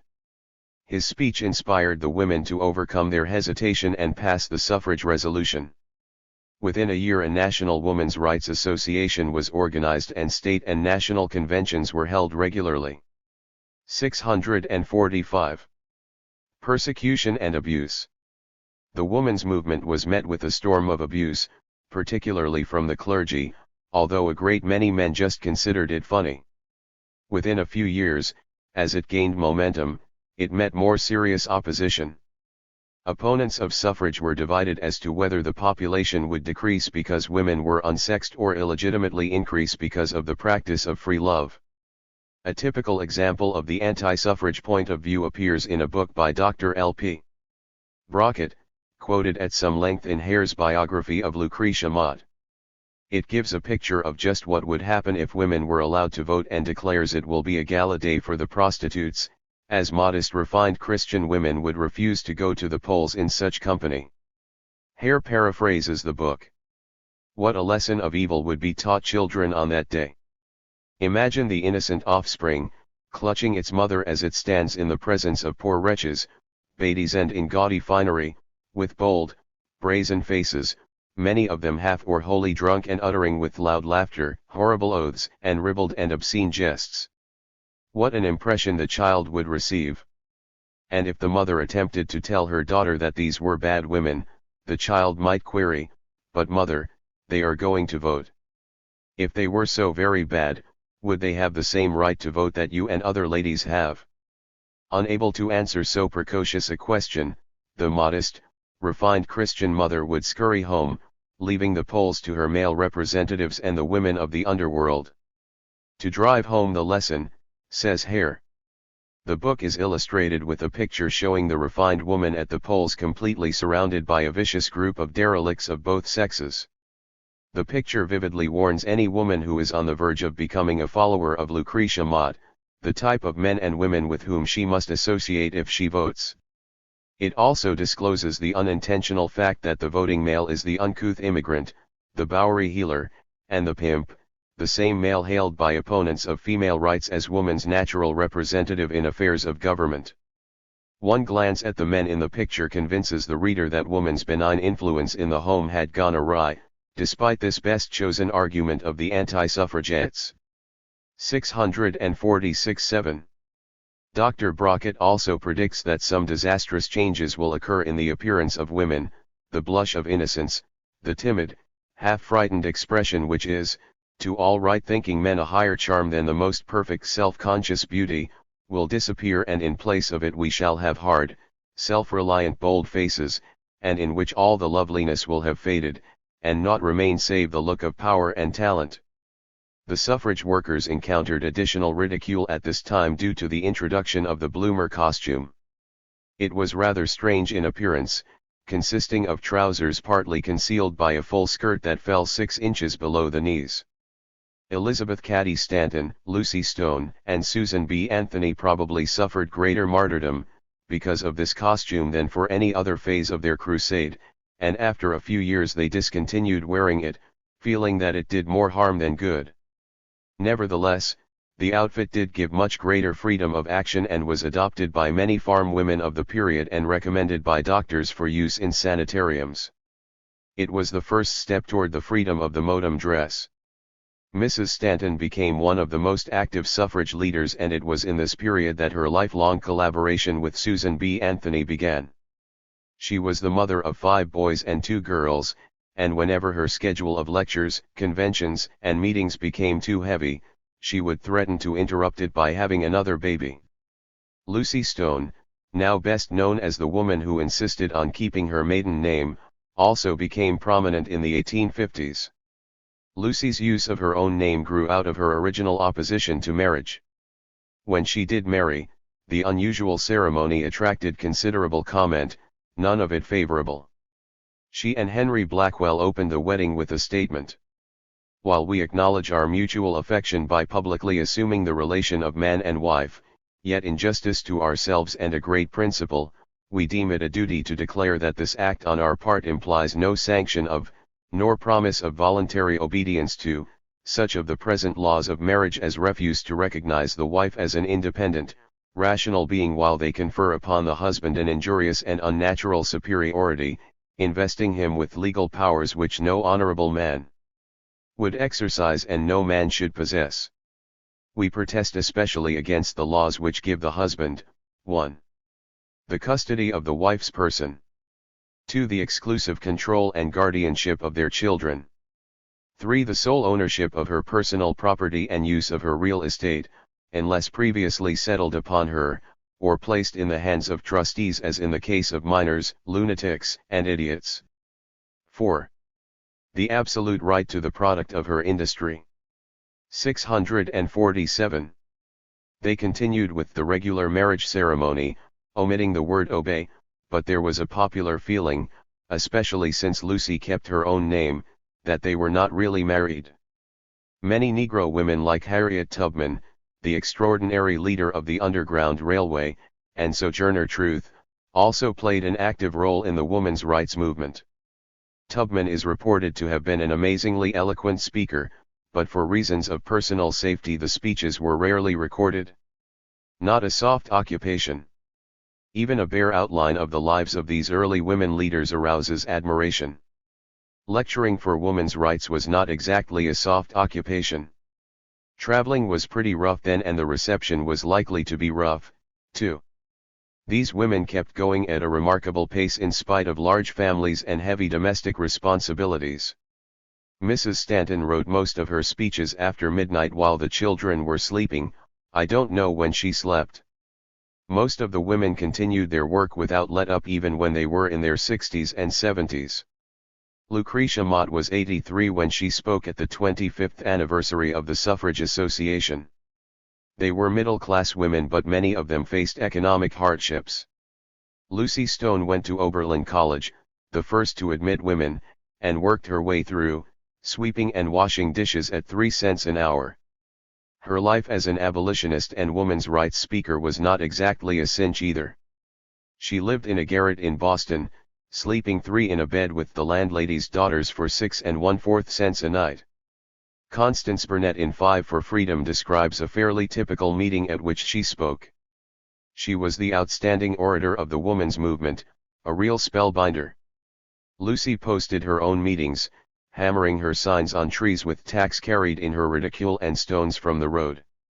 The first poster usually drew an army of young hoodlums who followed her up and down streets, taunting, flinging small missiles and pulling down her notices as soon as her back was turned.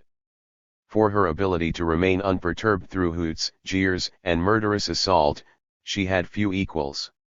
It was a common thing for her to face a rain of spitballs as soon as she stepped before an audience. Once a hymn book was flung at her head with such force it almost stunned her.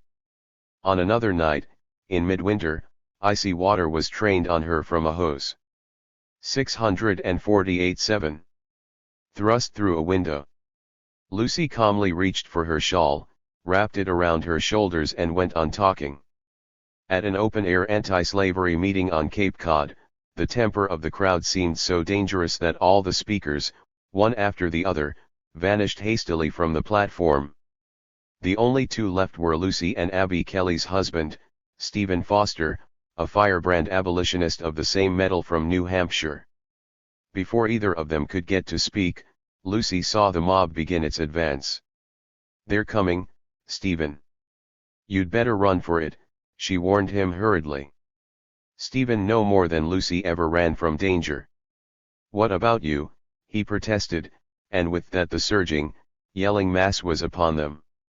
Overpowered, Foster disappeared in the melee, and Lucy, suddenly deserted, looked up into the face of a towering ruffian with a club. "This gentleman will take care of me," she suggested sweetly, taking his arm, and too astonished for words, he complied.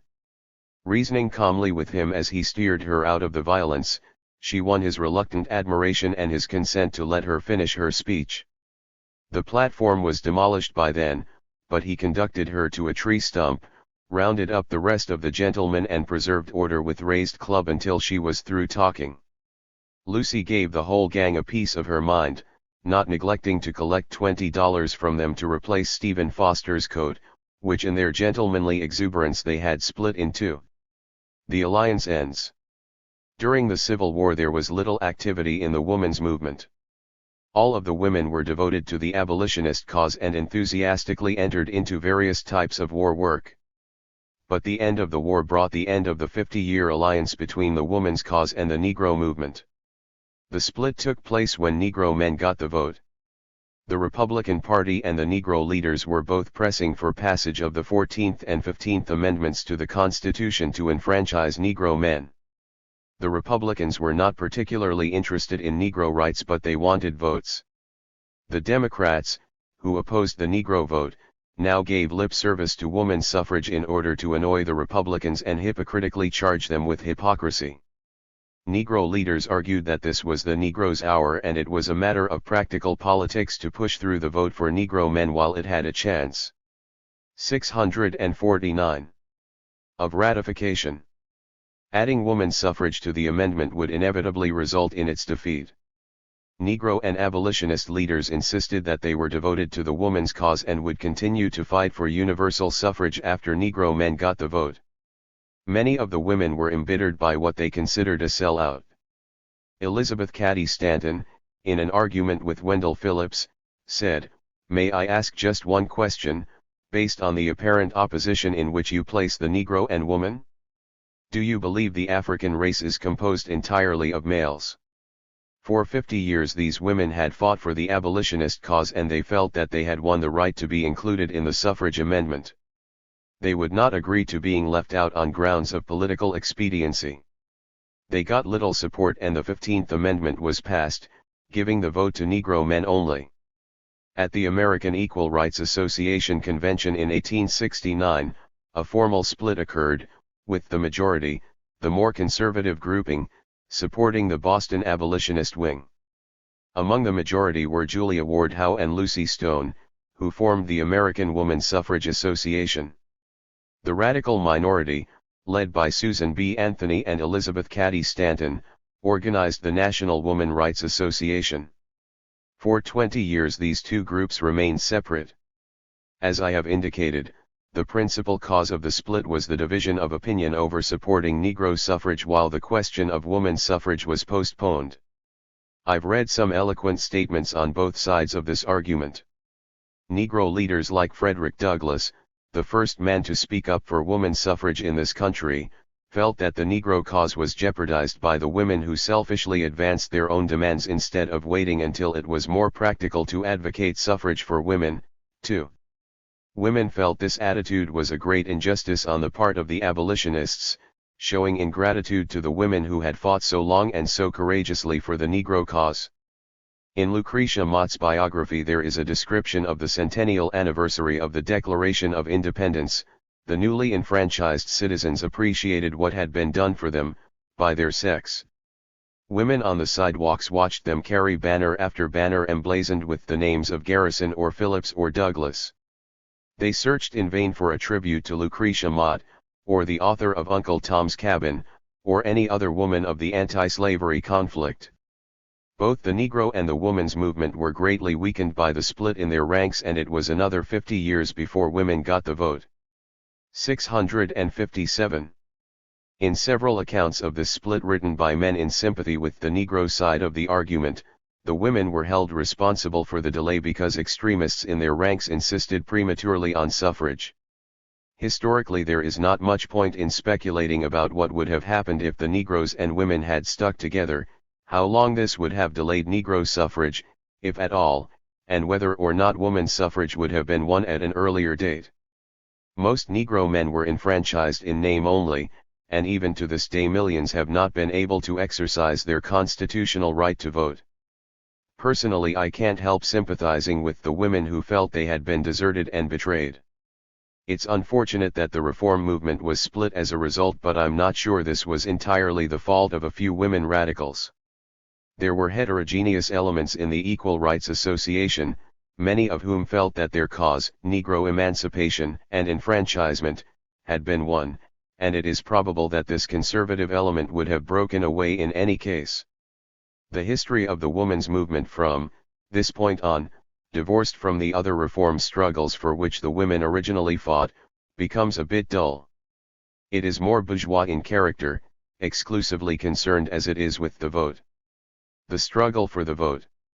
Immediately after the passage of the 15th Amendment, Susan B. Anthony decided to test the new law, which was worded in such a way that it might possibly be construed to include women. In Rochester, NY, she and 12 other women armed with a copy of the Constitution demanded the right to vote. The election inspectors were so startled by this move that the women were allowed to cast ballots. They were promptly arrested for voting illegally. Susan was fined $100. She refused to pay the fine, hoping that she would be imprisoned and the case could be carried to the Supreme Court. But the judge was a shrewd politician and did not order her arrest. The fine has not yet been paid. In the 25 years following the Equal Rights Convention of 1848, women achieved many of their original demands.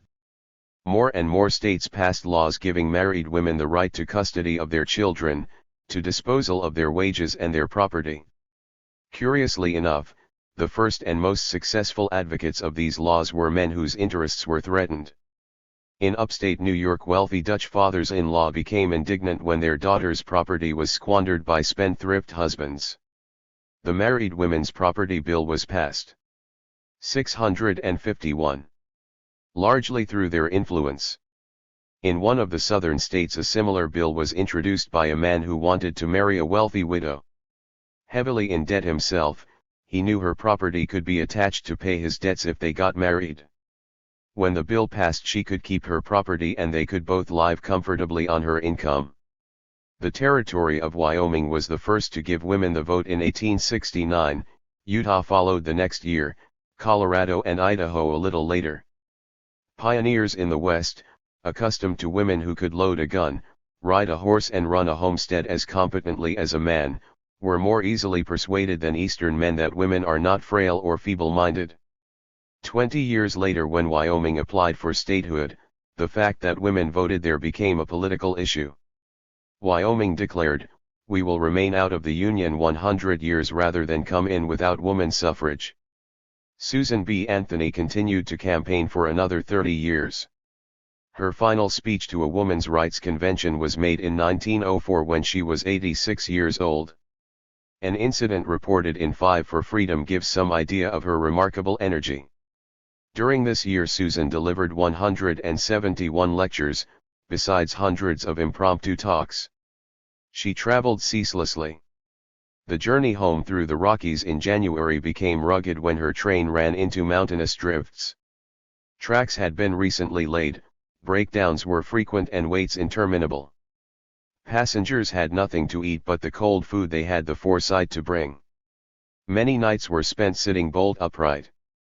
Susan did get back finally, in time for the annual convention of her National Woman Suffrage Association in the capital.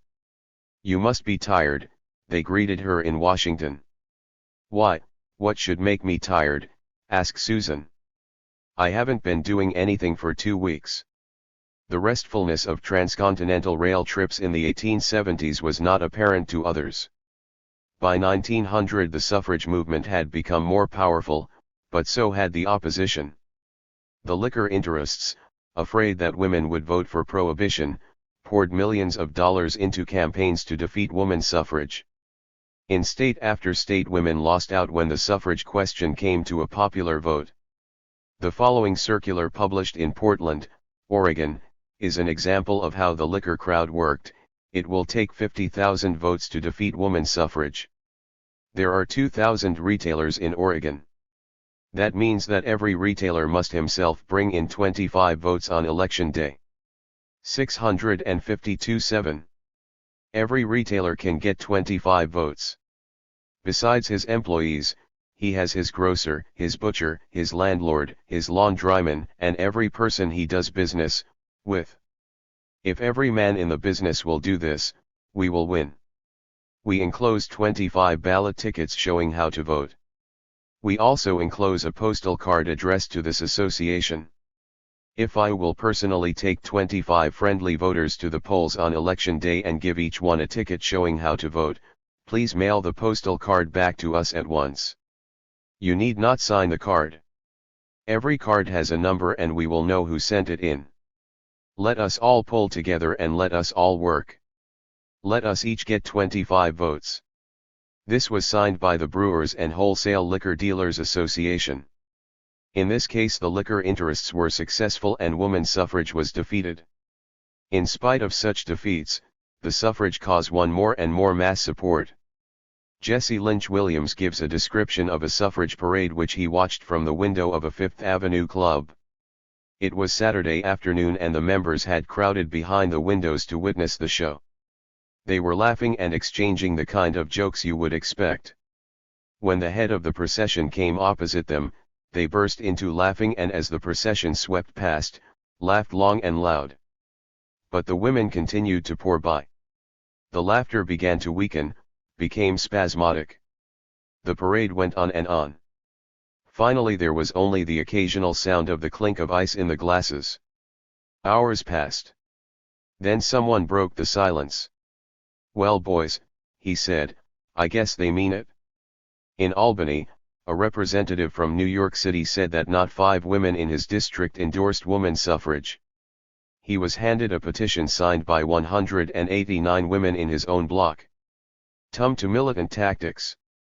The split following the Civil War lasted 20 years. In 1890 the two suffrage organizations united as the National American Woman Suffrage Association. But in 1913 the movement split again, this time over the question of militant tactics imported from Great Britain. 653. The British suffragists started later than the American, but once they got going, they really went to town. The militant suffragist movement in England, organized by Emmeline Pankhurst and her daughters in 1905, battled cops and hounded public officials. They chained themselves to posts or iron grillwork of public buildings and went on talking while the police sawed them loose. They climbed on rafters above Parliament and lay there for hours so that they could speak out at any opportune moment. Hundreds were arrested. In jail they continued to battle prison officials, went on hunger strikes, were subjected to forcible feeding.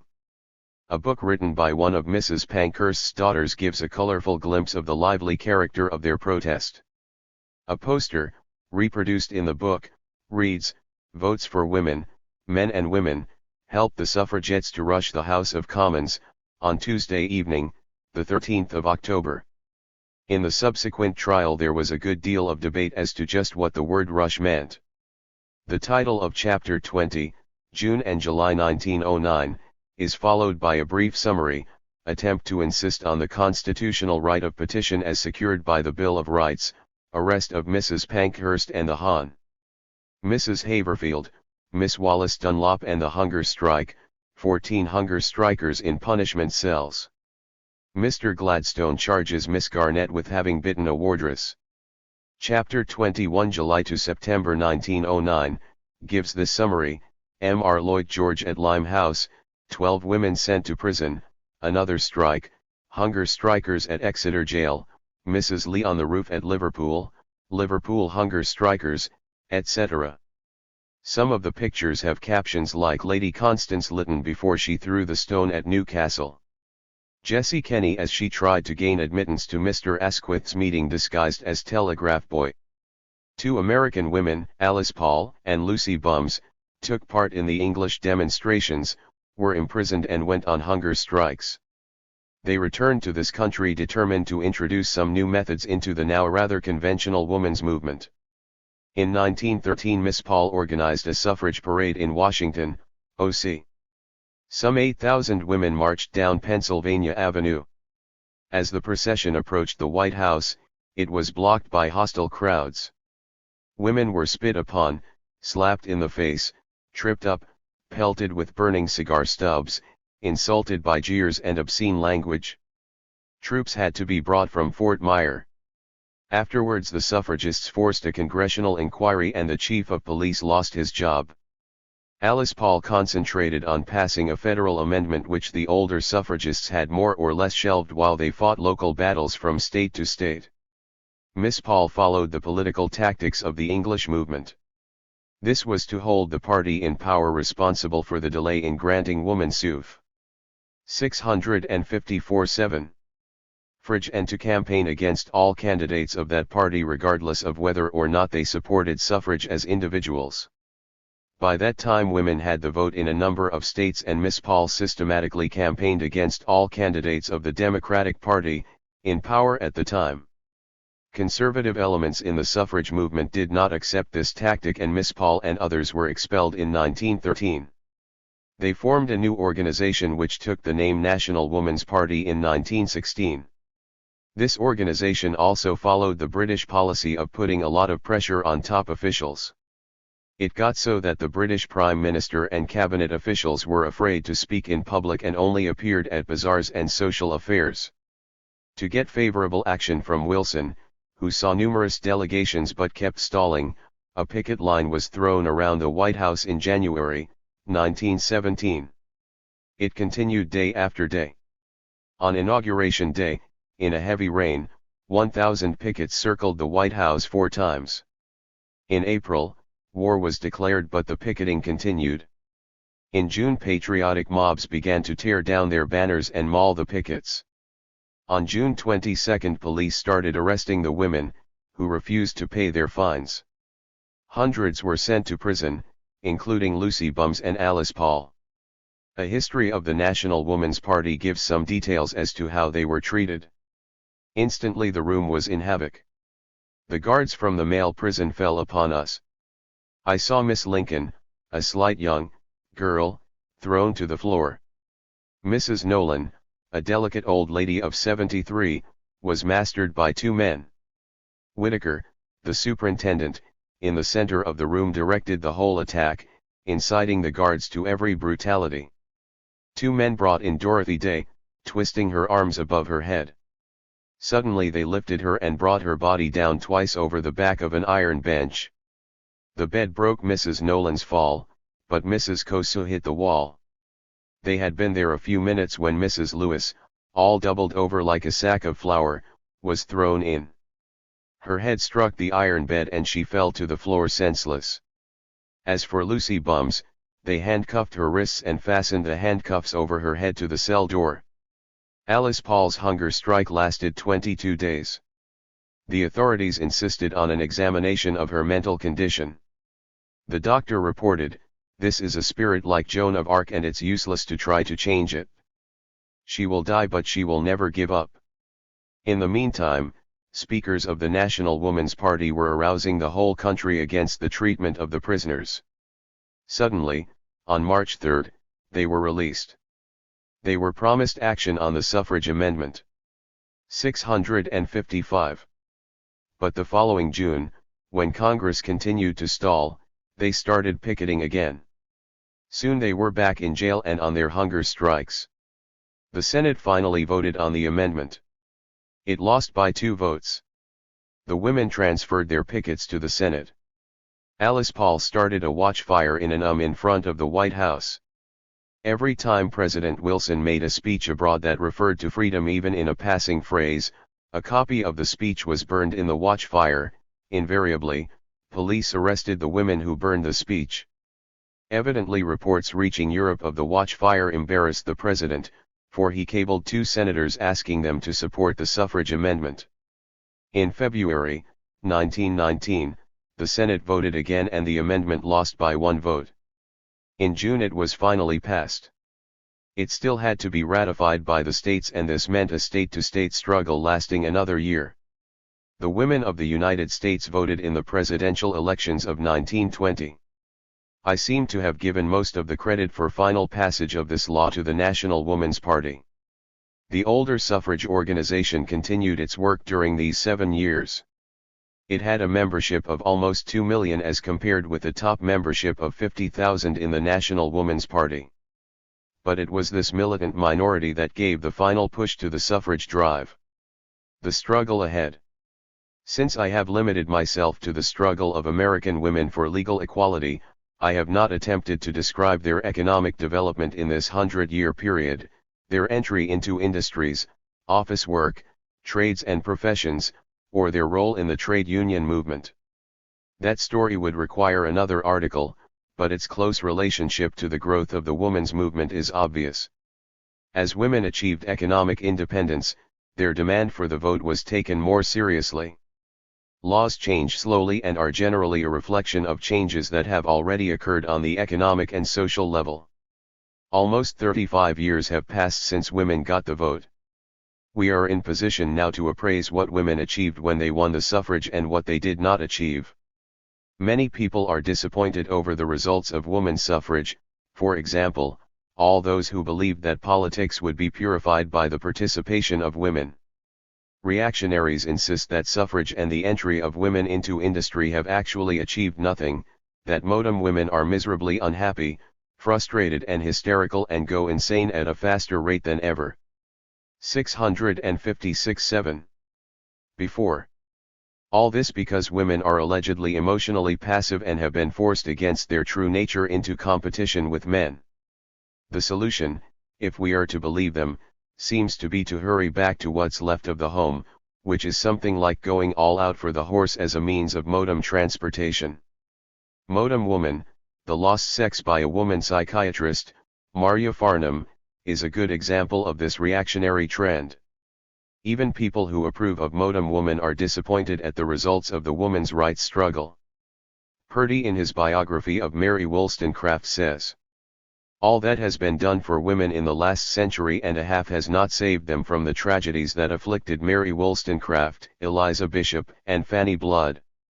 Inherited poverty, brutal or indifferent parents, disease following overwork and neglect, reluctant or faithless lovers, incompatible husbands, the struggle to wring a living from an apathetic world has not been ended by female suffrage or any other abstract benefits women have recently achieved. I can't help wondering just how many problems they thought women's suffrage could solve. The vote was a simple question of democratic rights and not a magic formula that could dissolve all the bitterness and frustrations of women's daily lives. Men have been voting 100 years longer than women and they've still got problems. That doesn't mean they should give up voting.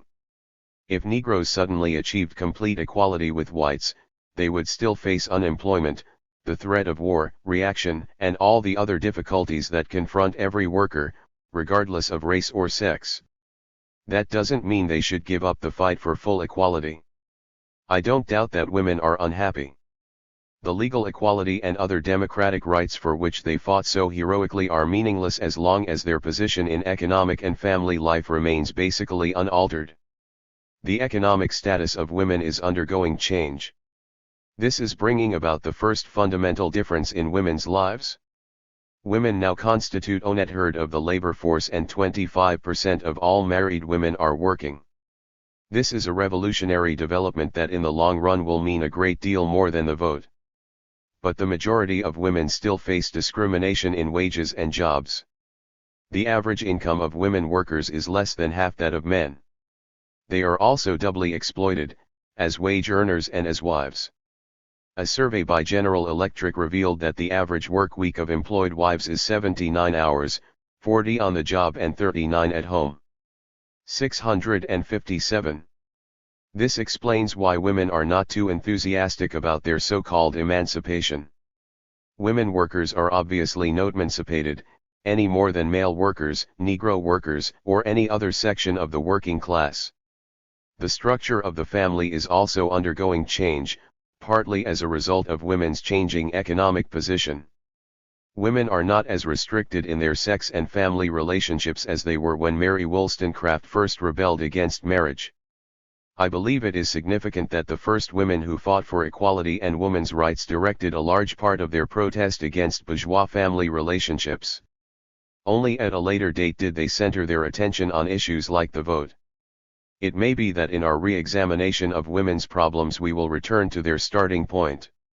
In the light of modern psychological and anthropological knowledge, we should study the relations of husbands and wives, parents and children, in a society that is founded upon the institution of private property and where marriage laws and customs reflect this basic concept of private ownership.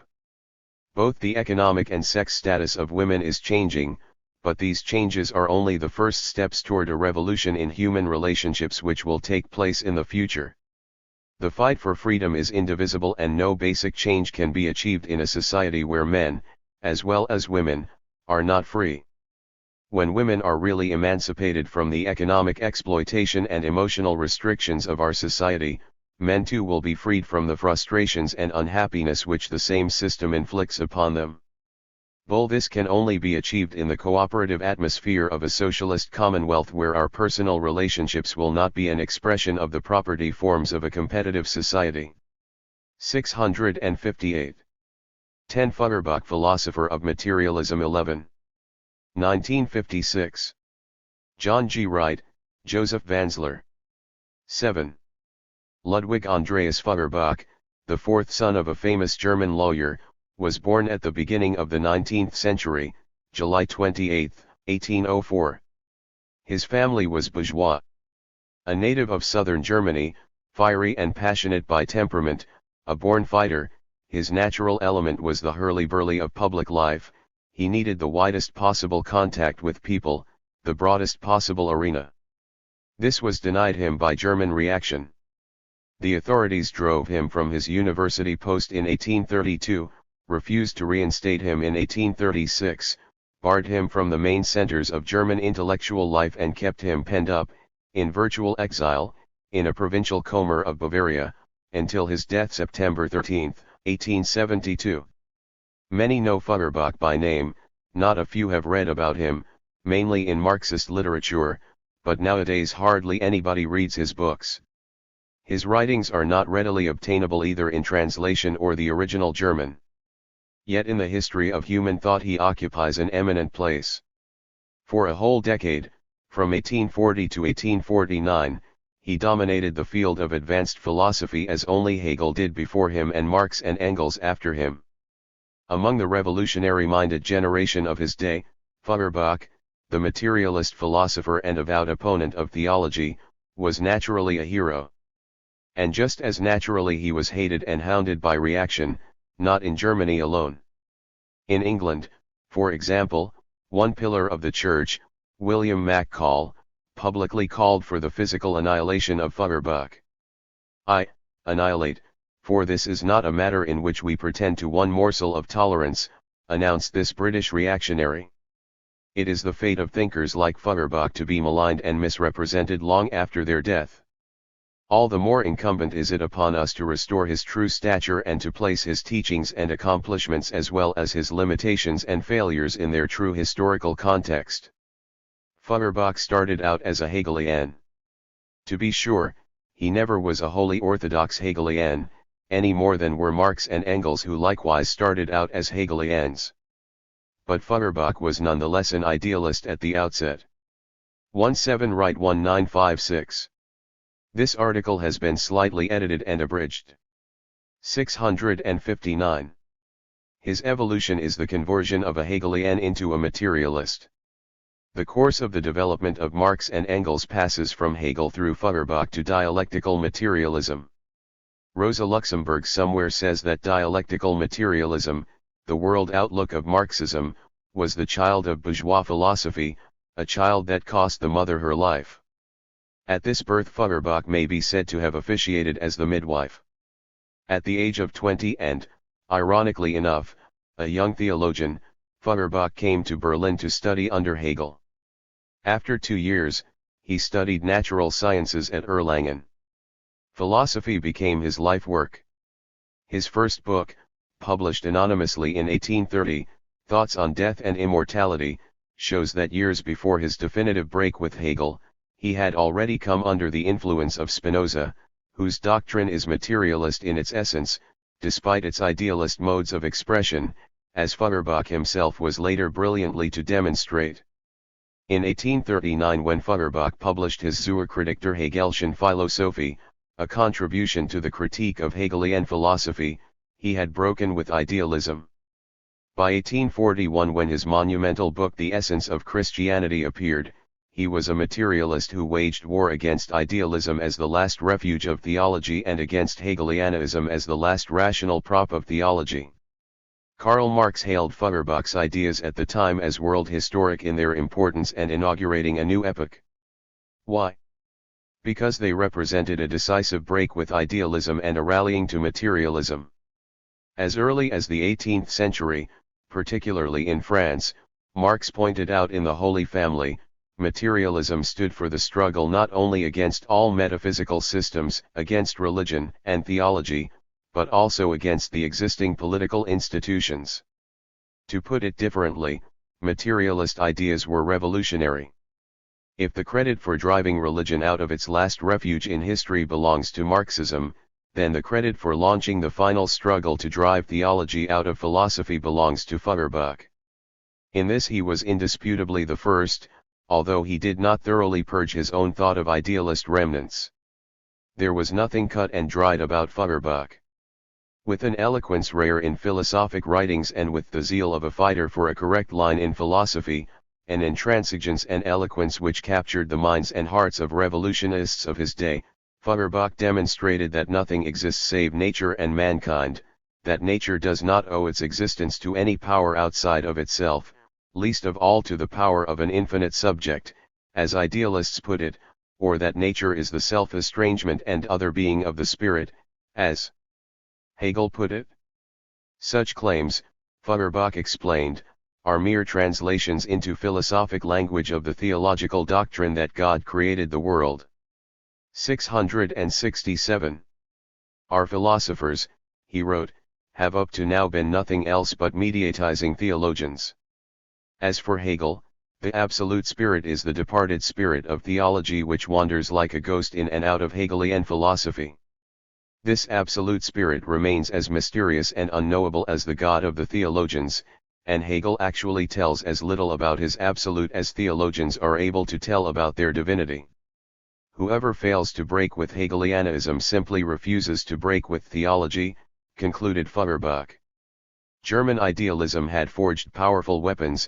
Feuerbach turned these weapons against idealism itself. Truth is concrete, was the banner raised by German idealism, in the first instance by Hegel. Philosophy is cognizance of whatever is, agreed Feuerbach. The supreme law and task of philosophy is to think about essence, about creatures and things as they really are. He then proceeded to show how idealism violated its own fundamental premise. Anticipating the conquests of natural science, the German philosopher Kant had introduced the doctrine of evolution into philosophy. Hegel was later to extend evolution into history. But evolution is unthinkable outside of time and space. And so Kant recognized time and space as forms of cognizance, that is, as indispensable premises for human reason. With this Feuerbach agreed, only immediately to add that time and space must be much more than that. Are not time and space the necessary forms of existence, as well as the necessary forms of intuition and knowledge, the indispensable premises for the existence of all creatures and things? He asked. Of course they are. Space and time, said Feuerbach, can be forms of cognizance only because I myself happen to be part of whatever exists, only because I myself am a creature living in time and space. Space and time, he wrote, are the necessary forms of existence of all essence, of all creatures and things. A timeless sensation, a timeless will, a timeless thought, a timeless essence, are absurd fictions. Whatever is located outside of time, has by this token no temporal existence and cannot strive either to will or think. According to Feuerbach, being could not possibly mean an existence in thought alone. Such a contention is meaningless. To prove that something exists means to prove that it exists not only in the mind, he insisted. It must exist in the outside world. The starting point of idealism is that mind is prior to matter. Feuerbach concentrated his heaviest fire against this. What divides the opposing schools of human thought is precisely their starting points. Arrayed here against each other in the field of theory, just as in politics and in economic life, stand hostile social forces, class forces representing progress on the one side, retrogression on the opposing side. 661. This historic controversy rages as fiercely today as it did in Feuerbach's day. Take the current crisis in science. Many modern scientists, physicists in particular, find themselves floundering, hopelessly divided over such issues as, is there a real outer world which exists independently of our acts of knowing? Is the real outer world knowable or unknowable? Is there objective lawfulness, objective causality, in nature? These are the very same questions, it will be noted, which we are now discussing in connection with Feuerbach and to which he, as a materialist, gave affirmative answers. Scientists today are divided into two warring camps. On the one side, a group who answers these questions in the affirmative, and on the opposing side, those who deny it. Such denials follow consistently from the idealist standpoint that mind is prior to matter. And on this central issue Feuerbach in his day took the offensive. Whoever maintains that mind is prior to matter is simply a theologian in disguise who seeks to deduce the objective world from some immaterial power, or the idea. To try, said Feuerbach, to deduce the objective world from one's idea is to show that one understands exactly nothing about nature or about the mind. The idealistic starting point is a false one. Das Senjet dem Denken voran. Being comes before thinking. Thinking does not determine being, just the contrary, it is being that determines thinking. Idealists reason like those who upon seeing crowds of people walking on a sunny day, conclude that the sun shines because people are out promenading. The correct conclusion is that people are out because the sun is shining. I do not generate the object from the thought, said Feuerbach, but the thought from the object. I differ, he wrote with justifiable scorn, toto scylla from those philosophers who pluck out their eyes in order that they may see better, for nry thought I require the senses, especially sight. The idealist doctrine of the I, i.e., that the abstract subject is the sole source of reality, is merely another way of saying that mind is prior to matter. It is a false doctrine, argued Feuerbach. He reasoned approximately as follows: I am able to see, but I am not the only one gifted with sight. I am also seen by others. The real I is invariably that I which stands opposed to the you. The real I in tum becomes the you, that is to say, becomes the object for another I. For itself the I is naturally the subject, for others it is, just as naturally, the object. Therefore I constitute simultaneously both a subject and an object, or subject-object. This is not an identity, but a unity. Whoever analyzes conscious 662-7 ness independently of the rest of mankind does so only by ripping apart every single tie between consciousness and the outer world. In Capital, page 61, Kerr edition, Marx develops and deepens the same ideas as follows: since man comes into the world neither with a looking glass in his hand, nor as a Fichtean philosopher to whom I is sufficient, man first sees and recognizes himself in other men. Peter only establishes his own identity as a man by comparing himself with Paul as a being of like kind. And thereby Paul, just as he stands in his Pauline personality, becomes to Peter the type of genus homo. The outer world, said Feuerbach, is the necessary premise for consciousness. Our I is not at all the abstract entity with which idealist philosophers try to operate. I am a real being, a thing of the flesh. If you talk about my essence, please bear in mind that my body, too, belongs to this essence. What is more, it is my body, taken as a whole, that precisely constitutes my essence. It is my body that constitutes my I. The process of thinking does not take place within some abstract being, it takes place exactly within my body, within your body.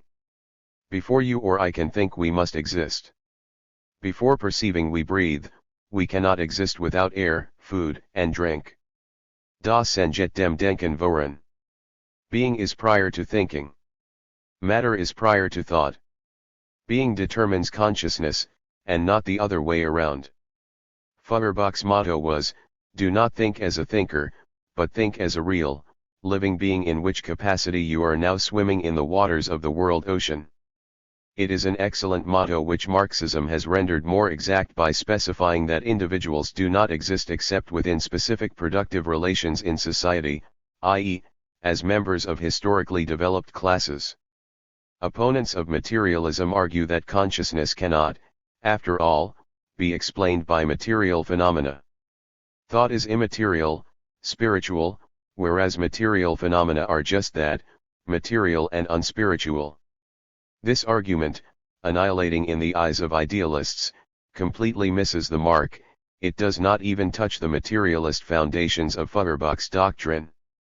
It is idealism that tries to do just the reverse, namely, to explain material phenomena by mental phenomena, in fact, to establish an identity between the two. It is wrong to do so, reasoned Feuerbach. The domain of subjective events stands contract opposed to the domain of objective events, and these opposing sides can be understood only as a unity. Not an identity, but a unity. What is for me, or subjectively, a purely spiritual, immaterial, and unsensuous act, is by itself, objectively, a material, sensuous act, explained Feuerbach. The task is to differentiate between them in order then not to sever them asunder, nor falsely to identify them, but to relate them correctly as two sides of one and the same unified whole. 663. He carefully differentiated not only between consciousness and material phenomena but also between things as they really exist and things as they appear to us, things as we understand them. He differentiated in order to relate them correctly. Through our senses we obtain mental images of the objective world. These images are likewise products of nature, but they are distinct from the actual objects of mental representation. In philosophic language, the thing in itself is distinct from the thing for us. The second, that is, the mental image, is only a reaction to the first, that is, it is an image of objective reality, just as man himself is only a fragment of the world of nature which is mirrored in his mind. My taste nerve, explained Feuerbach, is just as much a product of nature as salt is, but from this it does not at all follow that the taste of salt as such would immediately be an objective property of salt. It by no means follows that the salt such as it appears only as an object of sensation would exactly be that in and for itself, that the sensation of salt on the tongue would also be the property of salt, as we think of it without sensation. Sensation or sense perception is the result of the objective action upon our sense organs of a thing in itself which exists independently of us. Such is the materialist theory of Feuerbach, such is the theory of Marxism as well. Sensation is the subjective image of an objective world, a world which is simultaneously in and for itself. Idealists make quite a to-do about the theory of knowledge, gnoseology, or epistemology as academicians call it. Is the thing in itself, that is, the outer world, really knowable? If so, how do we know it? How can we prove it? Many modern scientists profess to be nonplussed by these questions. In doing so they unwittingly follow in the footsteps of theologians who try to reduce logic to a mere instrument of proof. Actually, logic, even formal logic, is much more than that. It is one of the methods of proceeding from the known to the unknown, as was demonstrated by Bacon, the founder of modern materialism, with his method of induction as far back as the beginning of the 17th century. The argument that it is not possible to prove by a priori arguments that things are knowable has little weight in the progress of human knowledge, as all the advances of modern industry and technology have shown. It is a scholastic argument. The whole point is that the capacity of man to know reality can be, and has been, proved by other means. This problem of knowability, declared unsolvable by Kant, was, as a matter of record, resolved by Hegel, who pointed out that as we learn more and more about the qualities of a thing, we get to know more and more about it.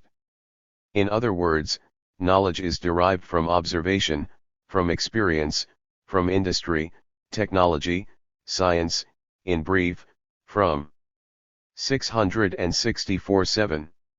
The practical activity of man. As Marx pointed out, the problem of knowability is not a theoretical question at all, but a practical one.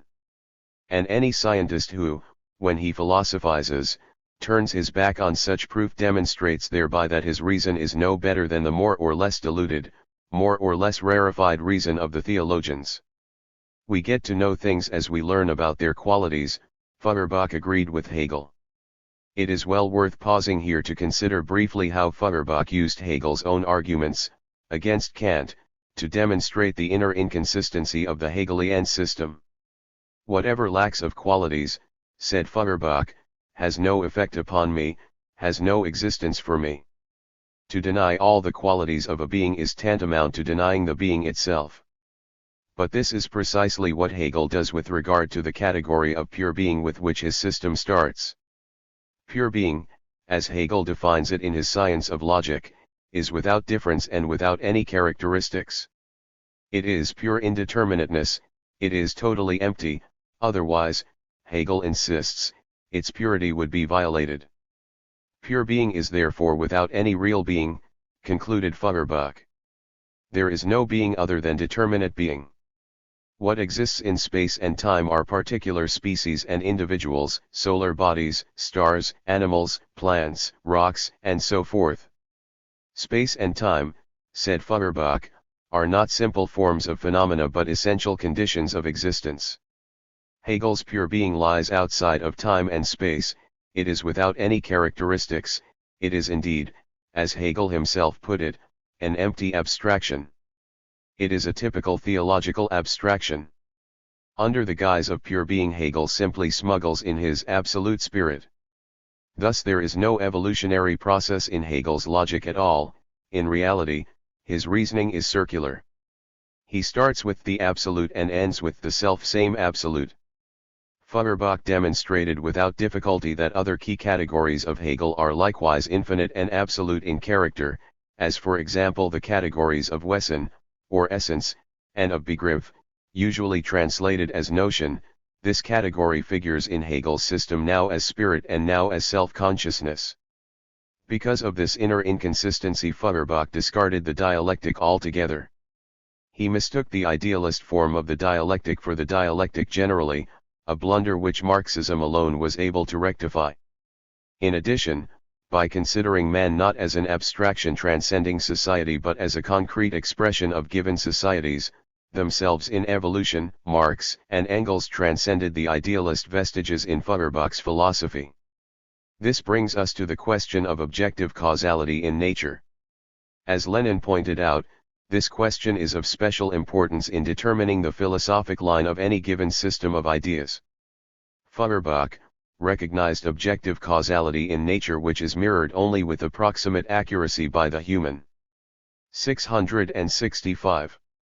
Representations of order, law, and so forth. Human representations of nature are relative, but on the basis of these relative representations mankind gains knowledge of the objective lawfulness in nature. This recognition of objective causality is with Feuerbach inseparably connected with the recognition of the objective existence of the outer world of objects, bodies, and things which human consciousness mirrors. His views on this question, as Lenin pointed out, are thus consistently materialist. Friedrich Engels wrote, "One must himself have experienced the liberating effect of this book, Feuerbach's Essence of Christianity, to get an idea of it." Enthusiasm was general, we all became at once Feuerbachians. What liberated the young Marx and the young Engels? What made them so enthusiastic? They knew, as was said long ago, that without revolutionary theory there cannot be revolutionary practice. Marx and Engels were at the time trying to draw revolutionary conclusions from the Hegelian system and found themselves floundering in the self-contradiction of idealism. Feuerbach, as Engels put it, pulverized this contradiction at one blow and enthroned materialism again in philosophy. This paved the way, as we shall see in our next article, for the elaboration of a correct line in sociology, in politics, and economics. It enabled our great teachers to go beyond Feuerbach and to elaborate the scientific doctrine for socialism. Today, when the fate of mankind sways in the balance, it is clearer than ever before that salvation for the workers lies only in revolutionary practice, in the struggle for socialism. For this, revolutionary theory is indispensable as the guide for action. This struggle proceeds on three fronts: the economic, political, and theoretical. Not three separate arenas, walled off from one another, but three interrelated fronts of one and the same struggle. The correct line is of supreme importance in all three. In the main, Feuerbach laid down the correct line in philosophy. Therein lies his historic achievement. Therein, too, lies our indebtedness to him. 666-7. 11 Intellectuals and Revolution, The Case of C. Wright Mills, Letter to George Novak, 1961. James P. Cannon. Dear George, this is to acknowledge receipt of your letter and Evelyn's lively note of February about your meeting with M. Mills. This is certainly interesting and important news. It is also gratifying to hear that a conversation between us about M. Mills a year or so ago led, in a chain of actions and reactions, to your visit at his home. I think I agree entirely with everything you say in your letter in evaluation of M. Mills. He is different. As you know, I have always had a low, not to say contemptuous, opinion of the contemporary American intelligentsia. And that is not simply a carryover of the anti-intellectualism of my young wobbly days. After I became a communist and recognized that the thinkers and leaders of the Russian Revolution, like their mentors before them, were all intellectuals, I made a serious effort at thought reform on the subject. But I must say that the intellectuals of our time in this country, particularly those who have made pretensions to radicalism, have done their best to keep me from going overboard. Experience and observation over a long time have taught me two things about the American intellectuals in general, and academicians in particular. They lack modesty, which is the precondition for learning things they don't already know, especially about the dark interiors of social problems which have been explored by others but remain an undiscovered country for them. Supplementary to that defect, and holding them back from serious exploration, is the plain and simple fact they have no guts. They want to keep out of trouble. For quite a while I have regarded M. Ills as a maverick on the academic range. His manifest courage and honesty seemed to separate him from the herd. Then his book about Cuba showed another and most attractive side of his character. On one level it is an absorbing and moving exposition of the revolutionary process in Cuba, as the leaders of the revolution see it. And, 2. 18 Canon 1992. This item has been edited and abridged. 667. My mind, reading between the lines of their letters transmitted through M. Ills, they see more, and have studied and thought and reflected more about what they are doing, than they explicitly acknowledge in the letters. They frankly say they are improvising as they go along. Bulletin. The remarkable thing is that they have made the right improvisations almost every time, and keep in step with the revolution as it continues to develop. And this course has been continued since the book was written. Castro's speech at the United Nations on the mainsprings of imperialism was the speech of a man who has picked up Lenin's theory somewhere, maybe from the book itself. Then, in the press reports the other day, Castro was quoted as saying for the first time explicitly, as far as I know, that the socialist system is superior to the capitalistic system, and that in a resumption of normal diplomatic relations the United States would have to take this Cuban position into account. From all of this I got the impression that the Cuban leaders knew more about revolutionary theory than they claimed to know when they were talking with M. Ills, and that they know even more now, and are still learning. On the other level, M. Ills revealed himself as a man more clearly in this book than ever before. I kept saying to myself as I turned the pages from his introduction to his summary, this intellectual really cares about the hungry people of the world. He worries, as he says himself, not about the sweeping revolution, but with it. He is even capable of anger, that holy emotion of rebels and revolutionists, about injustice, oppression, lies, and hypocrisy. What a dangerous wild man to be running loose on the American campus. I would like here to make a brief comment on the important point dealt with inconclusively at the end of your talk with M. Ills. For convenience, I will first quote a paragraph from your letter. If Soviet economy is more productive, is it not then historically superior? I asked. What do you mean by historically superior? He asked. That it can produce more goods, more wealth, in less time with less labor per person. Yes, I think it can be more efficient, but that is not for me the only test of historical superiority. More important is the moral, cultural, and intellectual superiority.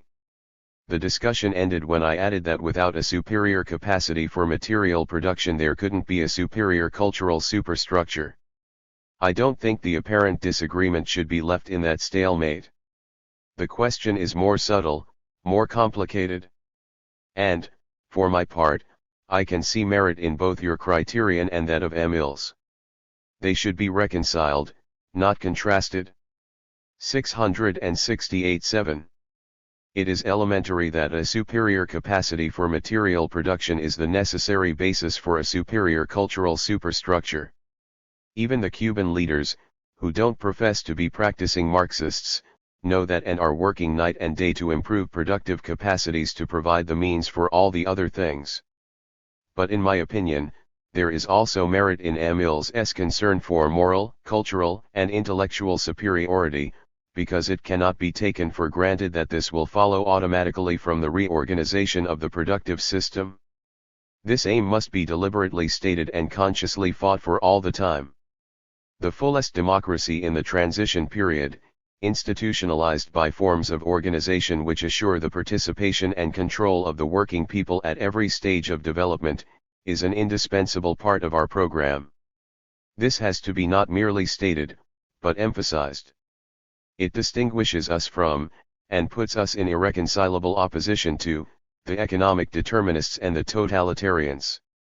It is the condition for the most efficient and rapid development of the new productive process.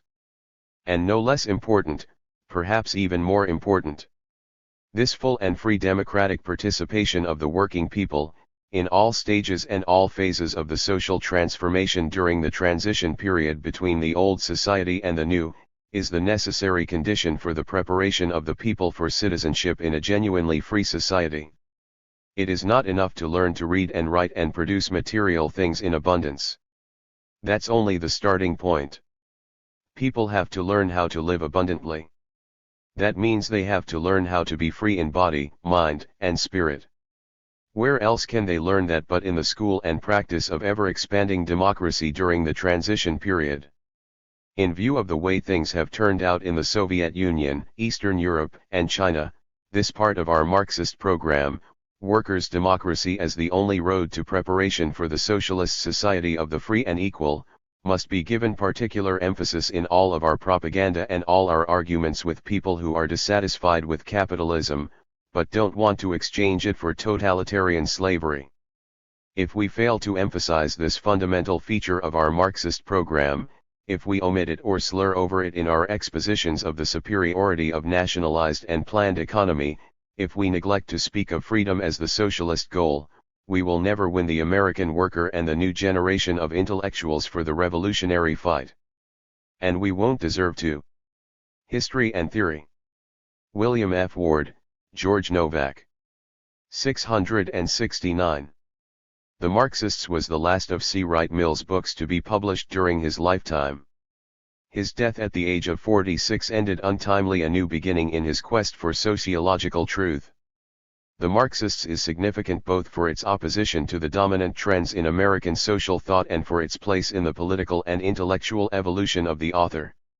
This irreverent Columbia professor of sociology rejected the credo of his fellow faculty members that liberalism provides an adequate answer to Marxism. Liberalism was once a fighting creed, he observed, but it has come to a dead end and now serves as a rationale and rhetoric for upholding the irresponsible rule of the power elite. It has been conscripted for this function because American conservatism has no philosophy of its own with which to defend the status quo. Repudiation of the principal ideology for justifying the big money brought Mills face to face with Marxism, the foremost doctrine of the anti-capitalist forces. The Marxists records his debate with scientific socialism in order to define his own ideas and positions more precisely. Mills accorded Marxism exceptionally high rank in the field of sociology. Marxism is more valuable for understanding today's social realities than all the abstractions, slogans, and fetishisms of liberalism, he insisted. He wanted to break down the bias against Marxism in the halls of learning and encourage students to assimilate its indispensable contributions to social science. Mills challenged another shibboleth of the professional liberals who, for their own Cold War purposes, accept the claim of Stalinism that it is a continuation of genuine Marxism and Bolshevism, rather than its distortion and negation. He sought to dissociate the ideas of Marx and Engels from the Stalin. 677. Is stigmas and, in line with this, to highlight the twin roles of Lenin and Trotsky who came together to form the Bolshevik pivot in the October 1917 revolution. He contrasts these two with Marx, whom he one-sidedly portrays as a creative thinker but not a man of action, and with Stalin, Mao Zedong, Tito, and Khrushchev whom he rates as purely practical politicians. Lenin and Trotsky were for him embodiments of the unity of theory and practice. Both are thinkers of high quality and both are among the most accomplished politicians of the last 100 years. In protest against the enormous ignorance and systematic distortion of Trotsky's ideas, Mills calls upon the Soviet leaders to publish great editions of Trotsky's complete works and discuss widely and freely both his theoretical contributions and his political roles in their revolution. That will surely be most propitious, he writes, for new beginnings in Soviet Marxism. His recommendation that our countrymen find out what Marxism really teaches, his rejection of liberal complacency, his straightening out of the roles of Lenin, Trotsky, and Stalin in the Marxist tradition will act as antidotes to widespread prejudices in our national thought. Mill's appraisal of Marxism. Apart from selections of writings by socialist thinkers, from the founders of Marxism to the Yugoslav Cardinal J., the Englishman G.D.H. Cole and the Cuban Sikh Che Guevara, the axis of the work is an examination of the merits and demerits of Marxism. What is the substance of his critical appraisal? Scientific socialism gave a theoretical picture of capitalist society which was better than any other in its day. However, classical Marxism is a conceptual reflection of the conditions of 19th-century Western capitalism. The matured, highly industrialized capitalist societies of the mid-20th century and the Soviet types of society require a more complex type of explanation. Marxism is the Model T of sociology, Mills implies. It must be traded in for a higher-powered design which has kept up with the immense changes in the most advanced sectors of the world. Most important among these new phenomena is the enormous scale of the aggregations of economic, political, military, and cultural power with their extreme centralization, bureaucratization and tyranny over helpless masses of ordinary individuals. These trends are most fully incorporated in the two gigantic superstates, the US and the USSR, which so belligerently confront each other. 671. The run of historical events, he writes, has overturned the specific theories and explanations of classical Marxism. On the one hand, capitalism is stronger than ever in the industrialized West where Marx foresaw the workers coming to power. On the other hand, all the major revolutions of our century have occurred in predominantly peasant societies with autocratic governments where capitalism was weak. No proletarian revolution of a Bolshevik type has taken place in a democratic capitalist society, and there are no substantial reasons to anticipate that one ever will. Above all, Marxist theory has been invalidated, Mills argues, because its central proposition that the wage workers would become more and more class-conscious, anti-capitalist, and revolutionary has not been borne out in the developed capitalist countries. To a very considerable extent, they have been incorporated into nationalist capitalism, economically, politically, and psychologically. The discrediting of the labor metaphysics, the keystone of the structure, entails the collapse of the rest of scientific socialism. All that remains of the original Marxism as a lasting legacy to sociology is its method of work, he asserts. Everything else from its dialectical logic to its theory of the state has not stood the test of events and must be modified or discarded. What does Mills propose to put in place of the classic liberalism and Marxism he has swept aside as obsolete? He does not give us much concrete information. In fact, he says he does not have to give any immediate alternative to the ideologies he has presumably demolished. He intended to work out his own theoretical positions and program of action subsequently together with those colleagues of the New Left who shared the view that they had gone beyond the limitations of Marxism to some superior but still indeterminate type of social theory. Science and society. Despite his disclaimer, Mills did have a general method of thought which inspired and directed his entire evaluation of Marxism, and it was hardly new. That method was pragmatism, the predominant mode of thought in American culture. To be sure, he gave a leftward twist to his empirical thinking in the field of sociology. But he stubbornly adhered to its premises and prejudices.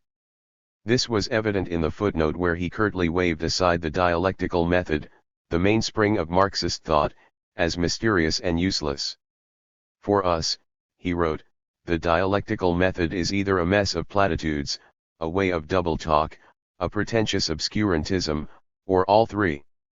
672-7. Yet the contrast between the shortcomings of his own method and the value of dialectical thinking can be shown in regard to his very first criticism of one of the cardinal principles of Marxist sociology. This is the distinction between the economic conditions constituting the material substratum of society and the cultural superstructure which arises out of it and rests upon it. Exactly what is included and what is not included in economic base is not altogether clear, nor are the forces and relations of production precisely defined and consistently used, he complains. In particular, science seems to float between base and superstructure. How does dialectical materialism approach the problem of the relations of science to the economic base and the cultural superstructure of society? This matter cannot be disposed of in a sweeping declaration, as Mills apparently demands. It is not so simple. The place and function of science in the social structure have not been the same in all historical epochs. They have changed in accord with the development of the forces of production and correlative changes in the mode of production. Although the societies of savagery and barbarism nurtured embryonic elements of scientific knowledge, they contained as yet no science as a deliberate specialized pursuit of men, employing a rational method for investigating the phenomena of nature, society, or the human mind. Science could emerge only when the powers of production had attained a certain height of development and the relations of production were of a special type, the commercial craft relations of slave-holding antiquity. These prerequisites were all brought together for the first time in Ionian Greece, where science was born along with philosophy, materialism, and mathematics. In this first stage of its existence, science, as part of philosophy, was situated exclusively in the cultural superstructure, even though it had been born of economic conditions and needs which set the elementary problems to be solved at that point in its growth. So long as agriculture and craftsmanship remained the pillars of production under a system of slave labor, science could not and did not decisively react upon the social economy out of which it arose. This was further demonstrated by the fact that science continued to be cooped up in the cultural superstructure during feudalism, which likewise had an agricultural artisan basis. Neither in Western Europe, India, or China did science alter agriculture or craftsmanship to any real extent. The great shift in the relations between science and production began with the bourgeois epoch. The economic needs and class interests of the merchants, mine owners, ship owners, manufacturers, and their patron states not only promoted the growth of the sciences, especially in certain branches of physical. 673. Knowledge such as astronomy, mechanics, and optics, but changed the range and prospects of science in the social structure. This change was speeded up by the Industrial Revolution, which became the technological basis of a matured capitalism. For example, the expansive power of steam, which was known in Greco-Roman antiquity but had been used solely for trivial purposes in temples and toys, became the prime motive force in the mechanism of production through applied science. Since then science, through reciprocal action with industry, has grown like a giant. In the 20th century the inventions and applications of science have transformed old branches of industry and even agriculture in the advanced countries. Scientific methods and discoveries have created wholly new, previously unknown industries such as electronics. In this way science is becoming the paramount factor in the progress of social production. Thus we find that science has already passed through three distinct stages in relation to the rest of the social structure. In pre-civilized communities science was too rudimentary and negligible to be counted as a separate social factor or productive force. In the first period of its existence from Greece to the close of the Middle Ages, science was almost entirely confined to the upper reaches of society. It remained the possession of a few learned men aided by ingenious craftsmen, having little effect upon the production of wealth. As capitalism grew, science grew with it in many directions. Breaking through the barriers between itself and the material foundations of social life, science has with the advent of nuclear energy become so revolutionizing a power that it has brought on the greatest crisis in human history. Capitalism, which stimulated science in its progressive days, tends more and more to pervert and stifle its growth. The boundless potential of science can now be realized only through abolishing the outmoded capitalist mode of production and private property restrictions. Socialism means, in essence, the scientific illumination, planning, and direction of all man's social activities from material production to the summits of intellectual creation. This may seem an overlong answer to a single objection. But Mills has not brought up an incidental point. The history of science is bound up with the science of history. When Mills doubts whether Marxism really knows where science belongs in the totality of social development, he is questioning the scientific solidity of its method. If Marxism cannot answer this correctly, Its credentials as a scientific sociology become dubious since science in its workings is the most influential factor in our lives today. 674-7. It is worth noting that, while questioning the capacity of historical materialism to provide a clear solution to the problem of the place of science in social development, Mills offers no answers of his own. He, not the Marxist, is really the one who is floating in empty space on this question. Historical materialism approaches all aspects of social life from the standpoint of their connections with the development of the conditions of production. The evolution of science from primitive days to the present provides a prime example of this objectively conditioned process. Moreover, the reversal in the importance of science in the social order confirms the operation of two of the dialectical laws which Mills so scornfully dismisses, the law of the interpenetration of opposites and the law of the transformation of quantity into quality. Science, once insignificant in production, has, through subsequent expansion of the forces of production, acquired the foremost place in production. Through the ages the relations between science and economy, the foundation of society, have changed into their opposite. Mankind is passing from a society dominated by routine, tradition, blindness and superstition to a society guided and controlled by conscious scientific method. And this qualitative change, to be perfected under socialism, has come about as the climax to the quantitative accumulation of scientific knowledge from savagery to the atomic era. Do not the results of this dialectical and materialistic approach to the problem of social and scientific development offer some advantages over the skeptical empiricism of Mills? The laws of social development. The deficiencies of Mills' method can be seen in his one-sided approach to the laws of social development. Mills praises Marx for using the principle of historical specificity, which means that each epoch must be examined as an independent historical formation in terms of categories suitable to it. Mills, however, overlooked the fact that Marx not only studied the social formations of separate epochs but the entire evolution of society through all its stages. Every distinctive type of society from savagery to socialism was for him an interdependent link in a causal chain of social development which grew out of its predecessor and created the preconditions for its successor. Marx was guided, not only by the principle of historical specificity, but equally by the principle of historical generality. As a dialectical thinker, he understood the organic unity of the particular and the general and combined these two rules of method in all his investigations. 675. This is verified by Marx's preface to the Critique of Political Economy, reprinted in the Marxists, which contains his broadest formulation of the materialist conception of history. There Marx set forth, as the general result of his researches, 15 propositions on the evolution of society. 12 of these are not specific to any one social formation or historical epoch but apply to them all. Only in the last 3 does he refer to definite historical formations, the Asian, ancient, feudal, and bourgeois modes of production and the transition of the latter to socialism. It is understandable why Mills exalts the principle of historical specificity at the expense of the generalized conclusions Marx drew from his study of the successive stages of social development in their continuity and totality. It enabled him to lock Marx in a time cage with other superannuated Victorian thinkers and to deny that his comprehensive laws of social evolution and revolution can be extended to cover the decline and downfall of capitalism while indicating the inescapable road to the next stage of human progress.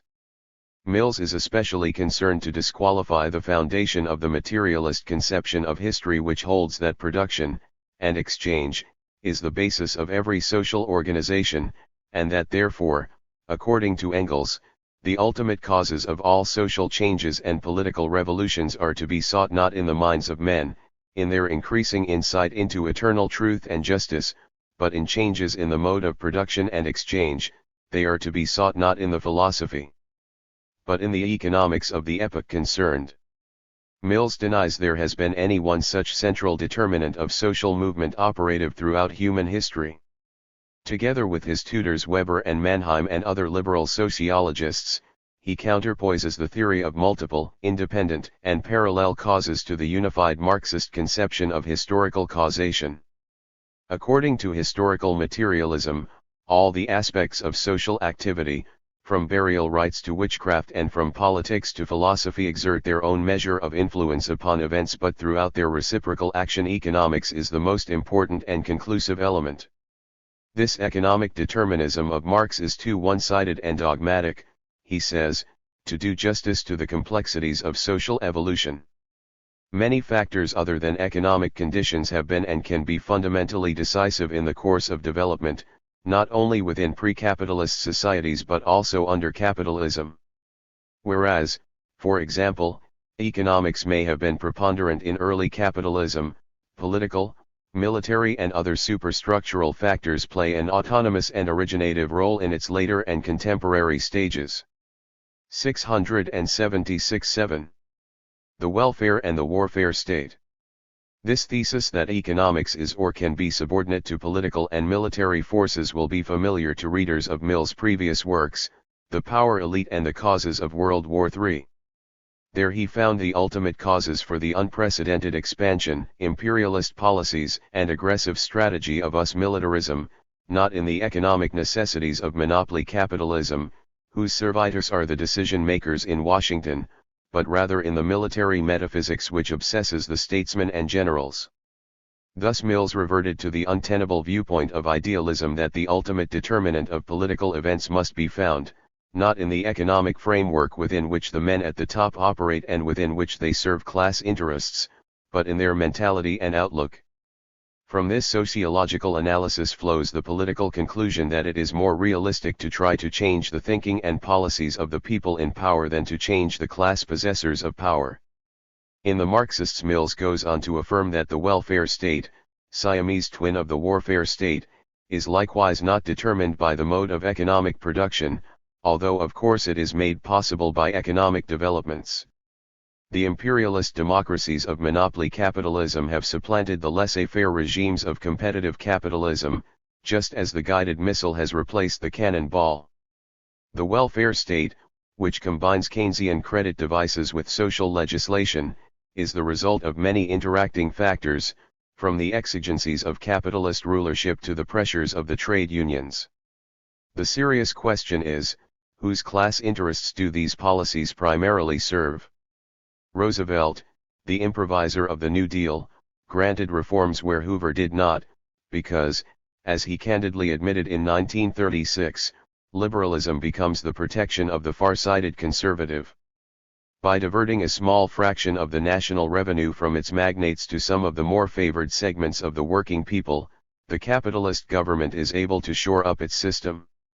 The masses more than pay for these restricted benefits by having to bear the penalties and burdens of continued exploitation and misrule along with misleadership by conservatized union bureaucrats. The welfare provisions of the warfare state can be sustained only by the wealthier capitalist countries, which can afford certain privileges for the labor aristocracy so long as these are offset by super-exploitation of the underdeveloped continents. Whenever international competition tightens and corporation profits decline, the most liberal governments start whittling away at these social gains, as Belgium recently showed. Thus the extent and endurance of these concessions at bottom depend upon the economic resources and prospects of the national capitalism. Despite Mill's contention, the causal Mech 677. Anaism of the welfare state is to be found in the specific necessities of capitalist rule and its mode of production. The longevity of capitalist rule. In accord with his thesis that political and military state of action and decision can override economic laws, Mills maintains, against the Marxists, that contemporary Western capitalism can be readjusted without limit by the policies of the monopolists or by liberal and Labourite reforms. Despite his repugnance to their course, he agrees with its supporters that the capitalist system has enough resiliency to go on indefinitely. This confidence that the political dexterity of the capitalists can control the harmful consequences of their rule does not fit the main facts of the 20th century. The failure of the monopolist policy makers to solve the problems of markets, raw materials, colonies, and world supremacy led to two global wars which prepared and provoked anti-capitalist overturns from Russia to China.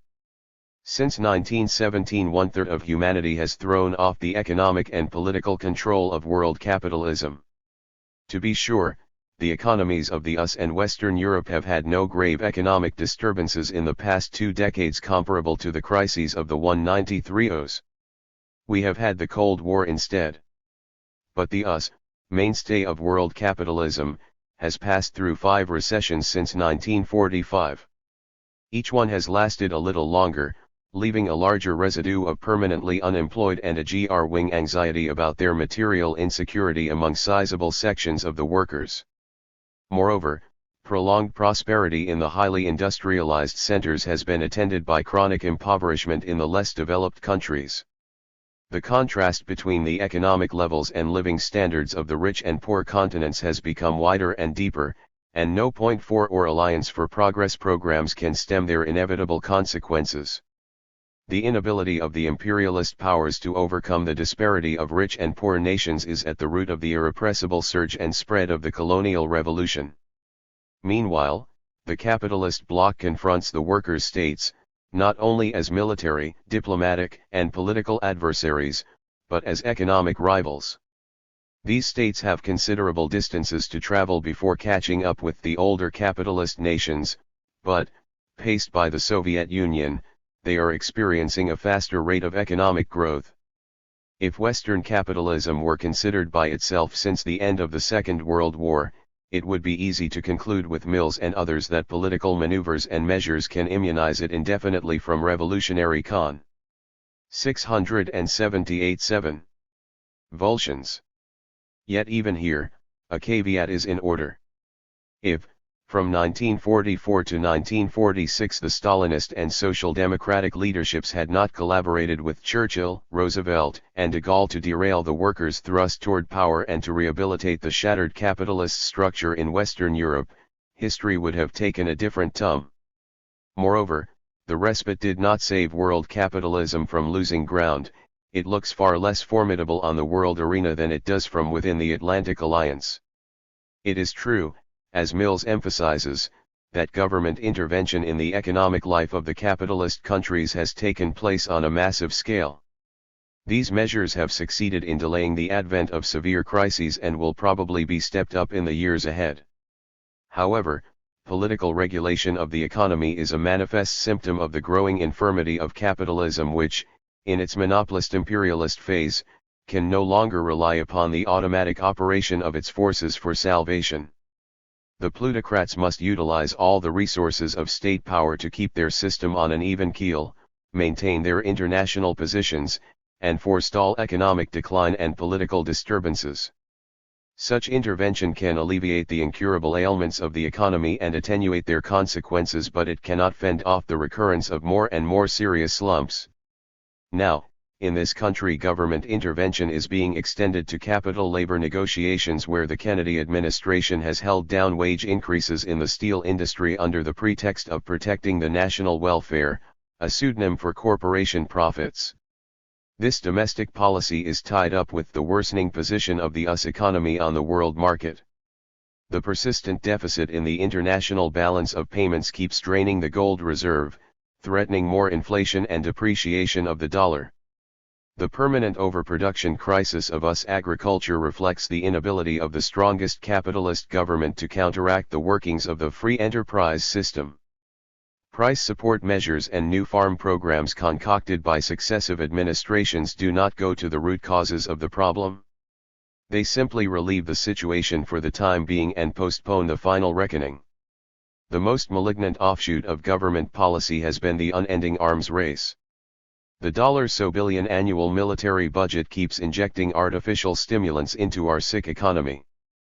But the changeover from planes to guided missiles tends to diminish the effectiveness of this economic stimulant. Equivalent appropriations generate fewer jobs, since it takes fewer workers and less plant space to build missiles than planes. Technological developments in the military domain are only one aspect of the impact of automation and mechanization upon the capitalist economy. 679. These will reduce the industrial workforce as 26 million new young workers enter the job market in the next 10 years. The cumulative consequences of these trends will serve to revive labor militancy, especially among the younger and less favored strata, and pose the issue of socialism versus capitalism more forcefully in bread and butter terms. Mill's faith in the endurance of capitalist sovereignty and his underestimation of the capacity and will of the working class for independent action spring from his acceptance of the predominant economic and political conditions of the past 15 years as fixed and final. He does not expect these to be altered and undermined by counter-tendencies in the capitalist economy or by fresh advances of the anti-capitalist forces which in the coming years will abruptly upset the status quo. The brusque conversion of the Fourth Republic into de Gaulle's personal military regime indicates how rickety democracy can be when a national capitalism gets into difficulties. The most violent convulsions of capitalism lie ahead and are not safely buried in the past. In his assessment of the stability of capitalist rule, Mills for some reason fails to take into consideration the H-bomb crisis which he dealt with at length in other works. The political-military situation called forth by the development of nuclear devices provides striking proof of the Marxist proposition that the crisis of a social system is brought about and its downfall prepared by intensified conflict between new forces of production and outmoded relations of production. In the case of nuclear energy, this new force of production, or destruction, which is one and the same, is pounding against the national boundaries and property forms of monopoly capitalism. The development of this limitless source of power for beneficial social purposes is retarded and straitjacketed, while the major effort is concentrated on increasing its megatons of destruction. This has involved the capitalist statesmen in the most excruciating of dilemmas. On one side, they must pile up nuclear arms as the indispensable instrument of their strategy to halt the progress of the workers' states and socialist forces and hold on to their possessions and power. On the other side, the incalculable consequences of dropping the bombs becomes a deterrent to their use. How long can capitalism, and, even more, the people who live under daily threat of annihilation, go on this way?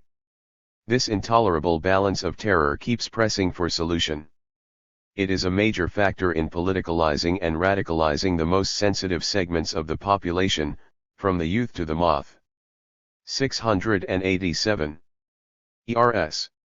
Sooner or later their opposition to H-bomb diplomacy will extend into the ranks of labor, as it already has in Japan and England. The role of the working class. Mills clashes most profoundly with Marxism over the revolutionary role of the working class. He opposes the Marxist doctrine that the class struggle over the surplus product of the working force has been the prime mover and reshaper of history since the beginnings of civilization and private property. Asserting that class harmony and collaboration is as much a fact of class history as is a struggle, he extends this generalization to the monopoly capitalism of today. Their collaboration between classes will remain predominant. Mills acknowledges that the Marxist law of the capitalist concentration of wealth and power has worked out to the danger point in the US. But the corollary to this process, the deepening of the antagonism between the moneyed magnates and the hosts of labor, has not. Western capitalism may be stratified into classes, but it has become stabilized, he argues. The workers in the affluent countries have neither desire nor need to do away with the existing system. They want nothing more than a larger share of the national income. Since their living standards have been improving wherever capitalist policies have been flexible and wherever democracy and unionism have been strong, they can have no reasons for revolutionary ideas or action. Mills apparently arrived at his conclusion, that the workers are non-evolutionary and will forever be subordinate within Western capitalism, through an objective examination of present facts. But this conviction really rests upon a prior disbelief in the creative and directive capacities of the working people. Otherwise, why should he assume that a handful of monopolists could rule whereas the mass of workers never could? This disqualification of the workers as potential leaders of society is the most flagrant expression of Mill's essential sociological conception that elites of one kind or another have been and will continue to be the principal history makers. He looks to the intellectuals for immediate salvation. He founds his hopes for peace, freedom, and progress, not on the victory of the working masses over the plutocracy, but rather on the benign influence to be exerted by scholars, ministers, scientists, and writers, the peripheral and not the central forces in our society. In downgrading the workers, Mills forgot that ascending social classes do not realize their full potential all at once. Classes undergo a prolonged development in which they are gradually transformed as the result of ceaselessly 681 renewed efforts to satisfy their growing needs. Only after successive stages do they finally arrive at the point of a showdown with the ruling power that oppresses them. And history teaches that progressive forces do not make this challenge simultaneously and all together, but in highly irregular sequence as necessity dictates. In the Marxists, Mills has demonstrated nothing beyond the obvious fact that up to now that part of the world working class which is directly dominated by imperialism and has shared its privileges has not mustered enough energy and clarity of consciousness to dislodge the monopolist masters from power. That is to say, the growth of the workers in the West as a revolutionary force has, for ascertainable reasons, been stunted and retarded. This is very different from the conclusion that their revolutionary qualities are non-prime or exhausted. Two incompatible perspectives. Our argument with Mills does not center primarily on what the workers are today. We can agree that the political passivity, lack of militancy and dulled class consciousness of labor in the advanced countries stand in sharp contrast with the revolutionary ardor in the colonial areas. Our divergences revolve around what the workers can and must become in the further course of economic, political, and cultural development. Ls the present state of affairs and alignment of class forces transitional or permanent. Mills foresees the prolongation of capitalist stabilization and harmony with labor. The revolutionary socialists envisage an erosion of the supports of monopoly capitalism which will lead to social conflicts and labor radicalization. Here two irreconcilable lines of capitalist and anti-capitalist development are projected. Which is right? The social scientist, even more than the political strategist, ought to measure vast social changes on appropriate scales. The contest between organized capital and its labor opposition concerns nothing less than the replacement of one global social regime by another. The direction and ultimate destination of the contending forces cannot be correctly and comprehensively apprehended at a single cross-section of time in a particular area of the world. They must be viewed in the context of their overall evolution on the world arena. Restricting our analysis to the past 40 years, labor in Western Europe and North America does not present a picture of unrelieved stagnation or retrogression. The labor movement from Spain to Poland was crushingly defeated by fascism during the 193's. At that time numerous former radicals asserted 682-7 that European labor was forever pulverized, would never rise again as an independent force, and all its socialist perspectives were obliterated. Yet its economic and political organizations have been rebuilt to the point where Western European labor can again become the challenger of capitalist power. US labor, on the other hand, passed from industrial atomization to union organization in one mighty leap during the 193's, and has been marking time ever since. It now combines an immensely powerful organization and latent strength with an utterly reactionary officialdom and a crusty conservatism in its upper ranks. Our trade unions are politically more backward than the newly emerging unions of Africa. Now that the Canadian unions have launched the new Democratic Party, ours is the only one among the major industrial countries that has not formed a political party of its own. Yet, in view of the recuperative capacities shown and the precedents set by labor in other lands, there is no reason to doubt that labor in this country will under changing conditions also shed its conservatism and resume its forward march. Many skeptics regard socialist propaganda for a labor party as hopeless. They doubt whether the American workers can ever generate enough steam to cut loose from the Democrats and establish themselves as an autonomous political force. In the 1920s, an earlier generation of wiseacres had it figured out that the industrial proletariat was too divided, ignorant, downtrodden and leaderless to beat back big business and unionize the basic industries. It might be added that this was a tougher job to carry through than it would be to set up a national labor party with the resources of the existing unions. Let us grant that US labor has a long way to go in catching up with its more advanced contingents in the rest of the world. Yet over the past 100 years our labor movement has grown into an economic, social, and political power of a magnitude topped only by organized wealth itself. Now the question is posed, should the partisans of the old left, or the new, take as their point of departure the achievements culminating in the militancy of the 193Os, or should they base their estimates of the future upon the passivity of the Cold War period and look back upon the underscore capacities displayed earlier as labor's last burst of creative energy? Which is the virile rising class and which is the senile and reactionary one, capital or labor?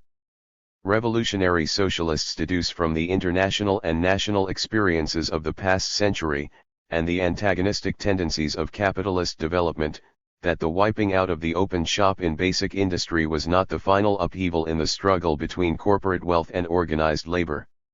In reality, the industrial class battles in the first half of the century were only the opening chapters in a process of class struggle and social transformation. 683. Which will find its sequel, and very likely its culmination, on the political plane during the second half. Just as the forward leap of the 193Os overcame the stagnation of the 1920s, so the advances of the coming period will erase the apathy of the 195Os and open up broader opportunities for radicalism and Marxism in the US. Mills took his stand on the opposite alternative. He regarded any program depending on the independent action and heightened political consciousness of the workers as metaphysical moonshine. This is the gravest decision a radical can make, for upon it hinges the main line of his political activity. Significance of the Negro struggle. In calculating the status and prospects of American labor, Mills unaccountably failed to reckon with the implications of the Negro struggle for equality, which has the most direct bearing upon the movement for social change in this country. Mills seemed to look upon the Negro movement as something essentially separate from the general labor struggle. To be sure, the fight against Jim Crow has its special roots in American history and has its own characteristics, aims, pace and channels of development. At the same time, it is an integral part of the conflict of American labor against the established order. Almost all Negroes belong to the working class and are the most abused section of it. Color discrimination is the most vicious instrument of class exploitation. That is why the Negroes have taken the lead in combating its consequences. That is not all. Although the Negro movement arises from the disabilities suffered here, it is connected with the uprisings of the disinherited colored peoples in the colonial and semi-colonial countries. The Negro demand for democratic rights is the most forcible and advanced expression to date within our own borders of this worldwide revolutionary process. This is understood, at least in part, by its most active participants who have been uplifted and strengthened by the Asian, African, and Cuban revolutions.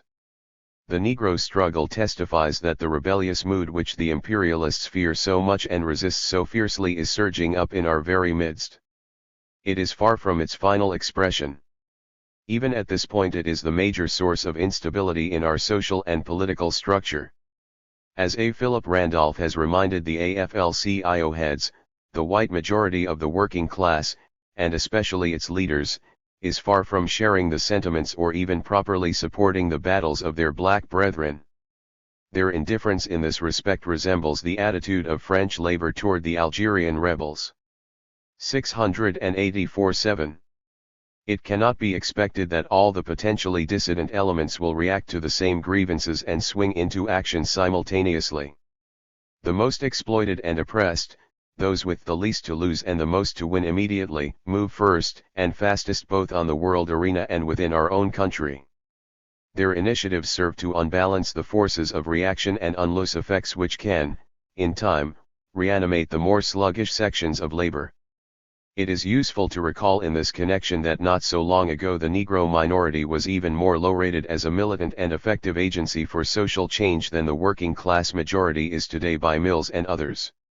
If the first prejudice is harder to sustain nowadays, the second is more enduring. But it, too, will be shattered by events to come. The nature of post-capitalist societies.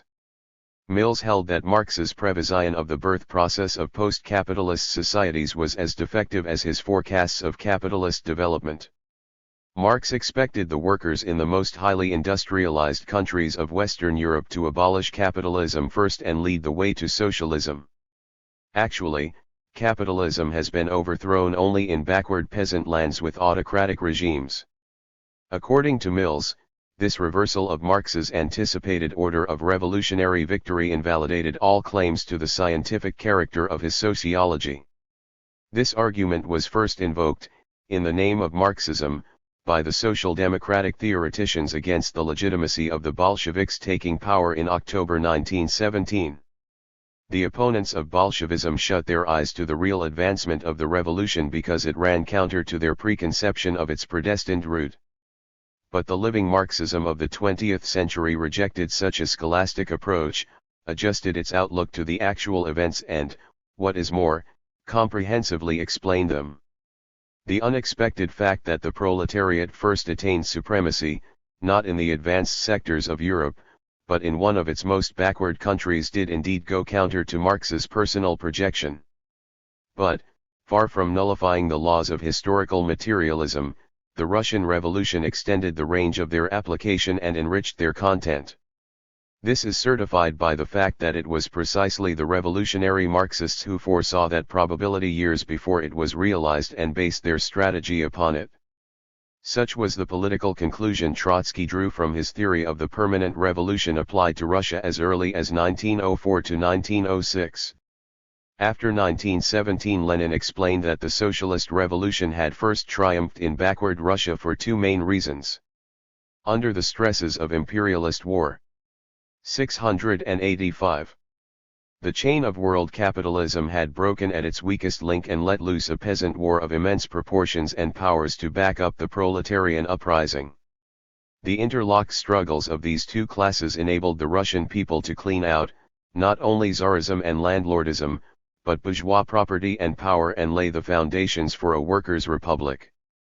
The victorious socialist revolutions in Yugoslavia, China, and Cuba after the Second World War have followed the same general pattern. They have taken place not in the richest but in the most backward lands where long-delayed agrarian revolution has meshed with the anti-capitalist and anti-imperialist actions of a rebellious proletariat which has not been held back by its own conservatism. Here we have examples of the operation of the Marxist law of uneven and combined development. This law states that, in order to break out of their misery and catch up with the more progressive sectors, historically backward peoples and classes are often obliged to take over the most up-to-date ideas and achievements, act upon them, and thereby for a time rush ahead of their predecessors. Mills mistakenly maintains that the revolutions in the underdeveloped countries have been primarily anti-feudal. It is true that feudal survivals, because of their extreme oppressiveness, provoke the most violent explosions among the colonial peoples. From this fact it is easy to draw the conclusion, as Mills does, that the colonial revolution is primarily anti-feudal in character. But this is an extremely superficial view. The vestiges of feudalism in backward lands long ago ceased to have any independent character or significance. In extending its sway over the entire globe, capitalism incorporated the survivals of earlier modes of exploitation into its own system. Today they are inextricably intertwined. Hence, while the colonial peoples place great emphasis on the fight against feudalism, this is but a single aspect of their struggles.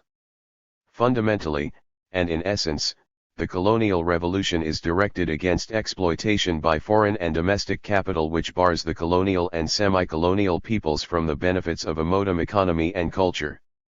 The only way the Russians, Yugoslavs, Chinese, and Cubans could gain access to these advantages was by knocking down capitalism and taking the road to socialism.